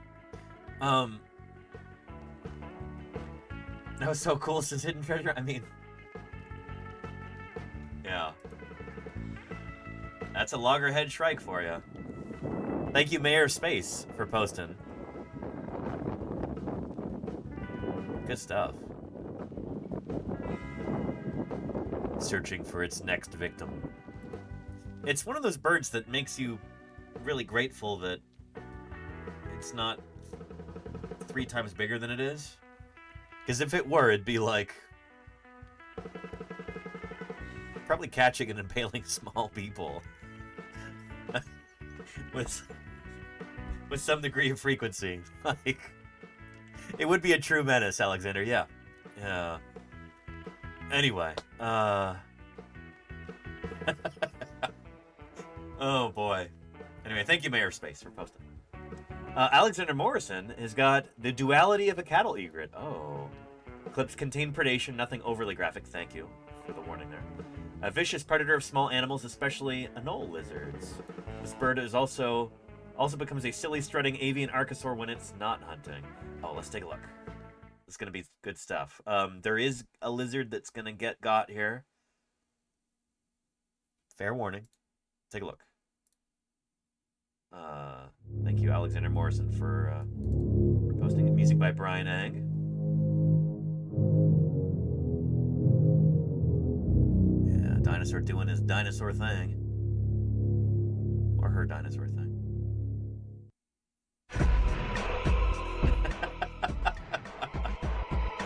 Nice. Is it chasing a car? What's gonna happen if that bird catches that car? Oof. Thank you for posting, Alexander Morrison. Good stuff. Yeah. Slow motion footage. Yeah, music. Yeah, that's Brian Eng's music. And hang on, I think I might have gotten an email about Brian Eng's progress on stuff for... Let's see, there we go. Progress on Sloth.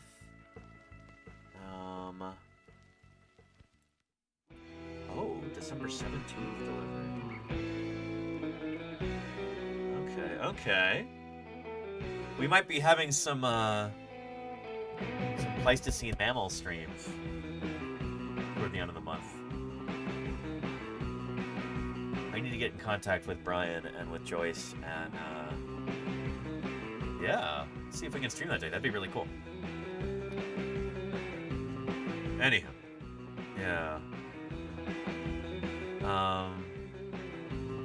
Finished a few weeks ago. Nice. Okay. I don't really follow him on social media. I don't really follow social media. I don't think he's on Blue Sky, or else I'd know about his stuff.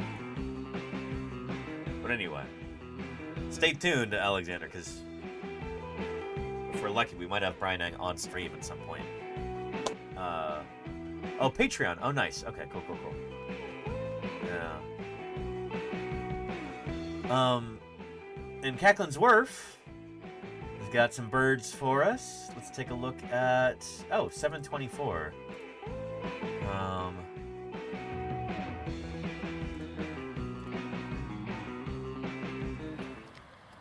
Ooh, we got a cormorant there.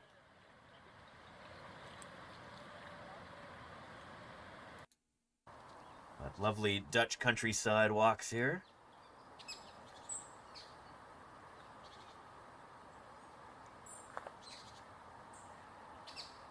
And is that a great tit? Nice. Very cool.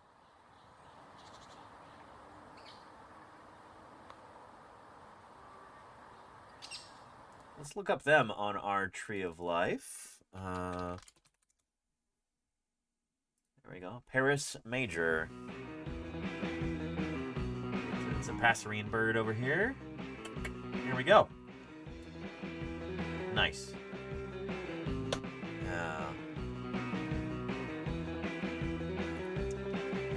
Thank you, Cacklin's Wharf, for posting. Again, if anybody wants a nice chill walk to look at through... Oh, holy cow, there's a windmill there. That was so neat.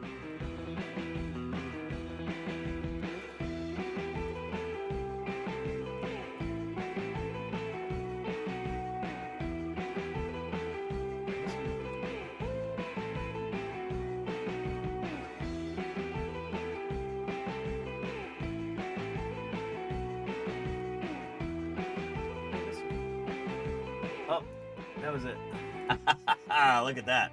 Oh, man. Awesome. Here's a link.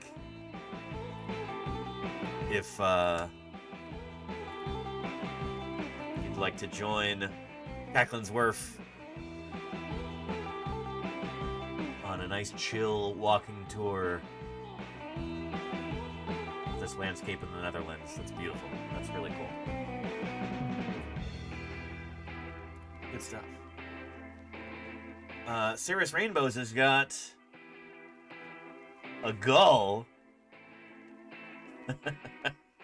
Pardon the blur, but this dude trying to get to the seed. There we go. Aren't we all? You gotta love gulls. They have such an attitude sometimes. Yeah. And I'll see you next time, Alexander. Thanks for being here. Latte, yeah. Nice. I don't know enough about gulls to know what species this is. They are notoriously difficult to identify. But it's surely a member of this group, the Laridae, the gull family. Gulls and terns together are the Laridae. 100 species, right on the dot.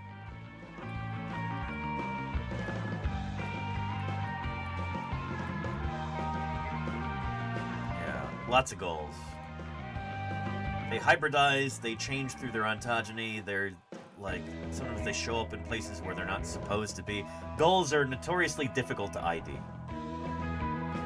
Yeah. Anyway, thank you, Cirrus Rainbows, for posting. Excellent Thursday BIRDSday post. Doesn't have to be the most exotic or beautiful bird. It can be just a bird that you saw in your daily life, and it's like, hey, I'm going to take a picture of you. You're going to be my Thursday BIRDSday bird.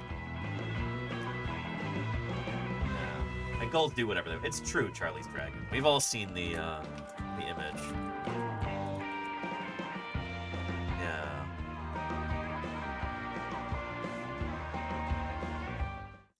Salute to those dinosaurs who do what they please. They're an inspiration.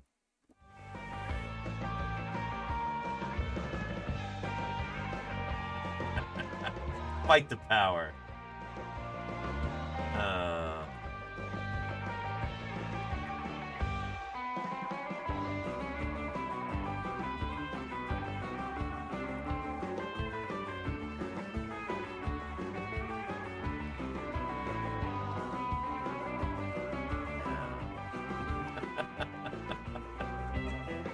Not all heroes wear capes. Some steal hot dogs at the beach. You know? Get that bag, Gulls. Do what you gotta do. Hyverius has got an Australian brush turkey. Oh, very cool. Apologies for the motion blur on the head. No apologies necessary. That just shows how active these animals are. Very cool. Australian brush turkey. Isn't that a megapode bird? Oh. And I'm getting word that we've got some special viewers right now. Well, well, well. Is that my niece and nephew there? I hope you're having a good day, you two. I hope you two are behaving for Auntie Laura. But it's good to see you.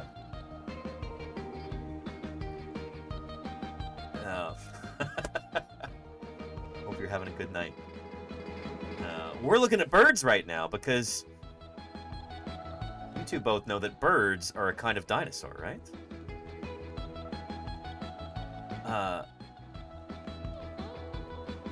All birds, including Australian brush turkeys. Super cool.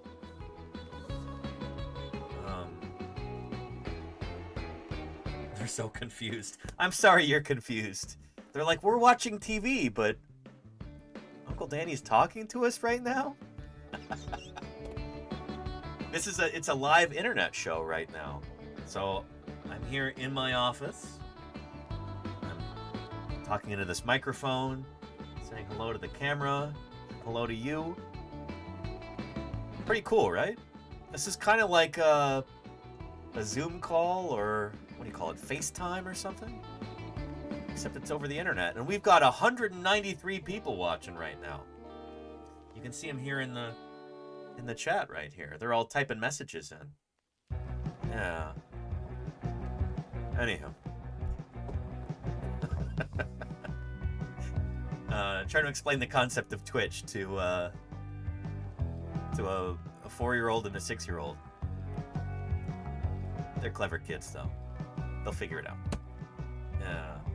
193 people who like dinosaurs. Yeah, absolutely. Dinosaurs including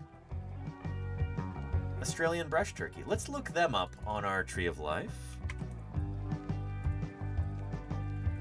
Australian brush turkey. There we go. There we go. Alectura lathami. So are they related? Are they megapode birds? Yeah, they are. Megapodes. Ding ding ding. Nice.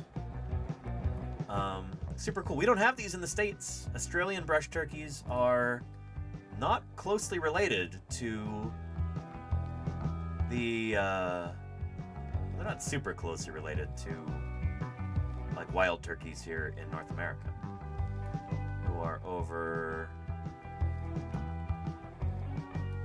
here, aren't they? Yeah. Megapodes, I think, are more basal. They're more early diverging, more quote-unquote primitive. Yeah. Anyhow. Oh, and very cool tax art. They like Shark Geek's 360 dives. Oh, those are super cool. I wish I got to see those more often, too. And how long were the two types of turkeys separated? That's a great question, Hannies. Let's talk about that. We've got the Australian brush turkey. There, and the wild turkey, Meleagris galopavo. So they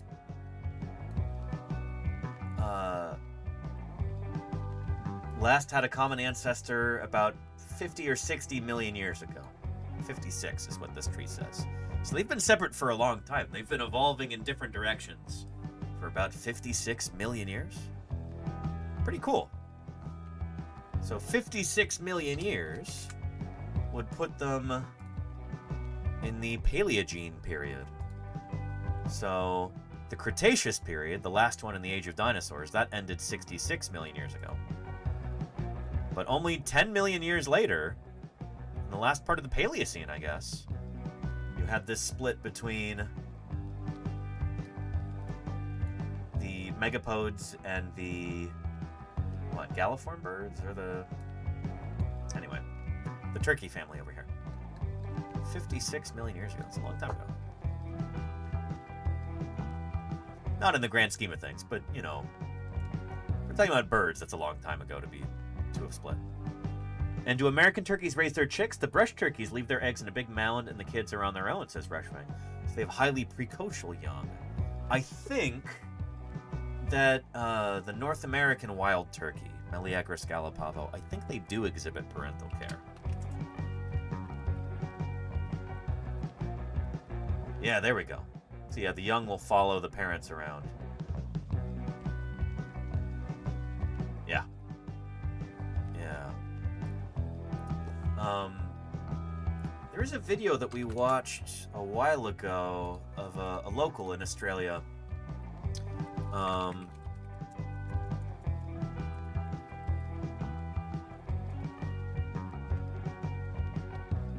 was caring for, was it brush turkeys? Or was it a different kind of megapode bird?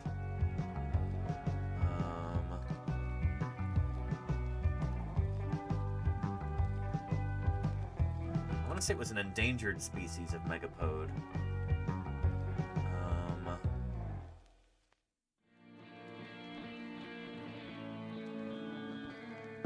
Malay fowl? Is that it?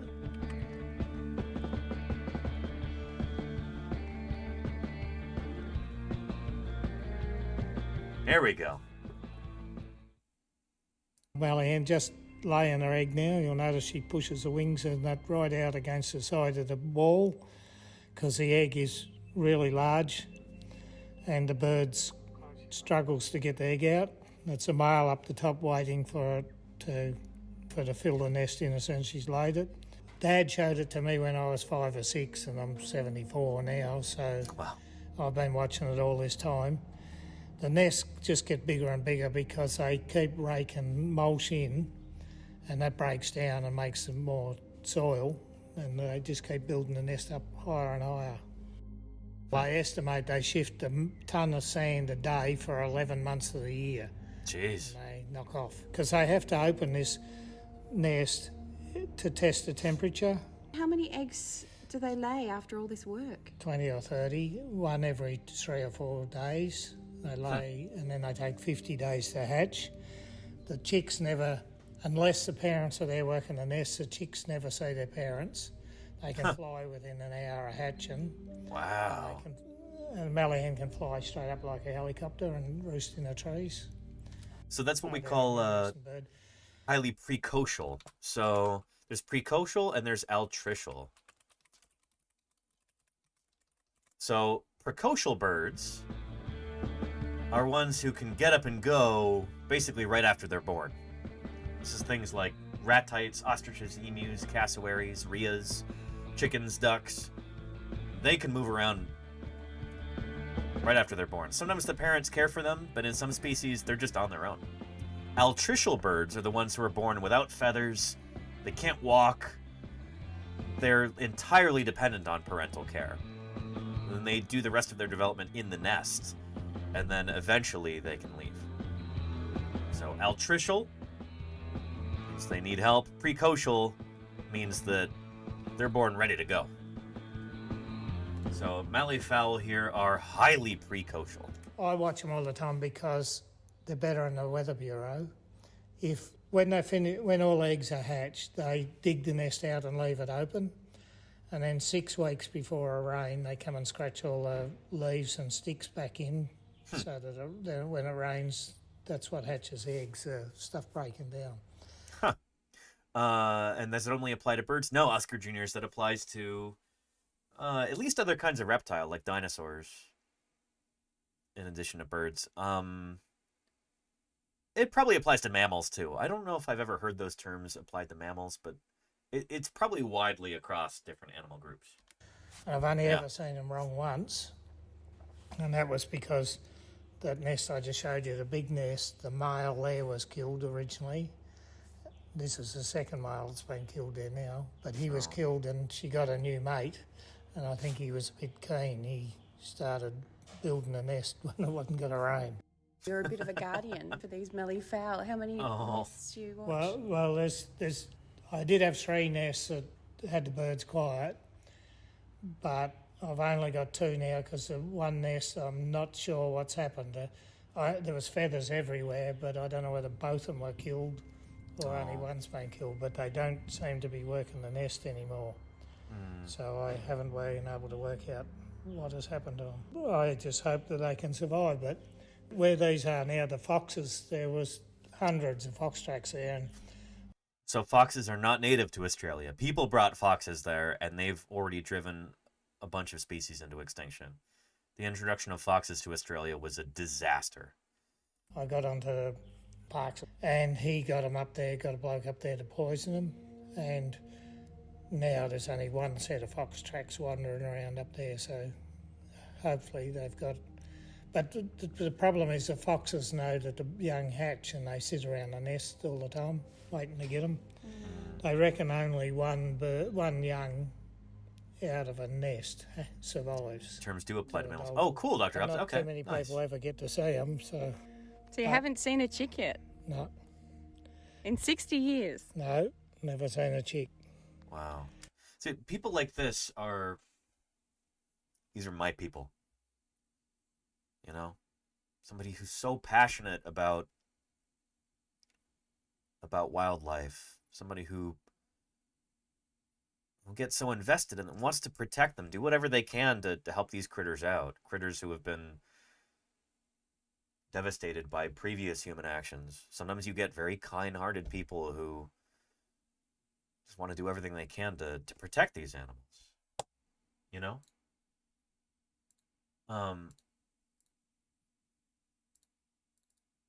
Yeah. We saw this earlier today with that kid in Trinidad.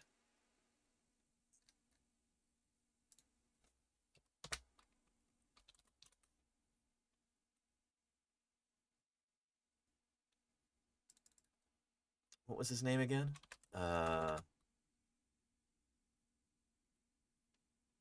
Let's see. Joel was his name, I guess. Nest Philip and 50 of the hatch. Big heart for nature, and in particular, protecting the leatherback turtles. But why do what he does, you may ask?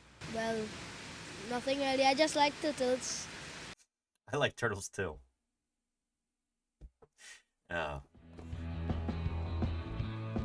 Anyhow. That turtle hero in Trinidad who happens to also be a kid. There you go, Taxard. Yeah.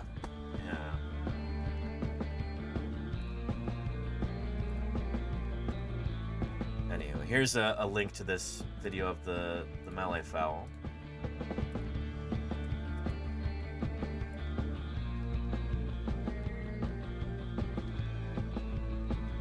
Can we find another video with him, maybe?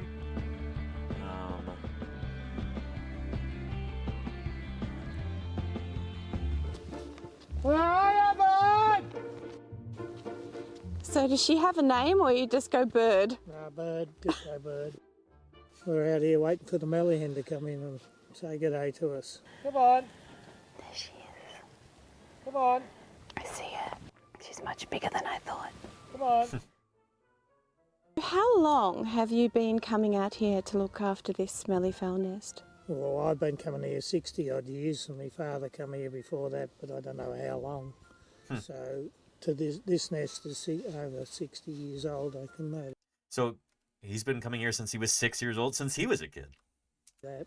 How old's the bird that you're meeting here today?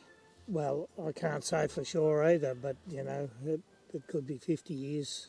Or getting on to 50 years. It might only be 30. I can't say for sure. What happened to her mate recently? Well, we come here one day and there was feathers everywhere. The next time we come, she was only here by herself, and so it's quite obvious that he was taken by a fox. I was not happy, I can tell you, because I had he was really quiet. I could help him fill in his nest in the middle of summer when it was stinking hot, and he had to get it filled in. I ran out, he was absolutely exhausted, still trying to fill it in, and he let me help him. How hard is it to find a mate when they're out here in such remote country? She didn't mourn too long. She must have got onto the internet and got onto... Malleefowl wants a husband. Yeah, or something like that anyway, and she had one within a fortnight. Oh, good for her. Traffic's still pretty suspicious. The thing with their colour and their patterning makes them perfectly camouflaged to hide in this sort of area, doesn't it? Bleeding in the wings, literally, Claire, yeah. I could say to you, there it is there, and you can't see it until such time as it shifts. And Henny says, do the males protect the females? I think it might be the other way around. I think the females are larger. Do you think this is a bit of a haven for the malleefowl compared to other areas that they're really under threat? Well, I don't know. There used to be a lot in the big desert. We used to know where they were in the big desert. But then when the fires were there in 2003, the birds were all flying over us and heading this way. And then suddenly a lot more nests appeared up here. So I don't think that they've gone back to this guy. To the big desert yet. Yeah. Need more people like this in the world. People passionate about protecting endangered critters. Yeah. Anyway, I posted a link there in the chat. Here it is again. Anyway, thank you for getting us on this topic, Hyverius, with your Australian bush turkey, which I think is a close relative of the malleefowl, right? There's the Australian brush turkey. And malleefowl. That's 2 words. Malleefowl. There we go. Yeah. So, pretty close. Yeah. Nice. Very nice. Never heard of malleefowl until now. They are really cool, Casey Snowart. They are really cool. Yeah. And they are considered vulnerable, if not endangered. So yeah, another critter that could really use our help. VHS James has got some birds that are a bit more numerous. Mallards. This is Anas platyrhynchos. If memory serves, it's the genus and species name for these critters. And they've done quite well alongside people. They've been domesticated too. I don't know. People like mallards. People like to eat mallards. Not me, but yeah. Bird that's doing pretty well alongside people. Thank you, VHS James, for posting.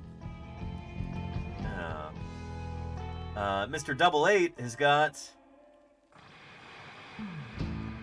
fresh cut pigeons there.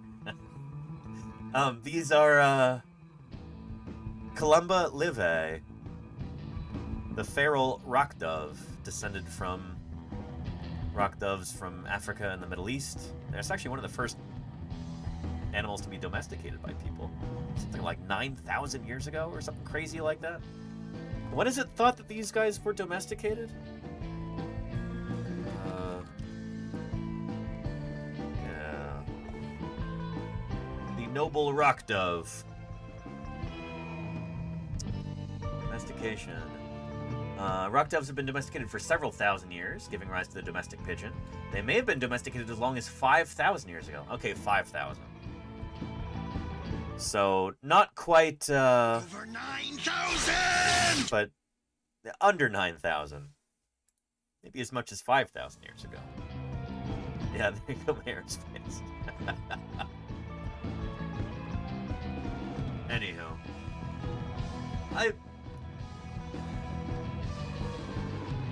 It really is a noble creature when you learn about them. I know a lot of people are not too fond of pigeons, but I always feel kind of bad for them because they're like programmed to be around people. The pigeons that we have in cities like this, they were specially bred to be comfortable around people, to seek out human habitations and live where we live, and we mistreat them so badly. They just want to be around us, you know? Yeah. And wild Luna, yeah. Yeah, so again, the native habitat of the rock doves, the native range is in dark red right there. So I didn't realize they extended all the way to Iberia and all the way east to India. Huh, I thought it was just North Africa and the Middle East. But anyway, the dark red is where they occur naturally. And then everywhere else is where they've been introduced to. So yeah, we've brought them all over the world.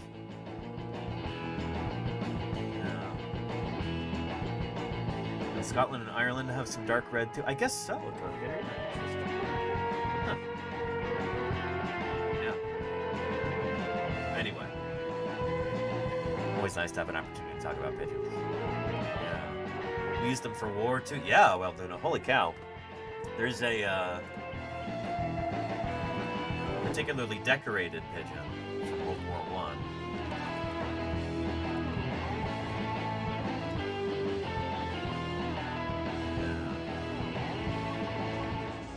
Does the name Cher Ami sound familiar to you?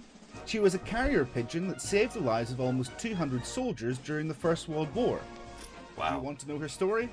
We tell you about it in this Animal Wise video.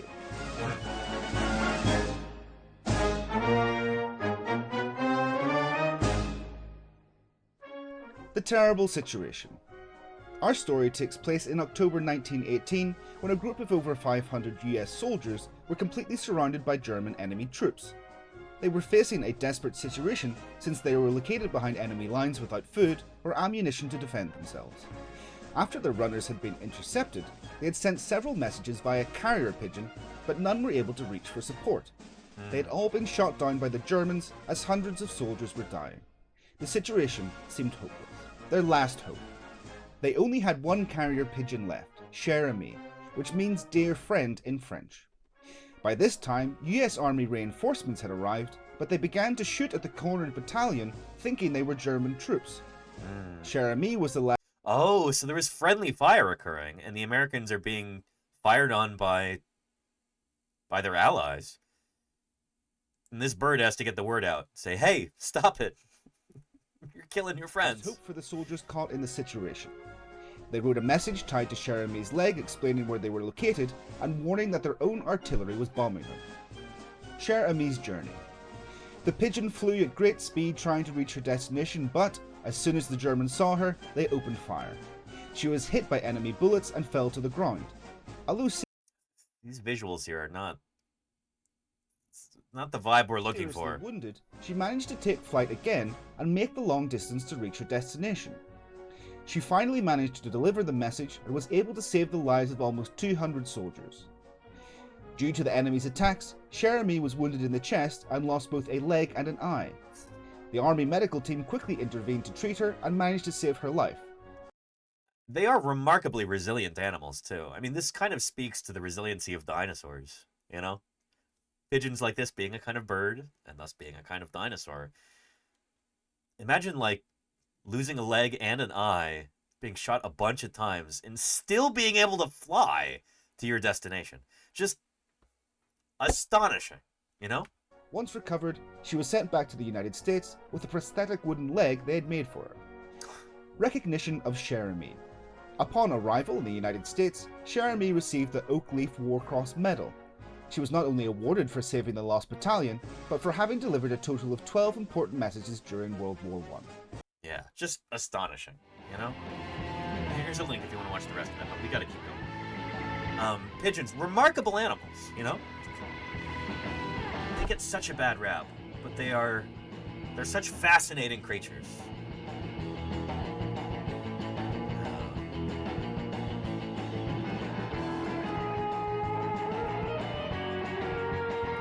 If you'd like to read more about her, actually, let's see.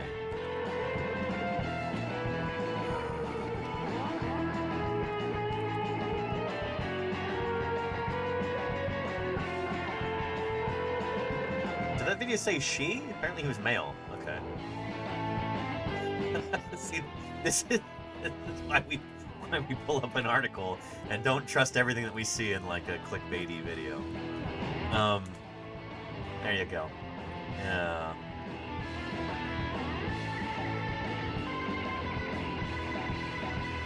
Yeah.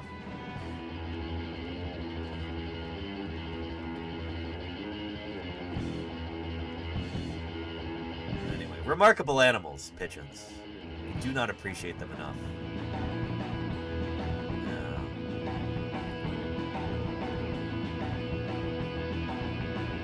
Dr. Tara has, oh boy, kind of on the other side of the bird spectrum, a harpy eagle. A harpy eagle on the ground gives an immense amount of dromaeosaur vibes.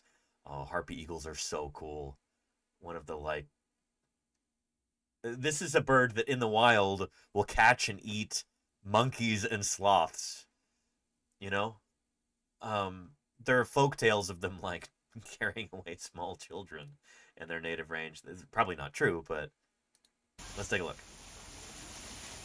Harpy eagle.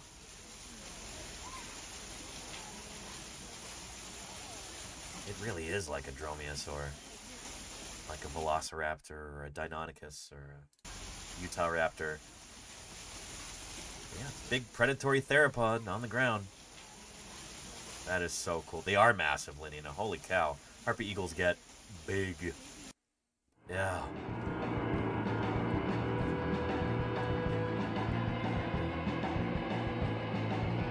Yeah, they get big. Holy moly. What a cool creature, you know?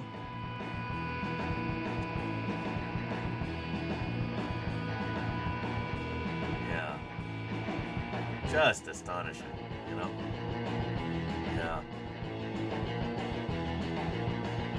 Yeah.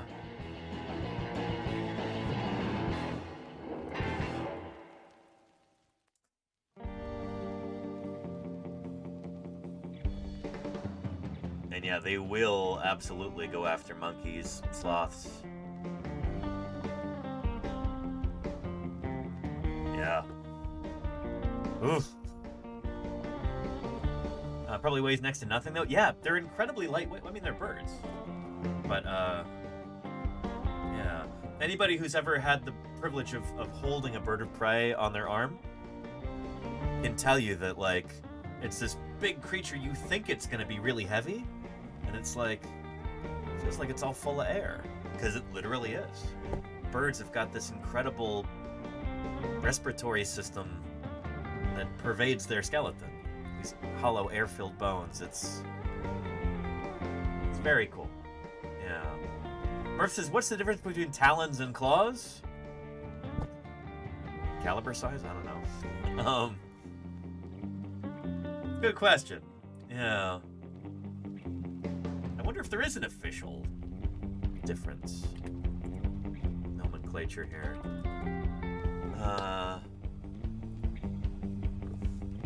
A talon is the claw of a bird of prey, its primary hunting tool. So all birds have claws, but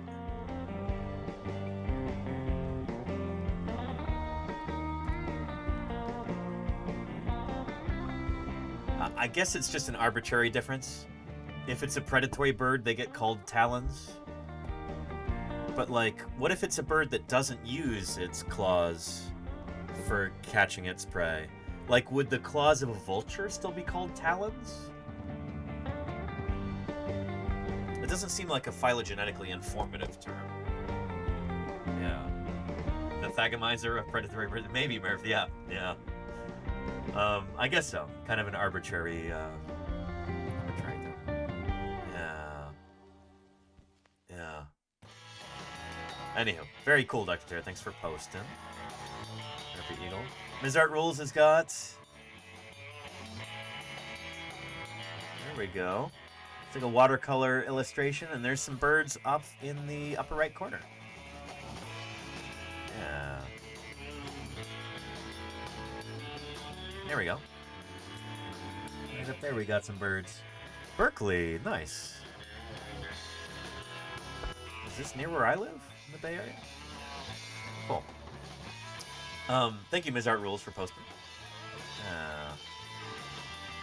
Oh, and this is cool. Rushwing says, I love how sunbathing birds look. This black currawong is not stunned or sick, just really enjoying the sun. Yeah, they do that. I've read that birds like this will sometimes spread out their wings in the sun, and the idea is maybe they're letting the UV rays kind of zap parasites in there. They're exposing all of these feather mites and stuff like that to sunlight, so they get burned away. And maybe it does just feel good, too, you know? Yeah. And dirt bathing, yeah, or even anting, where a bird will, like, fly down and kind of mantle an ant nest. The world's first armored tank, you might say. Colonel Panic, thank you for the follow. Welcome to Paleontologizing. Good to have you here. Thanks for clicking that follow button. And so here we go. This bird reminds me of Mini Pie. Similar coloration and similar kind of similarly frantic.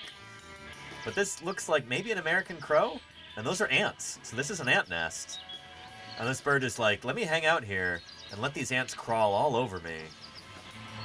I might eat some of them, but I think the bird's mostly trying to, like, maybe squish some of the ants onto its feathers. The formic acid that's inside of the ants might be a treatment for feather mites and other parasites. So yeah, this is a behavior called anting.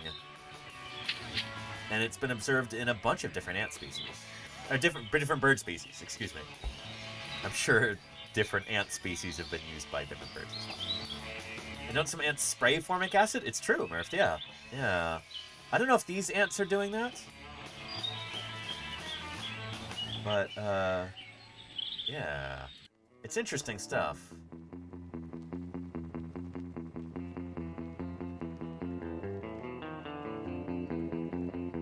Here, let's take a look at this.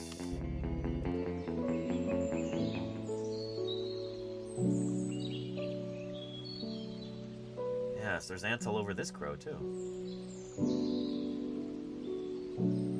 Huh.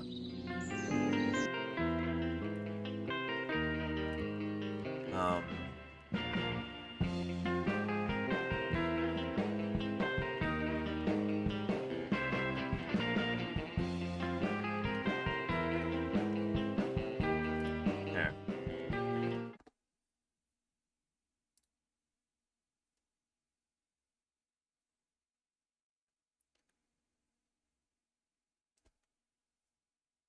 I don't know if the ants are very happy about this. I don't know.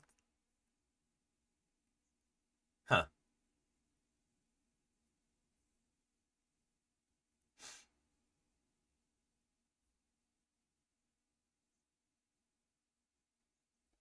Huh.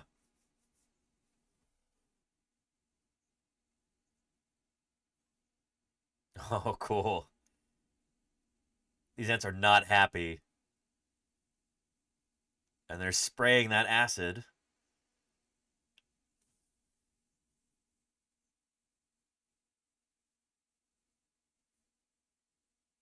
But this is what the crow wants. Or the jackdaw, rather.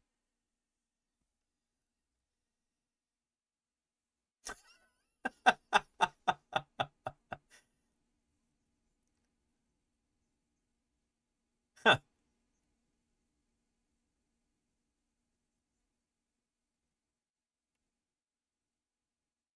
Hmm.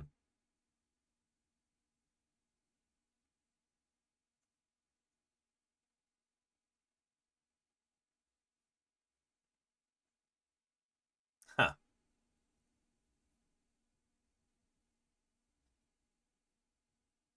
Wild.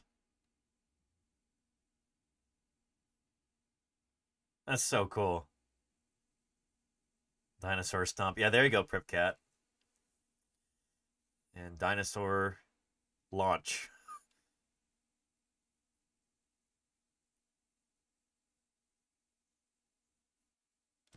Anyway, really cool. Yeah, so I wonder, Rushwing, if that's what this black currawong was doing too. Probably not. Probably just hanging out in the sun. But it's a similar kind of behavior, and it might be related to getting rid of parasites in both cases. Yeah. And there you go, Cacklemsdorf. Yeah. Yeah.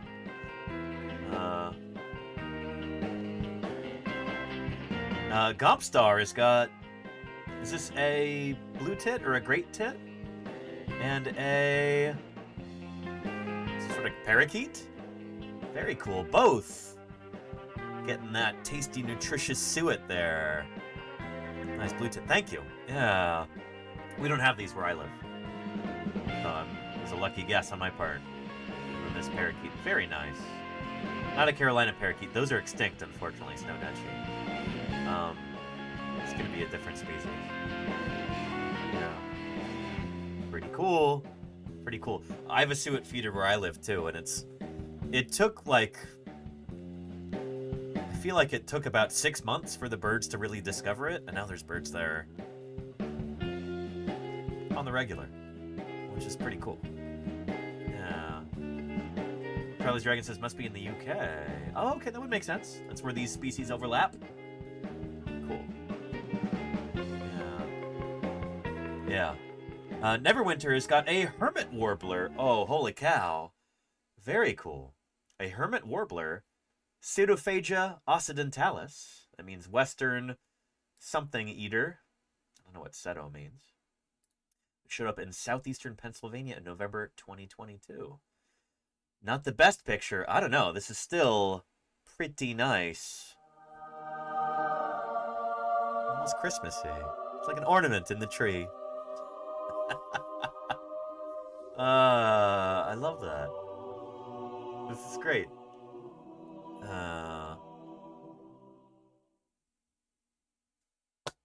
Seemingly every birder in the Philly area came out to see this bird. It's very rare on the East Coast. Its normal range is the West Coast and Southwest U.S. Very, very cool. Was this a lifer for you, I wonder? That is awesome, Neverwinter. Thank you so much for posting. You always have such excellent birds. Thank you, thank you. That's wonderful. Nice. An avian celebrity, yeah. All the bird paparazzos come out to photograph this bird. That's funny. I like that a lot. And Murph, holy cow.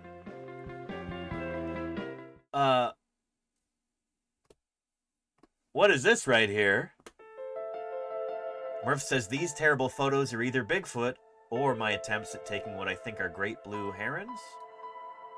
Around a nest, trying to photograph these.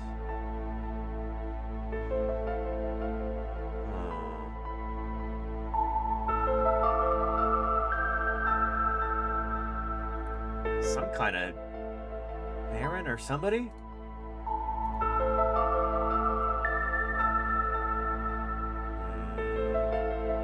Lifer number 296. That's incredible, Neverwinter. Holy cow.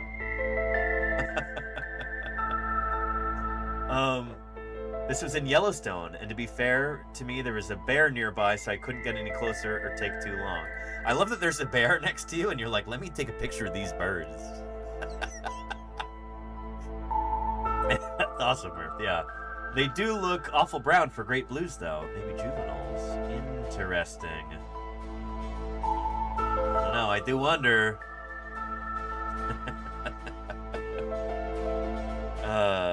Nice.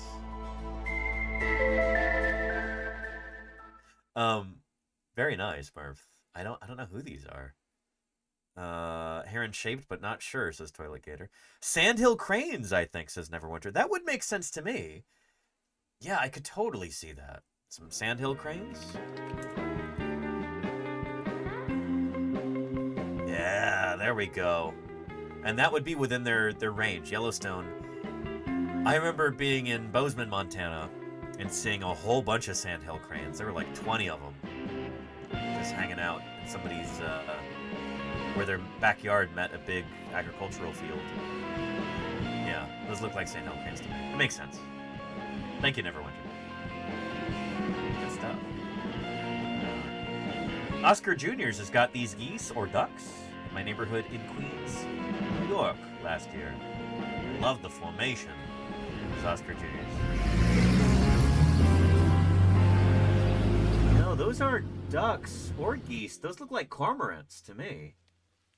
Those look like cormorants to anybody else?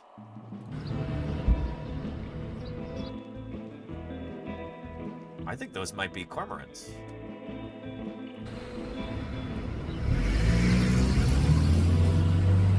Yeah. Double-crested cormorants. It's Neverwinter. Yeah. All right. All right. Let's see. Those are great cormorants. Yeah, there we go. Yeah.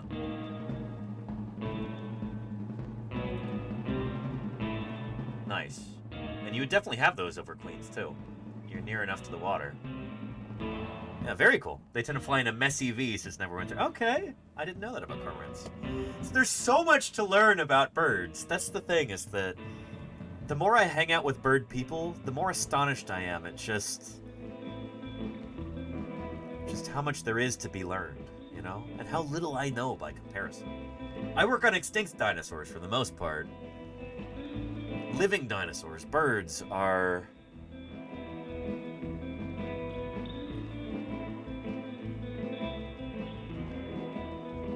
There's so much to me that's still unknown, you know? That other people have figured out. It's so cool. Yeah. This myth is busted. There you go, Trent K, yeah. And welcome, Lee Love says the little babies are so cute. You were talking about the sandhill crane babies. They really are. Yeah. They are adorable. Look at them. They look like baby ornithomimosaurs or something, you know? Look at that. They really do. They look like an ornithomimid.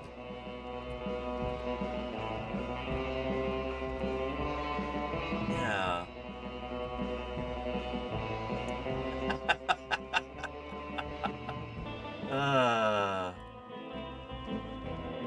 Look at that, you know? It's remarkable. In fact, I want to save that picture because it's so ornithomimosaur-like.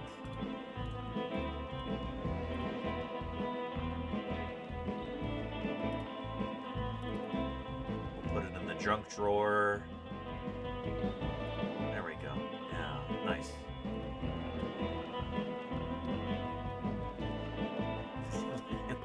That's what. Gotta love them. They're so cute. Yeah.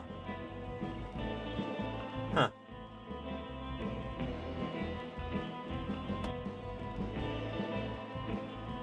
Ornithomimus mimics. There you go, Charlie's Dragon. Yeah. Ornithomimus mimuses. They're so funny. Oh my goodness. I love them. I love them.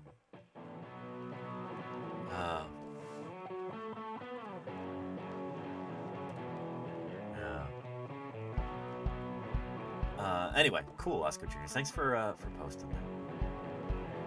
They do look soft and tricky, yeah. Yeah, no, Kitten says, took this video on February 15, 2025 during a Game of Thrones tour in Northern Ireland. Cool. Not sure what type of bird is calling. Might be the one at the very end of the video.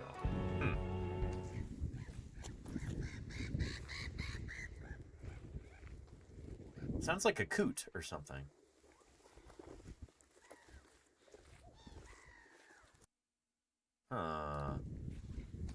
Let's up the volume a bit.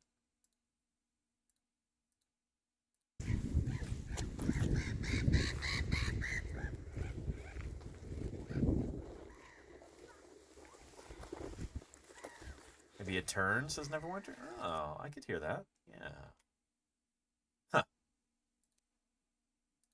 Interesting.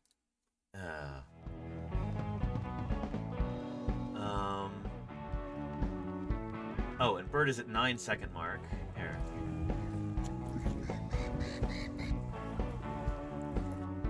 Is that it there? That's really hard to see. I don't know. Naptaker says, my boyfriend was working and sent me the chickens he saw. Oh, very cool. I don't have any chickens at work. I'm a little jealous. Sounds like he has a cool job. This is Gallus gallus, the domestic variant of the red jungle fowl.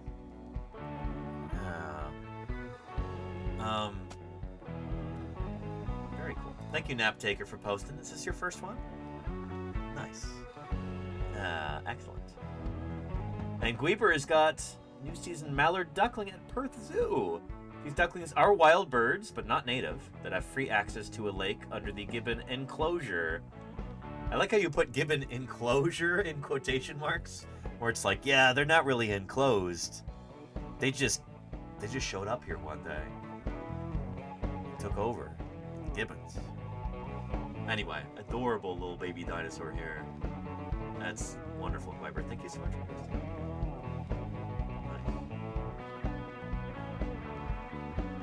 I love the streaks. It's so cool.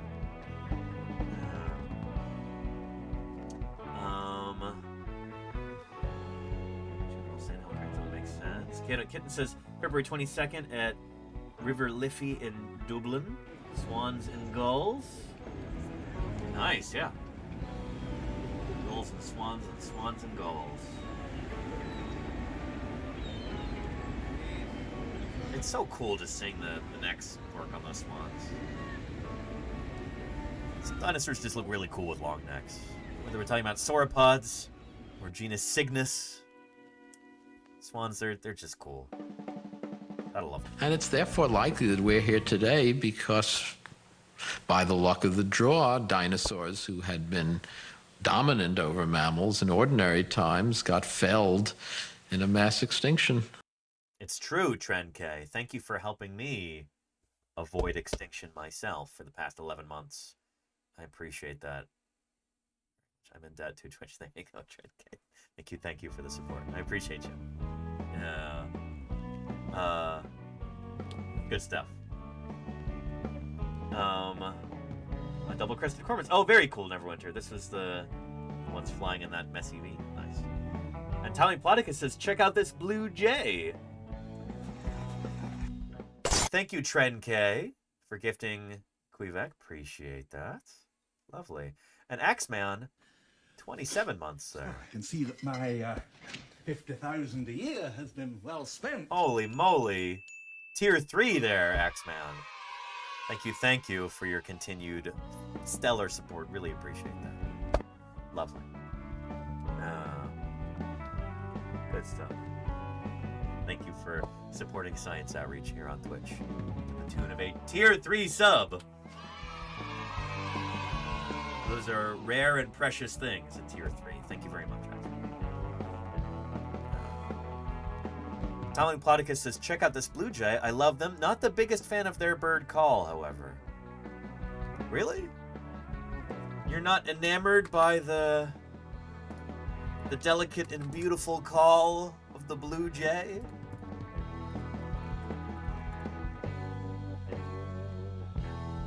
But just listen to how they sound, you know?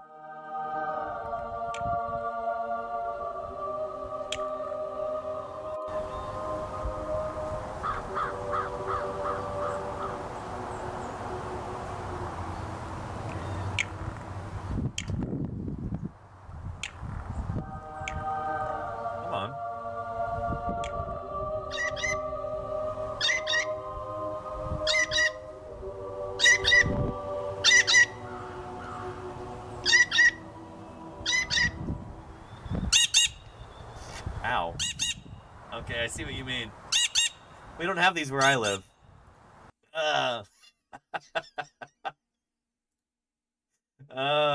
We get scrub jays and Stellar's jays. No blue jays on the west coast. Excuse me. Better than the scrub jay, says Pripcat. I like scrub jay calls. Yeah. Bit of an alarm clock vibe. That would make a pretty decent alarm clock tone. Yeah. And then Naptaker says, first pick was 13 years ago in Turkey. Second was 11 years ago in my town in the UK. Nice. That's not a turkey, that's a macaw. And then you've got some kind of bird of prey there. Very nice, Naptaker. Very nice. Yeah, cool stuff. And we've got a hype train incoming? What is this? How can we get a hype train without any other activity? How does that work? Huh. But yeah. Yeah. Neverwinter says, I tried to find Florida scrub jays last week, but failed. Were you outside of Florida, Neverwinter? I hear that's kind of the top strat for finding Florida scrub jays. But yeah. And thank you, Wombat Hole, for the 30 bits there. Excellent. Appreciate that. Yeah. Oh, you were in Florida. Wow. Sounds like you had things figured out then. I don't know why. Yeah. Murph says Ghost Train. There we go. Yeah. Courtesy hype train? I don't know, Copernicus. Yeah. We'll see. Anyway, Naptaker, thank you for posting. Oh, and that's our final one of Thursday BIRDSday. Wow. I didn't realize it was almost over. Yeah. But Dried Tortugas National Park. Oh, very cool, Neverwinter. Very, very cool. Yeah. Yeah. Anyway, cool. Again, thank you, Naptaker, for posting these. That's so cool. I don't know what kind of bird of prey that is. When I was in the UK recently, I saw some species that I'd never seen before. Some birds of prey, which were brand new to me. Including,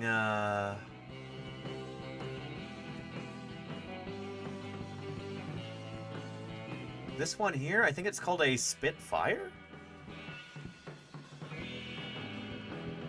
No, I'm just kidding. I did see a Supermarine Spitfire, which was really cool. World War II plane. Another weird bird. What in the world is this? Yeah. Just there in the museum, kind of hovering. No, I'm kidding again. That's a leatherback turtle.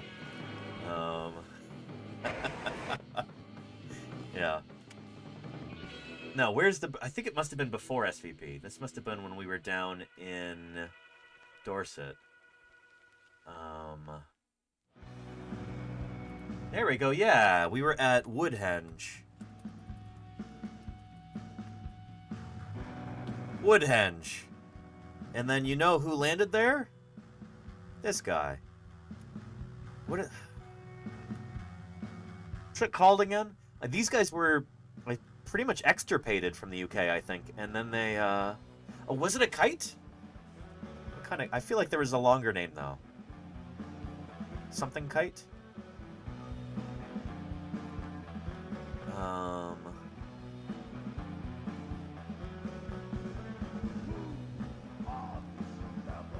a goshawk. No. It was somebody else. It might have been red kite.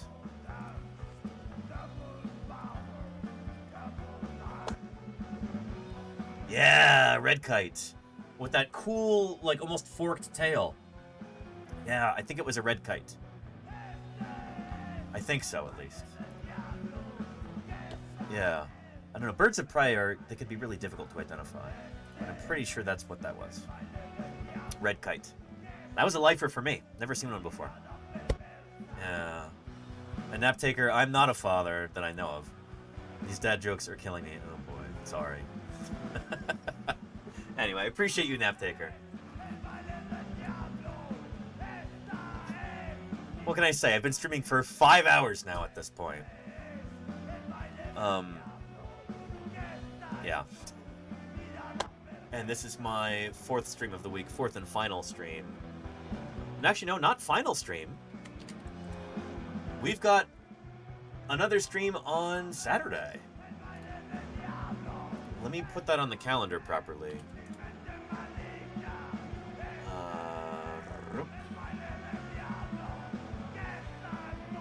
Let's see.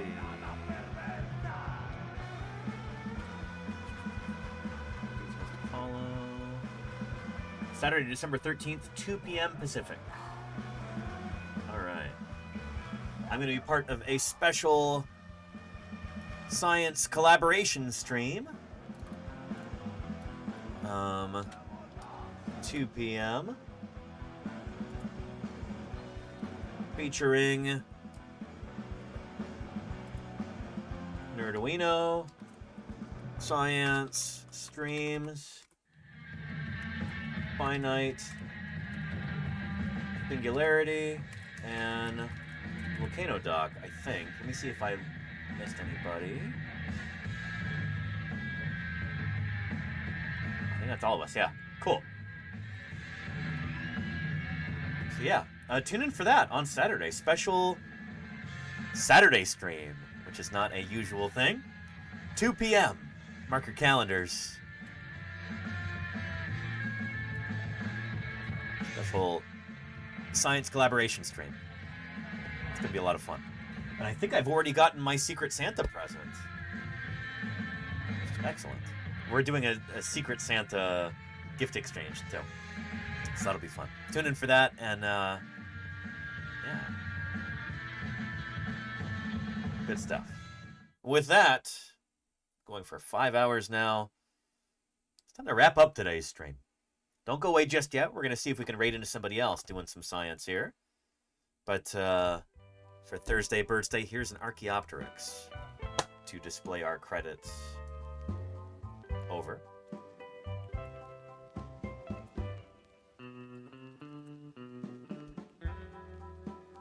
Credits. Come on, credits. You can do it. Hang on a second. Refresh. Cache of current page. Let's see if that does it. There we go. Excellent. Who else is on right now? Let's see here.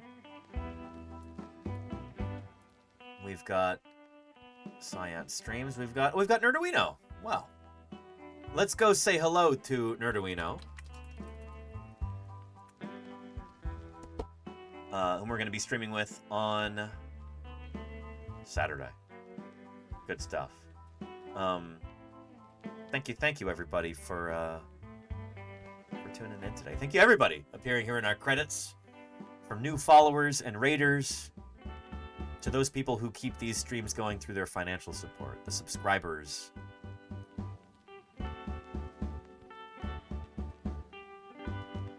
Who keep these things going. The gifters and the cheerers. Everybody who makes these streams possible by donating, by using their Prime subs, everything like that. These streams would not be possible without your help, and I appreciate that very sincerely. Likewise, to our beloved stalwart moderators. Those folks who show up day in and day out and keep this a safe and welcoming community for everybody. I appreciate you more than you know. Thank you, Trent K, for being one of those gifters. Appreciate that, Jack.